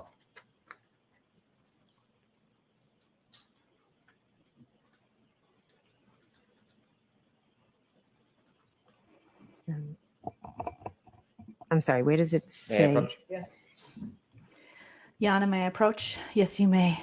Oh, that's Get the to number. touch my bangs. This would be calling. Okay. We got Okay, lip so it's John licking. Keefe. Okay. Thanks. Sorry. I'm sorry. She's sorry. Why are you sorry? Why are you sorry, Jen? Number 17, phone call, please answer. Who are you calling? John O'Keefe. Do you know at that point where he is? No. 459-49, number 18. Karen is worried. We need to find you. John O'Keefe. 504-40, number 19. Please answer so I know you're okay. Who are you calling?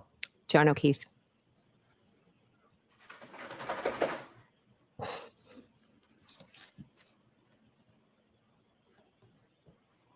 Number 26, 515-41, 129. Okay, I'm trying to call people. I will be in touch soon. Do you know who you're calling? I don't recognize the number. What are you thinking at this point? I'm trying to find people. I'm trying to call people so that I can try to find John.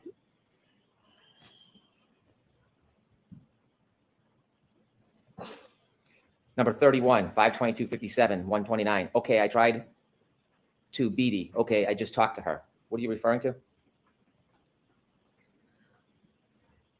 I don't know whose number this is. Okay. Um, At this point in the morning, you're making these phone calls. Do you know where John is?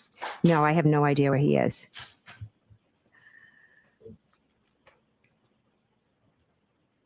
Turn to number 48, 129-22 at 8:44. You're texting any update. What is your state of mind? Which number is this? Number 48. 48. 48, girl. I believe that may be to Kerry Roberts, and I'm trying to get an update from the hospital. You were asked about your relationship with Kerry Roberts. At that time, before that night, how many times had you met her? Once. And you said in the moment, did that relationship change? Yes, instantly. Was it for collusion? No. Let me ask you, number 160. This is 129 at 2 in that afternoon. Do you have 160? Sorry. It's okay.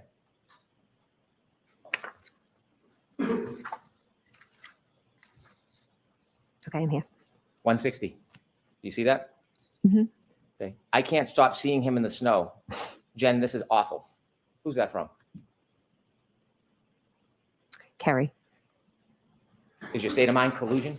No. I'll allow it and ask it again, please. 168. Oh my God. When he mentioned collusion, you were like, no.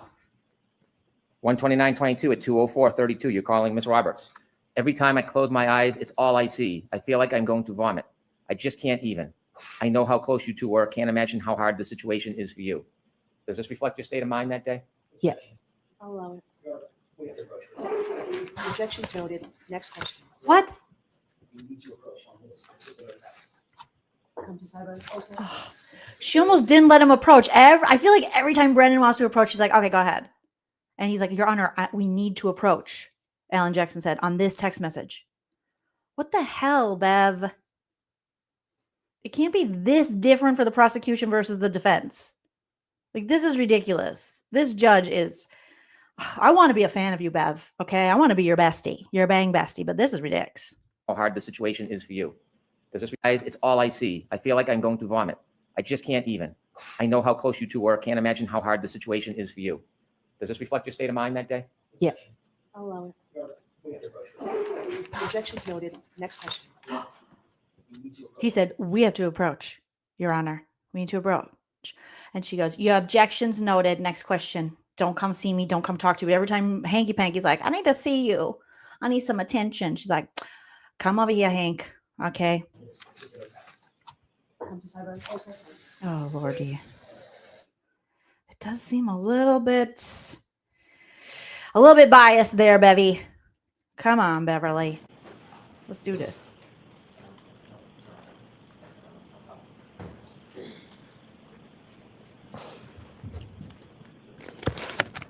I won't read that last text message again. However, it is correct that text message was from you to Miss Roberts, number 168. Yes, it was. And the response in this text message, number 169, from Miss Roberts to you, you were also, this is awful, Jen, I'm in shock. Yes. Number 170, this one is from Miss Roberts to you, 129:22 at 2:05:45. I literally am having wine. I don't know what to do. Calm down. Yes. 171 at 2:06:35 on 129:22 from you to Miss Roberts. I know I am definitely in shock and it keeps hitting me. I just feel so sick. Is that accurate? Yes. I'm going to read one more. 172. And this is from Miss Roberts to you at 2:13:41 on 129:22. I don't know what to even do. I'm so sorry for both of us. Is that accurate? Yes. Number 175. Again to Miss Roberts, 2:14, 129:22. Did you text, I talked to Peggy, I am devastated for them? Yes. Did you follow up seconds later at 2:14:56 on 129:22? I am so sick to my stomach. Yes.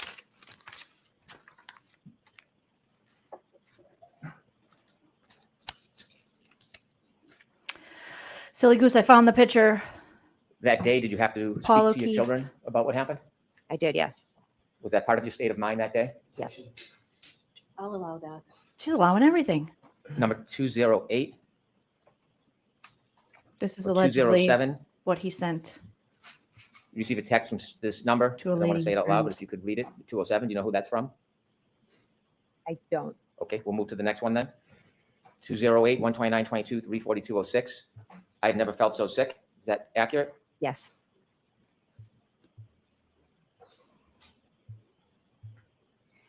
Number 210, 4:33:40, 129:22.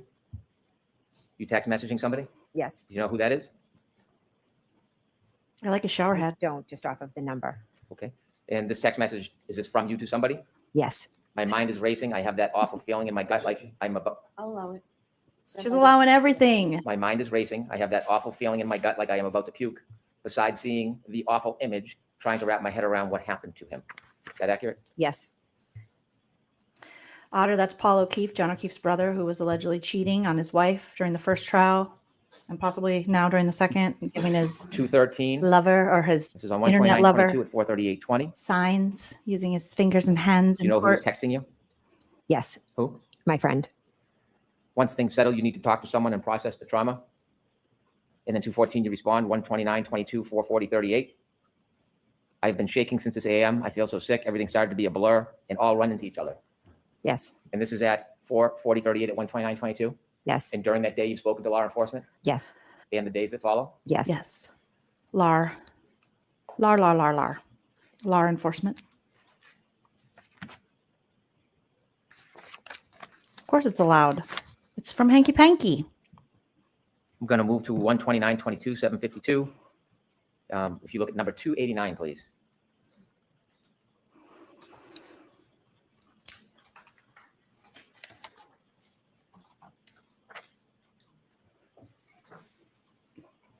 Okay. At 289, is this a text from your sister, Nicole? Yes. Any update? Is that accurate? Yes. Okay. And you were shown this text at 292, Yes. and you texted your sister, Kerry talked to cops, kept it simple? Yes. What did you mean by that? I mean, the cops had gone to her house, but she had had a long day and been drinking some wine, so she said she just made it quick. And you were sharing that with your sister? Yes. Are you outing her wine consumption? She was drunk. Everybody's drunk except for me. I'm impervious to alcohol. Like I said, when I was at the bar, I didn't feel any of the drinks I had. No effect on me. And was your sister part of many of these texts as part of your support group? Yes. Did anybody tell you that you shouldn't rely on your family and have a conversation about what you went through? Objection. I'll allow that. No, no one did. Allowing it again. And during that text time, the one I just read to you was at 7:54:38. If you turn to 296, 129:22 at 7:56:50. Did your sister text you, okay, try get some sleep, talk tomorrow? Yes. And did you text back at 7:57? Yes, but don't feel pressure? Yes. And the next one, 298 at 7:57:07. Was your sister asking you for any updates? Yes. And at 7:57:13, did she text you, I love you, don't beat yourself up, you did the best you could? Yes.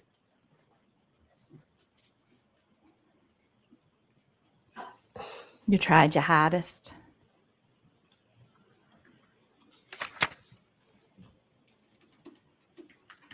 And just a few minutes later, number 308, please, 129:22 at 8:01 p.m. Mhm. Did your sister again write to you, okay, text me in the AM if you hear anything later? Yes.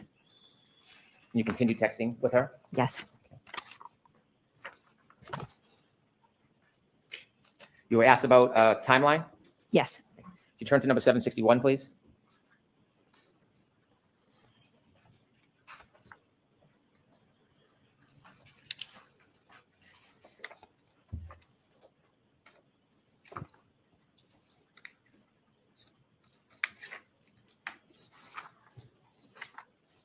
Now I'm certain that Jen McCabe is watching Buffy the Vampire Slayer and trying to recreate her looks. 761. And I'll show you guys What why page while is she's that on? searching 248? I'm missing page 248. pages. You don't have a page 48? No, it stops at 212 and picks up at 253. Come on, Hanky Panky, get with it, bro. Jeez Louise. Can you remind us who asked you to put together a timeline? Peggy. Peggy. Okay. Yes. 2 days later, January 31st, 2022. And this is at 10:26:29 a.m. Are you texting Ms. Roberts? I am. I have spent the AM trying to process that he is really gone and try to piece together. Look at Bev looking. Hanky, why are you getting so... She's like, okay, that's objection. I'm going to object over here. Objection, Hanky Panky. You're a little too close to Miss McCabe. I don't like it. Why are you so close to her? You're supposed to be close to me. We're going to Dunkin' Donuts later. All All right, I'm going to show you guys the events. these fashion looks from Buffy the Vampire Slayer, what I think. So here's first, this blouse, this color was worn a lot by Buffy in the early seasons. This particular season 1, Welcome to the Hellmouth, episode 1. And she receives a large crucifix from Angel in this episode. And then in later seasons, look at the hair and the cross and the color of the blouse. Come on, you guys see it. She's trying to recreate this look. She's trying to win us over. She's trying to get us to love her like we love Buffy. Not going to happen, girl. Not going to happen. Just thought I'd enter that into evidence. Objection. That has nothing to do with this case. You just want a reason to talk about Buffy the Vampire Slayer. Overruled. I can talk about Buffy the Vampire Slayer if I want to. It makes me feel better. It's like my anxiety blanket. Shut your mouth. Judge Joleen is ruled. Is that part of the process of the timeline? Yes. Jackson's the vampire. Yep. Lolly's trying to be Angel, but he'll never be Angel. Definitely not Spike. At some point on the 31st, was something happening around Fairview Road that you learned? I believe there was police presence. Was there any presence from the media, the press? Oh, yes, there was. Was that causing any concern? I believe I talked to Peggy, and she was. And so on January 31st, 2022, we're at number 864. Mhm. You're receiving information. Do you know who this number is that's calling you? That's my sister. Which one? Nicole. And she's texting you, news people came by and knocked on the door again. They're all leaving now, Peggy and them left about 15 minutes ago. Yes. And then at 1 o'clock, 18 seconds on 1:32:22, you text back, did you answer the door? Correct. Was this part of your state of mind on the 31st, what was going on around the house? Yes. Just a few more.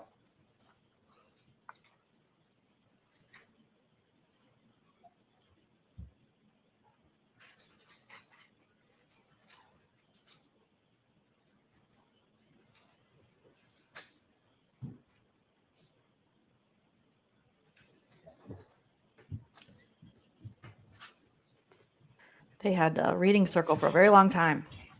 In trying to recount for people who asked you that morning and over the next couple days, some of what's reflected in those text messages, was that part of your state of mind? Yes. Was it in any way affecting the way you were remembering and thinking about what had happened? I'll allow it. Yes.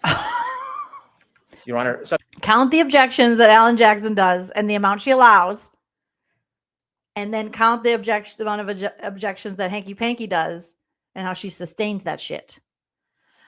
Oh my gosh. Yeah, she wanted the Buffy blowout. She heard about the Buffy reboot. She was like, everybody loves a vampire slayer, so I'm just going to dress like Buffy. Everyone loves Sarah Michelle Gellar. They're bringing her back for a Buffy revival. Okay, they're doing a reboot. So obviously, I'm going to go to Dunkin' Donuts, and I am going to wear lots of periwinkle, huge crosses. I'm going to get a blow and get some volume in my hair. I'm not a dummy. subject to redactions, I would seek to introduce all of Ms. McCabe's text messages.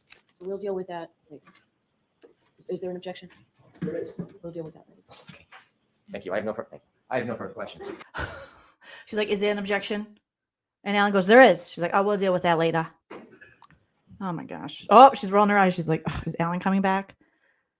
Jen's pissed. Ugh. I have to take Alan back now. Subject to redactions, I would seek to introduce all of Ms. McCabe's text messages. So we'll deal with that later. Is there an objection? There is. We'll deal with that later. Thank you. I have no further questions. Jen rolled her eyes. Now that's the real Jen McCabe coming out on the stand. Not this, sorry. Oh, yeah. It's the eye roll girl.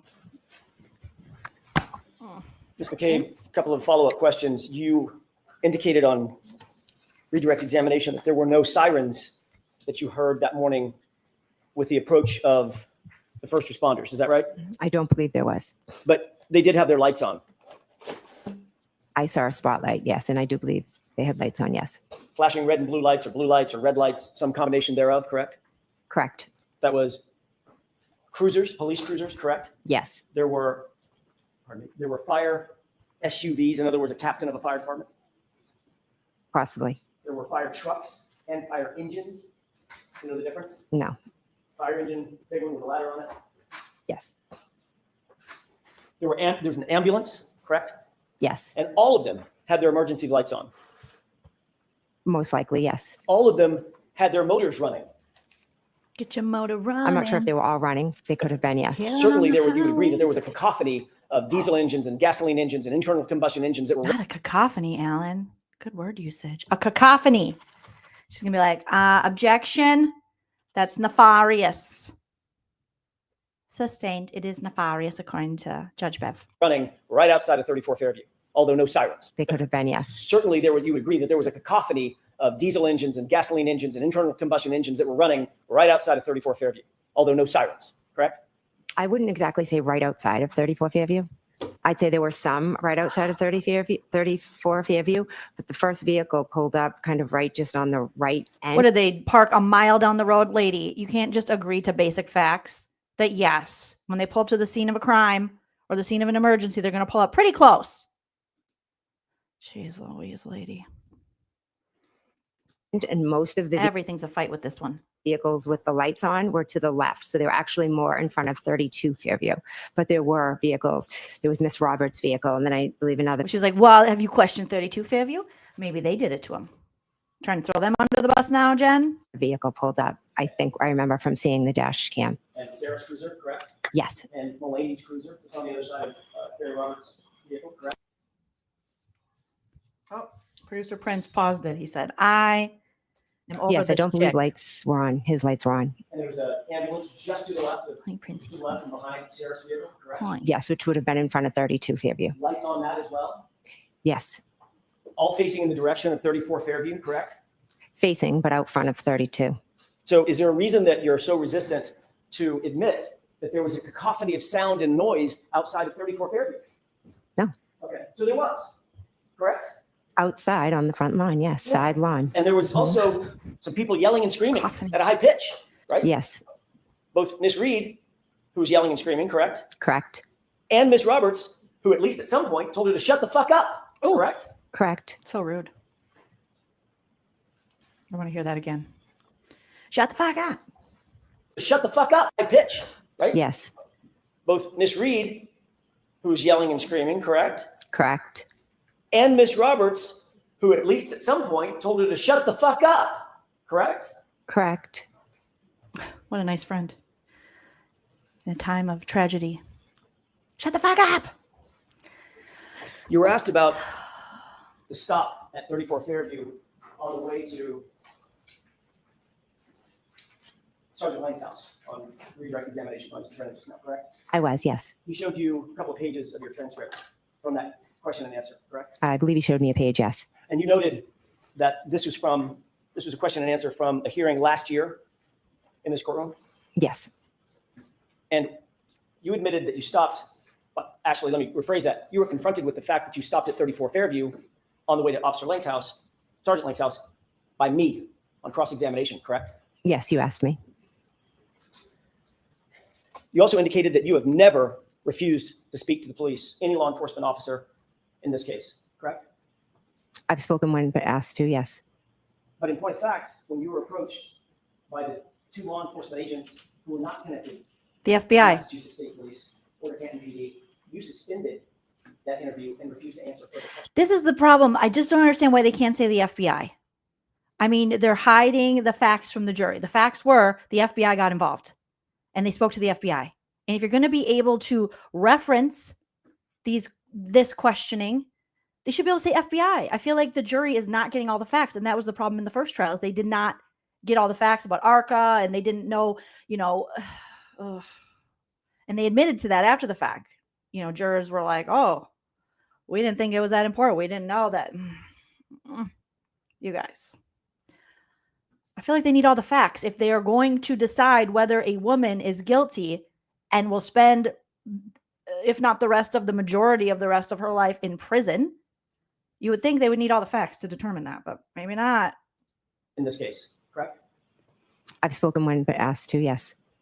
But in point of fact, when you were approached by the two law enforcement agents who were not connected to Massachusetts State Police or the Canton PD, you suspended that interview and refused to answer further questions, correct? I welcomed them in my house, sat with them, and then I stopped. And then I met with them a few times after, and I answered all their questions that they asked. I helped clear up some misconceptions that they had been told. And as you know, I know they're no longer investigating. So I think I helped them well. And you're obviously well aware that in that first interview, you stopped the interview cold and refused to answer further questions, correct? I said, I'm going to stop and I'm going to seek some counsel. Yes.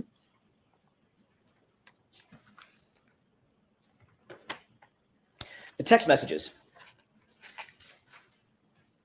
You just read a series of text messages that Mr. Brennan actually read for you and you agreed with, correct? Correct.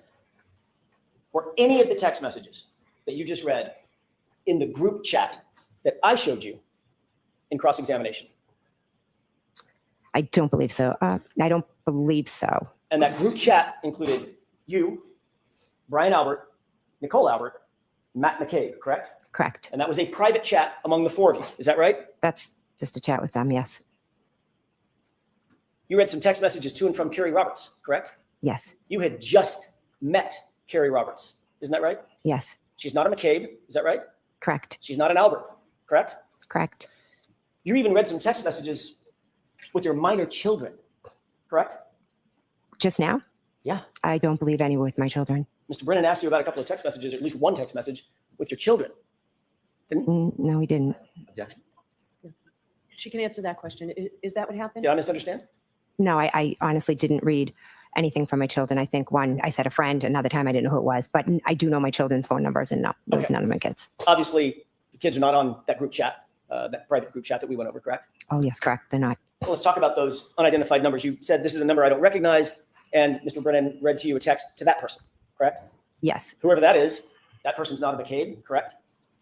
They're not correct. And that person's not an Albert. They could be. Again, it could have been Christelle, but Julie, I don't. One of the numbers I didn't recognize because I have everybody in my phone with the name, so I don't recognize every number. And that person certainly was not in that group chat with you, Brian Albert, Nicole Albert, and Matt McCabe, correct? And then there was a friend. You said this is a friend, and I don't need you to identify the friend. But whoever this unidentified friend is, that friend is not a McCabe and is not an Albert, correct? Correct. And that friend was also not in that group chat that we went over in cross-examination. Is that right? Correct. These are all people outside of that group, among whom you engaged in the chat that we saw, correct?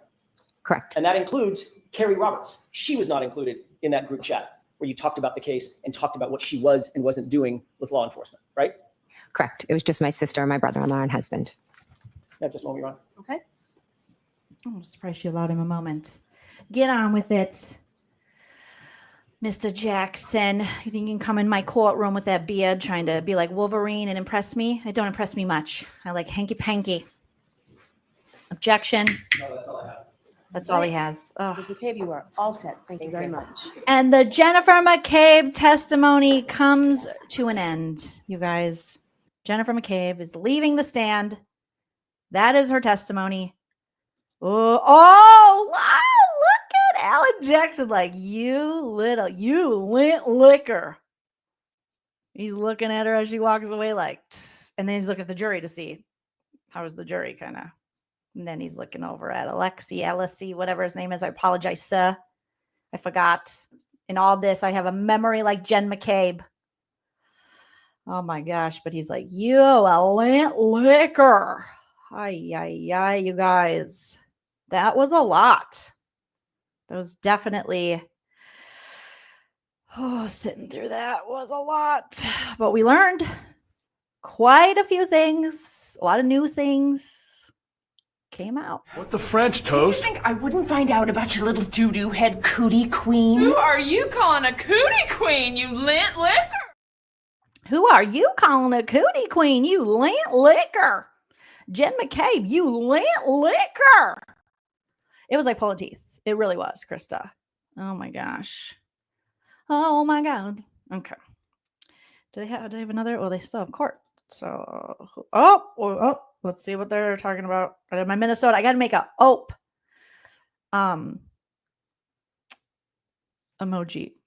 All right, what's going on? Let's see what's going on. I don't know if I'm going to stay for all of this because we're already at 4 hours. And I need a little brain break. And you guys might also. But let's just see. Let me put the sound on this. They got the lights off. Turn the lights off. Ashley. Oh. They're playing some video of Karen Read. We knew the interviews were going to come into play this trial. They have. Here they are again.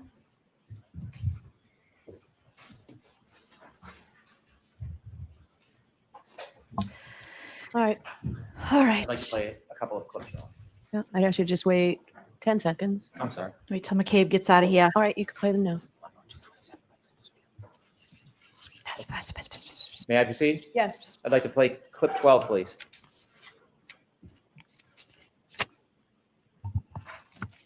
Yeah, shout out to Canton people. Make sure you're recording any incident involving the police or an ambulance or anything, because allegedly there are some stories and some wild imaginations. There was a woman who was a mother to kids that were close to John's kids who lived very close to the Alberts. In fact, when Jen was navigating John to the Alberts when I was driving, she said it's near Ashley's house. Ashley and John are hooked up prior to John and I dating.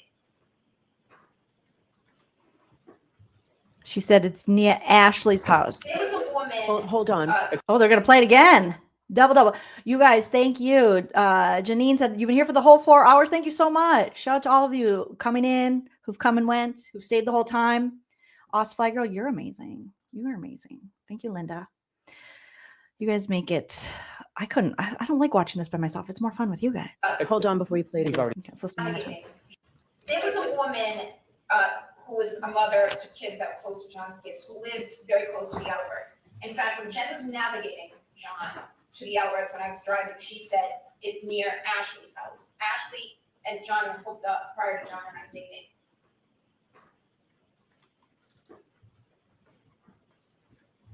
There was a woman. Hold on. She's like, hold on, hanky panky. You can't play it twice. Rebecca, you're recovering from surgery, so this long live was a godsend. Well, I hope you have a speedy recovery and you feel so well very soon and you're just running around having fun. Put your hearts in the chat for Rebecca. Hold on before you play it We've again. already played that one. We don't need to play it again. Okay. Yeah, Prince is also amazing. And Cordelia. 12A, And please. Buffy. And Teddy. And Dave. I always have to say all of them or I feel guilty. I don't want to favor any of my fur babies over the other one. Anyone else feel like that? Either he's hurt himself and is incapacitated. He could be passed out on someone's couch, which is just weird. We're not on a campus. Everyone lives in their own home with children, or he's sleeping with someone. And there were multiple women in the neighborhood of Fairview that John had been with. And one of them very recently before I started dating John. Clip 16, please.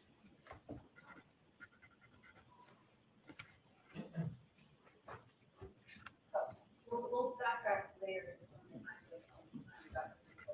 Let's start at 3, 4, 30. So who are you with? I'm with Jen McCabe and Carrie Roberts, and Carrie Roberts is Ford Explorer. And I'm in the back, leaning over the front 2 seats. Carrie's driving and Jen's in the passenger seat. And I describe this to everyone, so you've probably heard this before, but John looked like a buffalo on the prairie. It was just a lawn and a heat that it wasn't a bush or a hydrant or a dog. It was a weird shaped lump at that time in those elements. And I was looking to find him on the side of the road.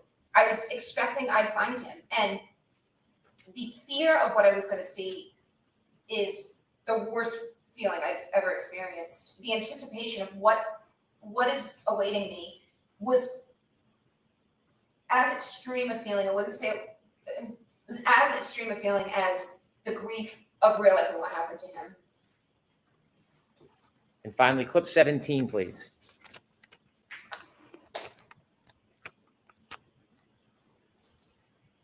All right, hold that, please. Hold that. Alan Jackson wants to see the court for a second. We got a sidebar. Graphics, thank you so much for the super chat. Thank you for covering. You're so welcome. Glad I'm not alone in how I feel about this case. No, I wasn't sure when I first jumped on and watched the, little docu-series like they're showing. And I watched Body in the Snow on Max. And then I started watching testimonies and stuff. I wasn't sure. And now it's like, whoa, wowzers. Wowzers. Oh my gosh. Objection. You cannot love me more than you love Bev. Overruled. You can love me more than you love Bodacious Bangs. Bizarro World Bev.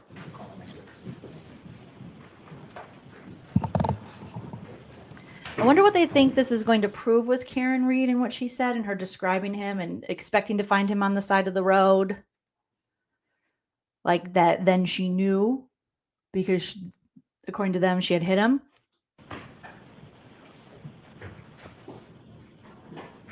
Karen said, I'm not worried. Call Miss Hannah Knowles to the stand. Hey, Lolly, good to see you, buddy. Who are we calling? Some Olsen to the stand? Is it Mary Kate or Ashley? Because that would be interesting. Thank you, guys. You're so sweet. Share me with your friends. Let them know we'll be here for a lot of the trial. I don't know about every day of the trial. Because some of these testimonies are très boring. As the French should say, les incompetents. Nellie Olsen, possibly. That'd be interesting.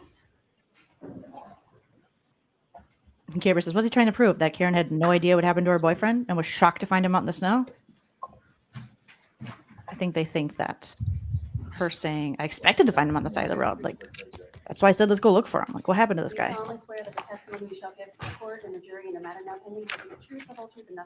I mean, they party so much and they get so drunk that, yeah, you could be found outside on the side of the road. All right, Mr. Lally, whenever you're ready. Thank you, Your Honor. Good afternoon, ma'am. Good afternoon. Could you please introduce yourself to the jury and spell your last name for the court? Curly-haired cutie. Certainly. My name is Hannah Knowles. My last name is spelled Knowles. Hey, Hannah. And what is your occupation? I'm a forensic scientist at the Massachusetts State Police Crime Lab. Oh. And prior to working at the lab, where did you go to school? I have a Bachelor of Science from Simmons University in Boston and a Master's of Science in Forensic Science from the George Washington University. Get it, girl. And how long have you worked at the State Police Lab? Since October of 2006. And in what capacity do you work there now? I'm currently a Forensic Scientist 4 in the Toxicology Unit. Now, when you joined the State Police Lab, what was your position and title that you were initially hired for? Was initially hired as a Chemist 1 in the Drug Identification or Narcotics Unit. After about a year in that position, witness. I was promoted to a Chemist 2 position. After about a year, there was a position available in the Toxicology Unit, so I applied for that available position. Okay. Transferred to the Tox Unit in about August of 2007, and have been in the Toxicology Unit ever since. And Ms. Knowles, briefly, if you could describe sort of what is the difference between a Chemist 1 and a Chemist 2? At the time, the job series for folks that worked at the crime lab was the Chemist series. A Chemist 1 was an entry level or trainee type position where the individual was responsible for progressing through the training program, assisting with casework as they are authorized on different modules.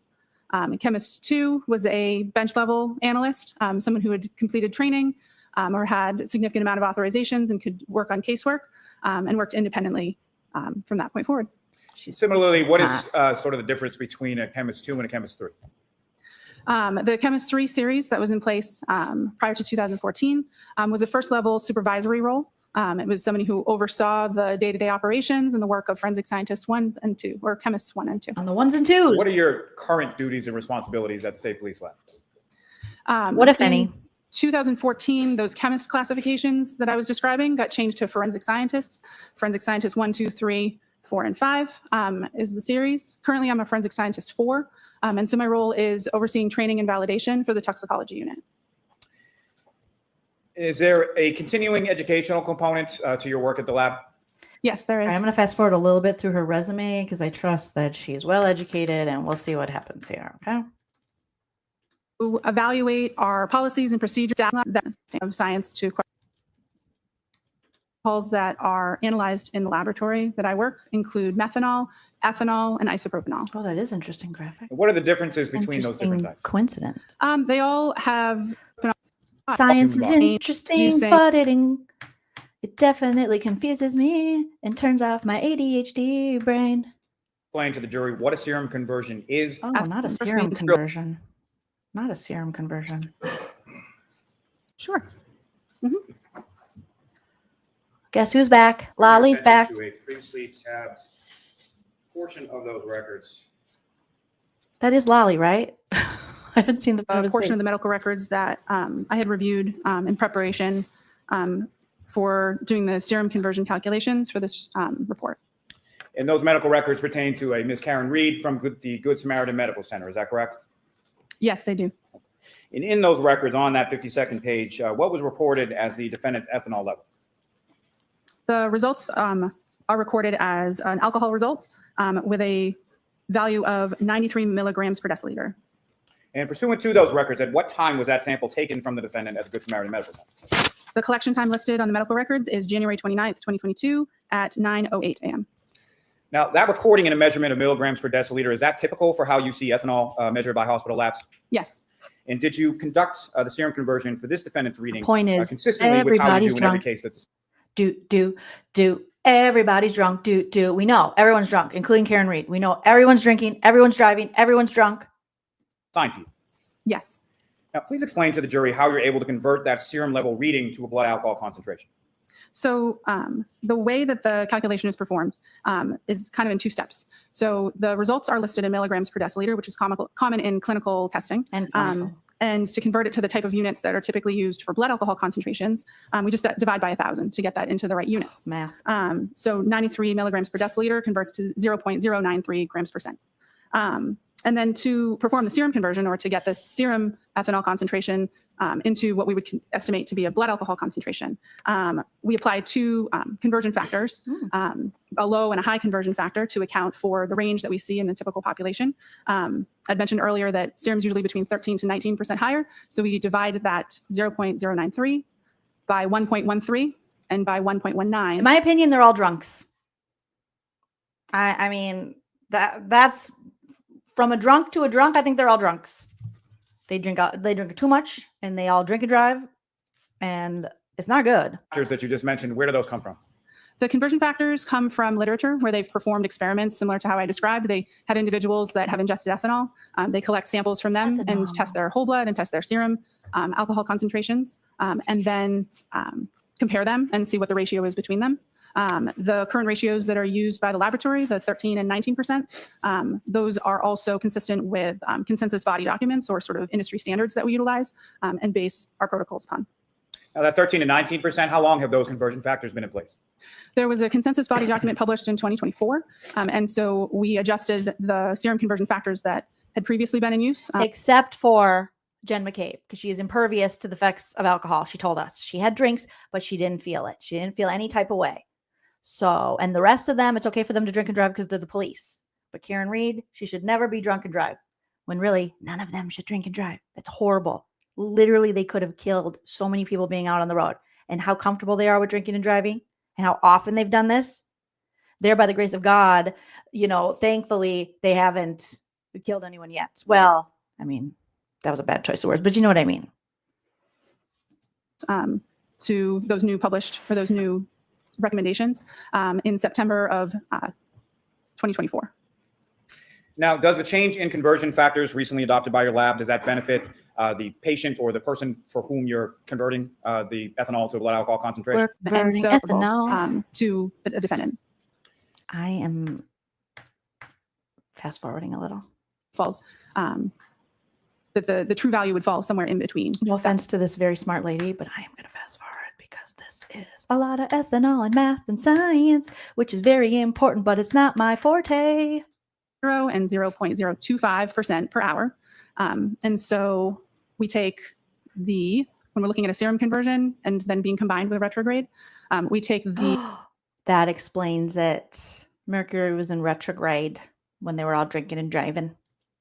Fastest elimination rate multiplied by the time interval. We use a smaller time interval for that sort of minimum calculation to account for the fact that we don't want to overshoot that estimate of blood alcohol concentration. If there was some unabsorbed alcohol, we don't necessarily always know when we perform these calculations, the drinking history, or like when. You just got to give us some bread. It'll soak it up. Jen McCabe, if you want to soak up that alcohol, you got to go to Jen McCabe's car because she's got bread and peanut butter. What categories of information do you need in order to perform a retrograde analysis? We need to know what the blood alcohol concentration was at the time that the sample was collected. We need to know the time the sample was collected, and we need to know the incident time, or the time of interest that we're sort of calculating back to. There's a couple of requirements to be able to perform this calculation that we have to ensure. We have to make sure that there's at least been 2 hours in that time interval between the time of collection and the time of interest that we're looking at. We can't calculate backwards with that very narrow window because we can't be sure that the person is entirely in the elimination phase, that their body has reached a maximum blood alcohol concentration and they're just breaking down alcohol at that point. And we also know that this simple rate of elimination calculation can't be accurately modeled once we get down below between 0.02 and 0.03. So we have to make sure that the starting blood alcohol concentration is at least an 0.03 or higher in order to be able to apply that math. Now, how is it that alcohol is metabolized within the body? Generally, after someone stops drinking alcohol, their body reaches a maximum blood alcohol concentration. And then after that maximum is reached, for most folks, that's between 30 and 90 minutes after they stop drinking. And then the body breaks alcohol down over time in a very predictable linear fashion. Hey, Wild, down until it gets down into about 0.02 and 0.03. The mechanism that the body uses to metabolize, some alcohol is excreted in urine, some alcohol is evaporated and removed from the body through your breath, but the vast majority is broken down with enzymes in your body that convert the ethanol structure into water and carbon dioxide. What are the phases of metabolism for alcohol in the body? So alcohol, once it's ingested, moves through the body in a couple of different phases. Seriously, Care Bear. One, initially, the body is absorbing alcohol. Then alcohol is distributed throughout the body where it can have its effects. There's the metabolism phase and then elimination. Most drugs and alcohol all kind of follow that same pattern in these different phases. Elimination in the urinal. And from your system. Now, in a retrograde analysis, are you calculating for a single number or something else? So because we don't know an individual's particular rate of elimination, we use a maximum and a minimum. We don't know your rate of elimination. Sorry, Hannah, we're just fast forwarding a little bit. We got it. Could be between 0.14 and 0.28 grams percent. Grams. Jax Taylor counts in grams. Ba-ding, boom. Ba-ding, At this boom. point, I'm only going to give you about 5 minutes. Objection. Okay. Thank you. About Jax Taylor, who admitted to having a cocaine addiction. Not funny. Overruled. It's hilarious because he's an asshole. Okay. All right. Let's go. What's Yannetti doing? Yannetti.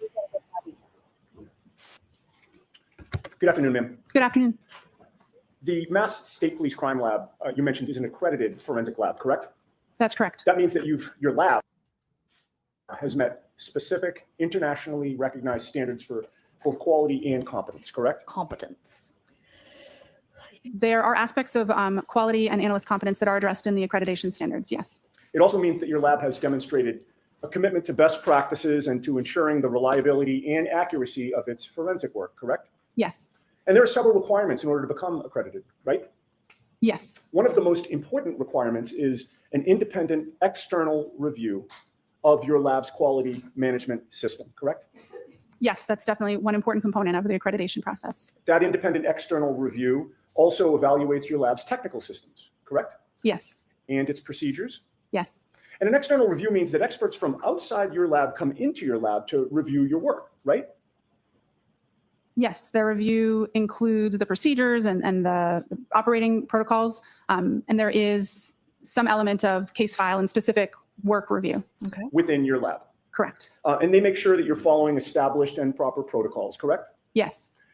Now, as a forensic scientist 4, is one of your responsibilities to ensure compliance with the lab's administrative policies, quality assurance, and control requirements to make sure that you're complying with accreditation standards? Yes. And you take pride in your lab's accreditation status, correct? Yes, it's an achievement that's obtained by the hard work of a lot of folks at the lab working together. You make sure, or you do your best to make sure that the lab is in compliance because you don't want to lose that accreditation status, correct? Correct. It's important to ensure confidence in our results, to maintain the quality and maintain the accreditation. Okay. In contrast to the accreditation standards for a forensic lab like yours, the standards for a hospital lab may be different, correct? Correct. Typically, accrediting bodies for clinical chemistry or hospital systems are different accrediting bodies or different standards than forensic standards. Okay. And a forensic lab exists for a different purpose than a hospital lab. Is that right? Correct. They have different customers and sort of different scope or intention for the use of their results. Sure. A hospital lab tests and analyzes blood for its use in diagnosing medical illnesses and for medical purposes, correct? That's consistent with my understanding, yes. Sure. And it's not for meeting court admissibility standards like your lab, right? Not that I'm aware of, no. Your lab follows strict procedures that an expert from your lab can have confidence in the lab results when they come to testify in court like you're doing today, correct? Yes, correct. As you testify here today, you have no information that the lab at Good Samaritan Hospital is an accredited lab, correct? Correct. And in addition, Good Samaritan Hospital is an external. Let's give Hannah some credit here. She can just answer questions without going, I don't know. I got to see it. I can't remember. My brain's foggy, but I can remember this. She said, I did it. I hit him. Jen. She hasn't called Karen Read hysterical once. Okay, so far, I like Hannah. External party in terms of its relationship. Outside and procedures are applied when. So it seems like Yannetti and them, they're trying to be like, well, are you really accredited? Do you have this external thing going on? Requirements or their testing procedures at all. You anticipated my next question. So basically, you cannot personally vouch for the ethanol testing that was performed at Good Samaritan, correct? That's accurate. The reliability of the results that my calculations were based on, my calculations are only as good as the numbers that I was provided. Yep. And like I said, the same math that I did here, I would do to my own internal standards or my own internal testing, anything that I performed testing on in the lab myself. But the results that I started from, I don't have any direct knowledge on. Hannah has integrity, it looks like, and she doesn't have anything to hide. Now she is, works for the Boston Police Department. So, but it sounds like she's, she wouldn't be invited in that group chat. Their accuracy or reliability. All right, Ms. Giannetti, we can bring Ms. Knowles back on Monday if you want. I don't want to cut you short. That was the time frame. And I'm perfectly fine with that, Your Honor. Thank you. Okay. All right. Mr. Lally, you're done? Good job, Hannah. Okay. Ms. Knowles, thank you very much. Thank you, Hannah. Step down, Ms. Giannetti. I think everybody appreciates it. Hannah, I just want to give you a shout out. Thank you for not being difficult and trying to evade the questions and answer in ways and trick the system and be shifty. We really appreciate that. Thank you for your science and your knowledge and all your schooling and just being a representative for smart chicks. I appreciate you so much. In a world of Jen McCabe's, be a Hannah. Be a Hannah. Oh, damn, Bev is tired. Bev's like, oh my God, that was a big yawn, Bevy. She's like, I cannot hang out with Hanky Panky tonight. I cannot get my bangs trimmed. I got to go right to bed. I'm so tired. You're all set. You're all set. Step down, Ms. Giannetti. I think everybody appreciates it. Oh, poor Bevy. All right, jurors, that's it for us for this week. I'll have to give you those cautions in a minute. I can tell you that it looks like next week we're full days every day. We don't expect as long a gap in between as we've had to do. So I think everybody should work really hard to make sure that doesn't happen. The cautions, please do not discuss this case with anyone. Don't do any independent research or investigation But definitely go watch Joleen Lunzer on YouTube. into this case. If you happen to see, hear, read anything about this case, please disregard it and let us know. Please be very careful with your social media use. Except for if you go follow at Joleen Lunzer everywhere on social media. Allegedly. Kidding. Satire. Huh. And we'll see you on Monday. Have a good week. Back to the fan. It's raining, man. Hallelujah. Now we're on a sidebar. Is she going to come back and say bye to us? Or are we ending on a sidebar? We ended on a sidebar. Let's see. Are they still alive? No, I don't think so. Right? They can't be. Court TV. I don't think so. Oh, you guys, we got through it. Woo! Woo! Oh, no. They're not live anymore because Court TV just popped up with something else. All right. You guys are all amazing. Beautiful pumpkin spice babies. And I appreciate each and every one of you. 4.5 hours. Smash that like if you haven't already. Comment after the video post. I love to hear from you guys. It also helps me in the algorithm, in the world of the YouTubes. And I just like to hear from you. I just like to see your beautiful faces. Shout out to everyone in the chat. Shout out to all my replay watchers on the replay crew. Make sure you put either a disco ball emoji or a 4-leaf clover in the comment section to show that you are part of the replay crew. Shout out to all my Sippa chatters today. We have Andrea and Linda and graphics. You guys are so appreciated. I'll try to get a condensed version of this video out. I put one out yesterday of Jen McCabe lying to the feds. So we'll have to do it again. Hi, Nana. I just saw you called. I will call you right back. Nene went back to Minnesota yesterday. I was so sad. Thank you, Care Bear, for dropping a link to my Instagram, to my Patreon. Again, if you want exclusive emojis, bonus content, including members only lives, make sure you sign up for my YouTube membership. And yeah, you guys, take care of yourselves. Be careful out there. Okay, go have a peanut butter sandwich, some Dunkin' Donuts, not just McDonald's. All right, everybody. And always remember to enjoy yourself. It's later than you think. Bye. If you like what you see, come and get it with me. I know you deserve all you want. 'Cause your heart's made of gold.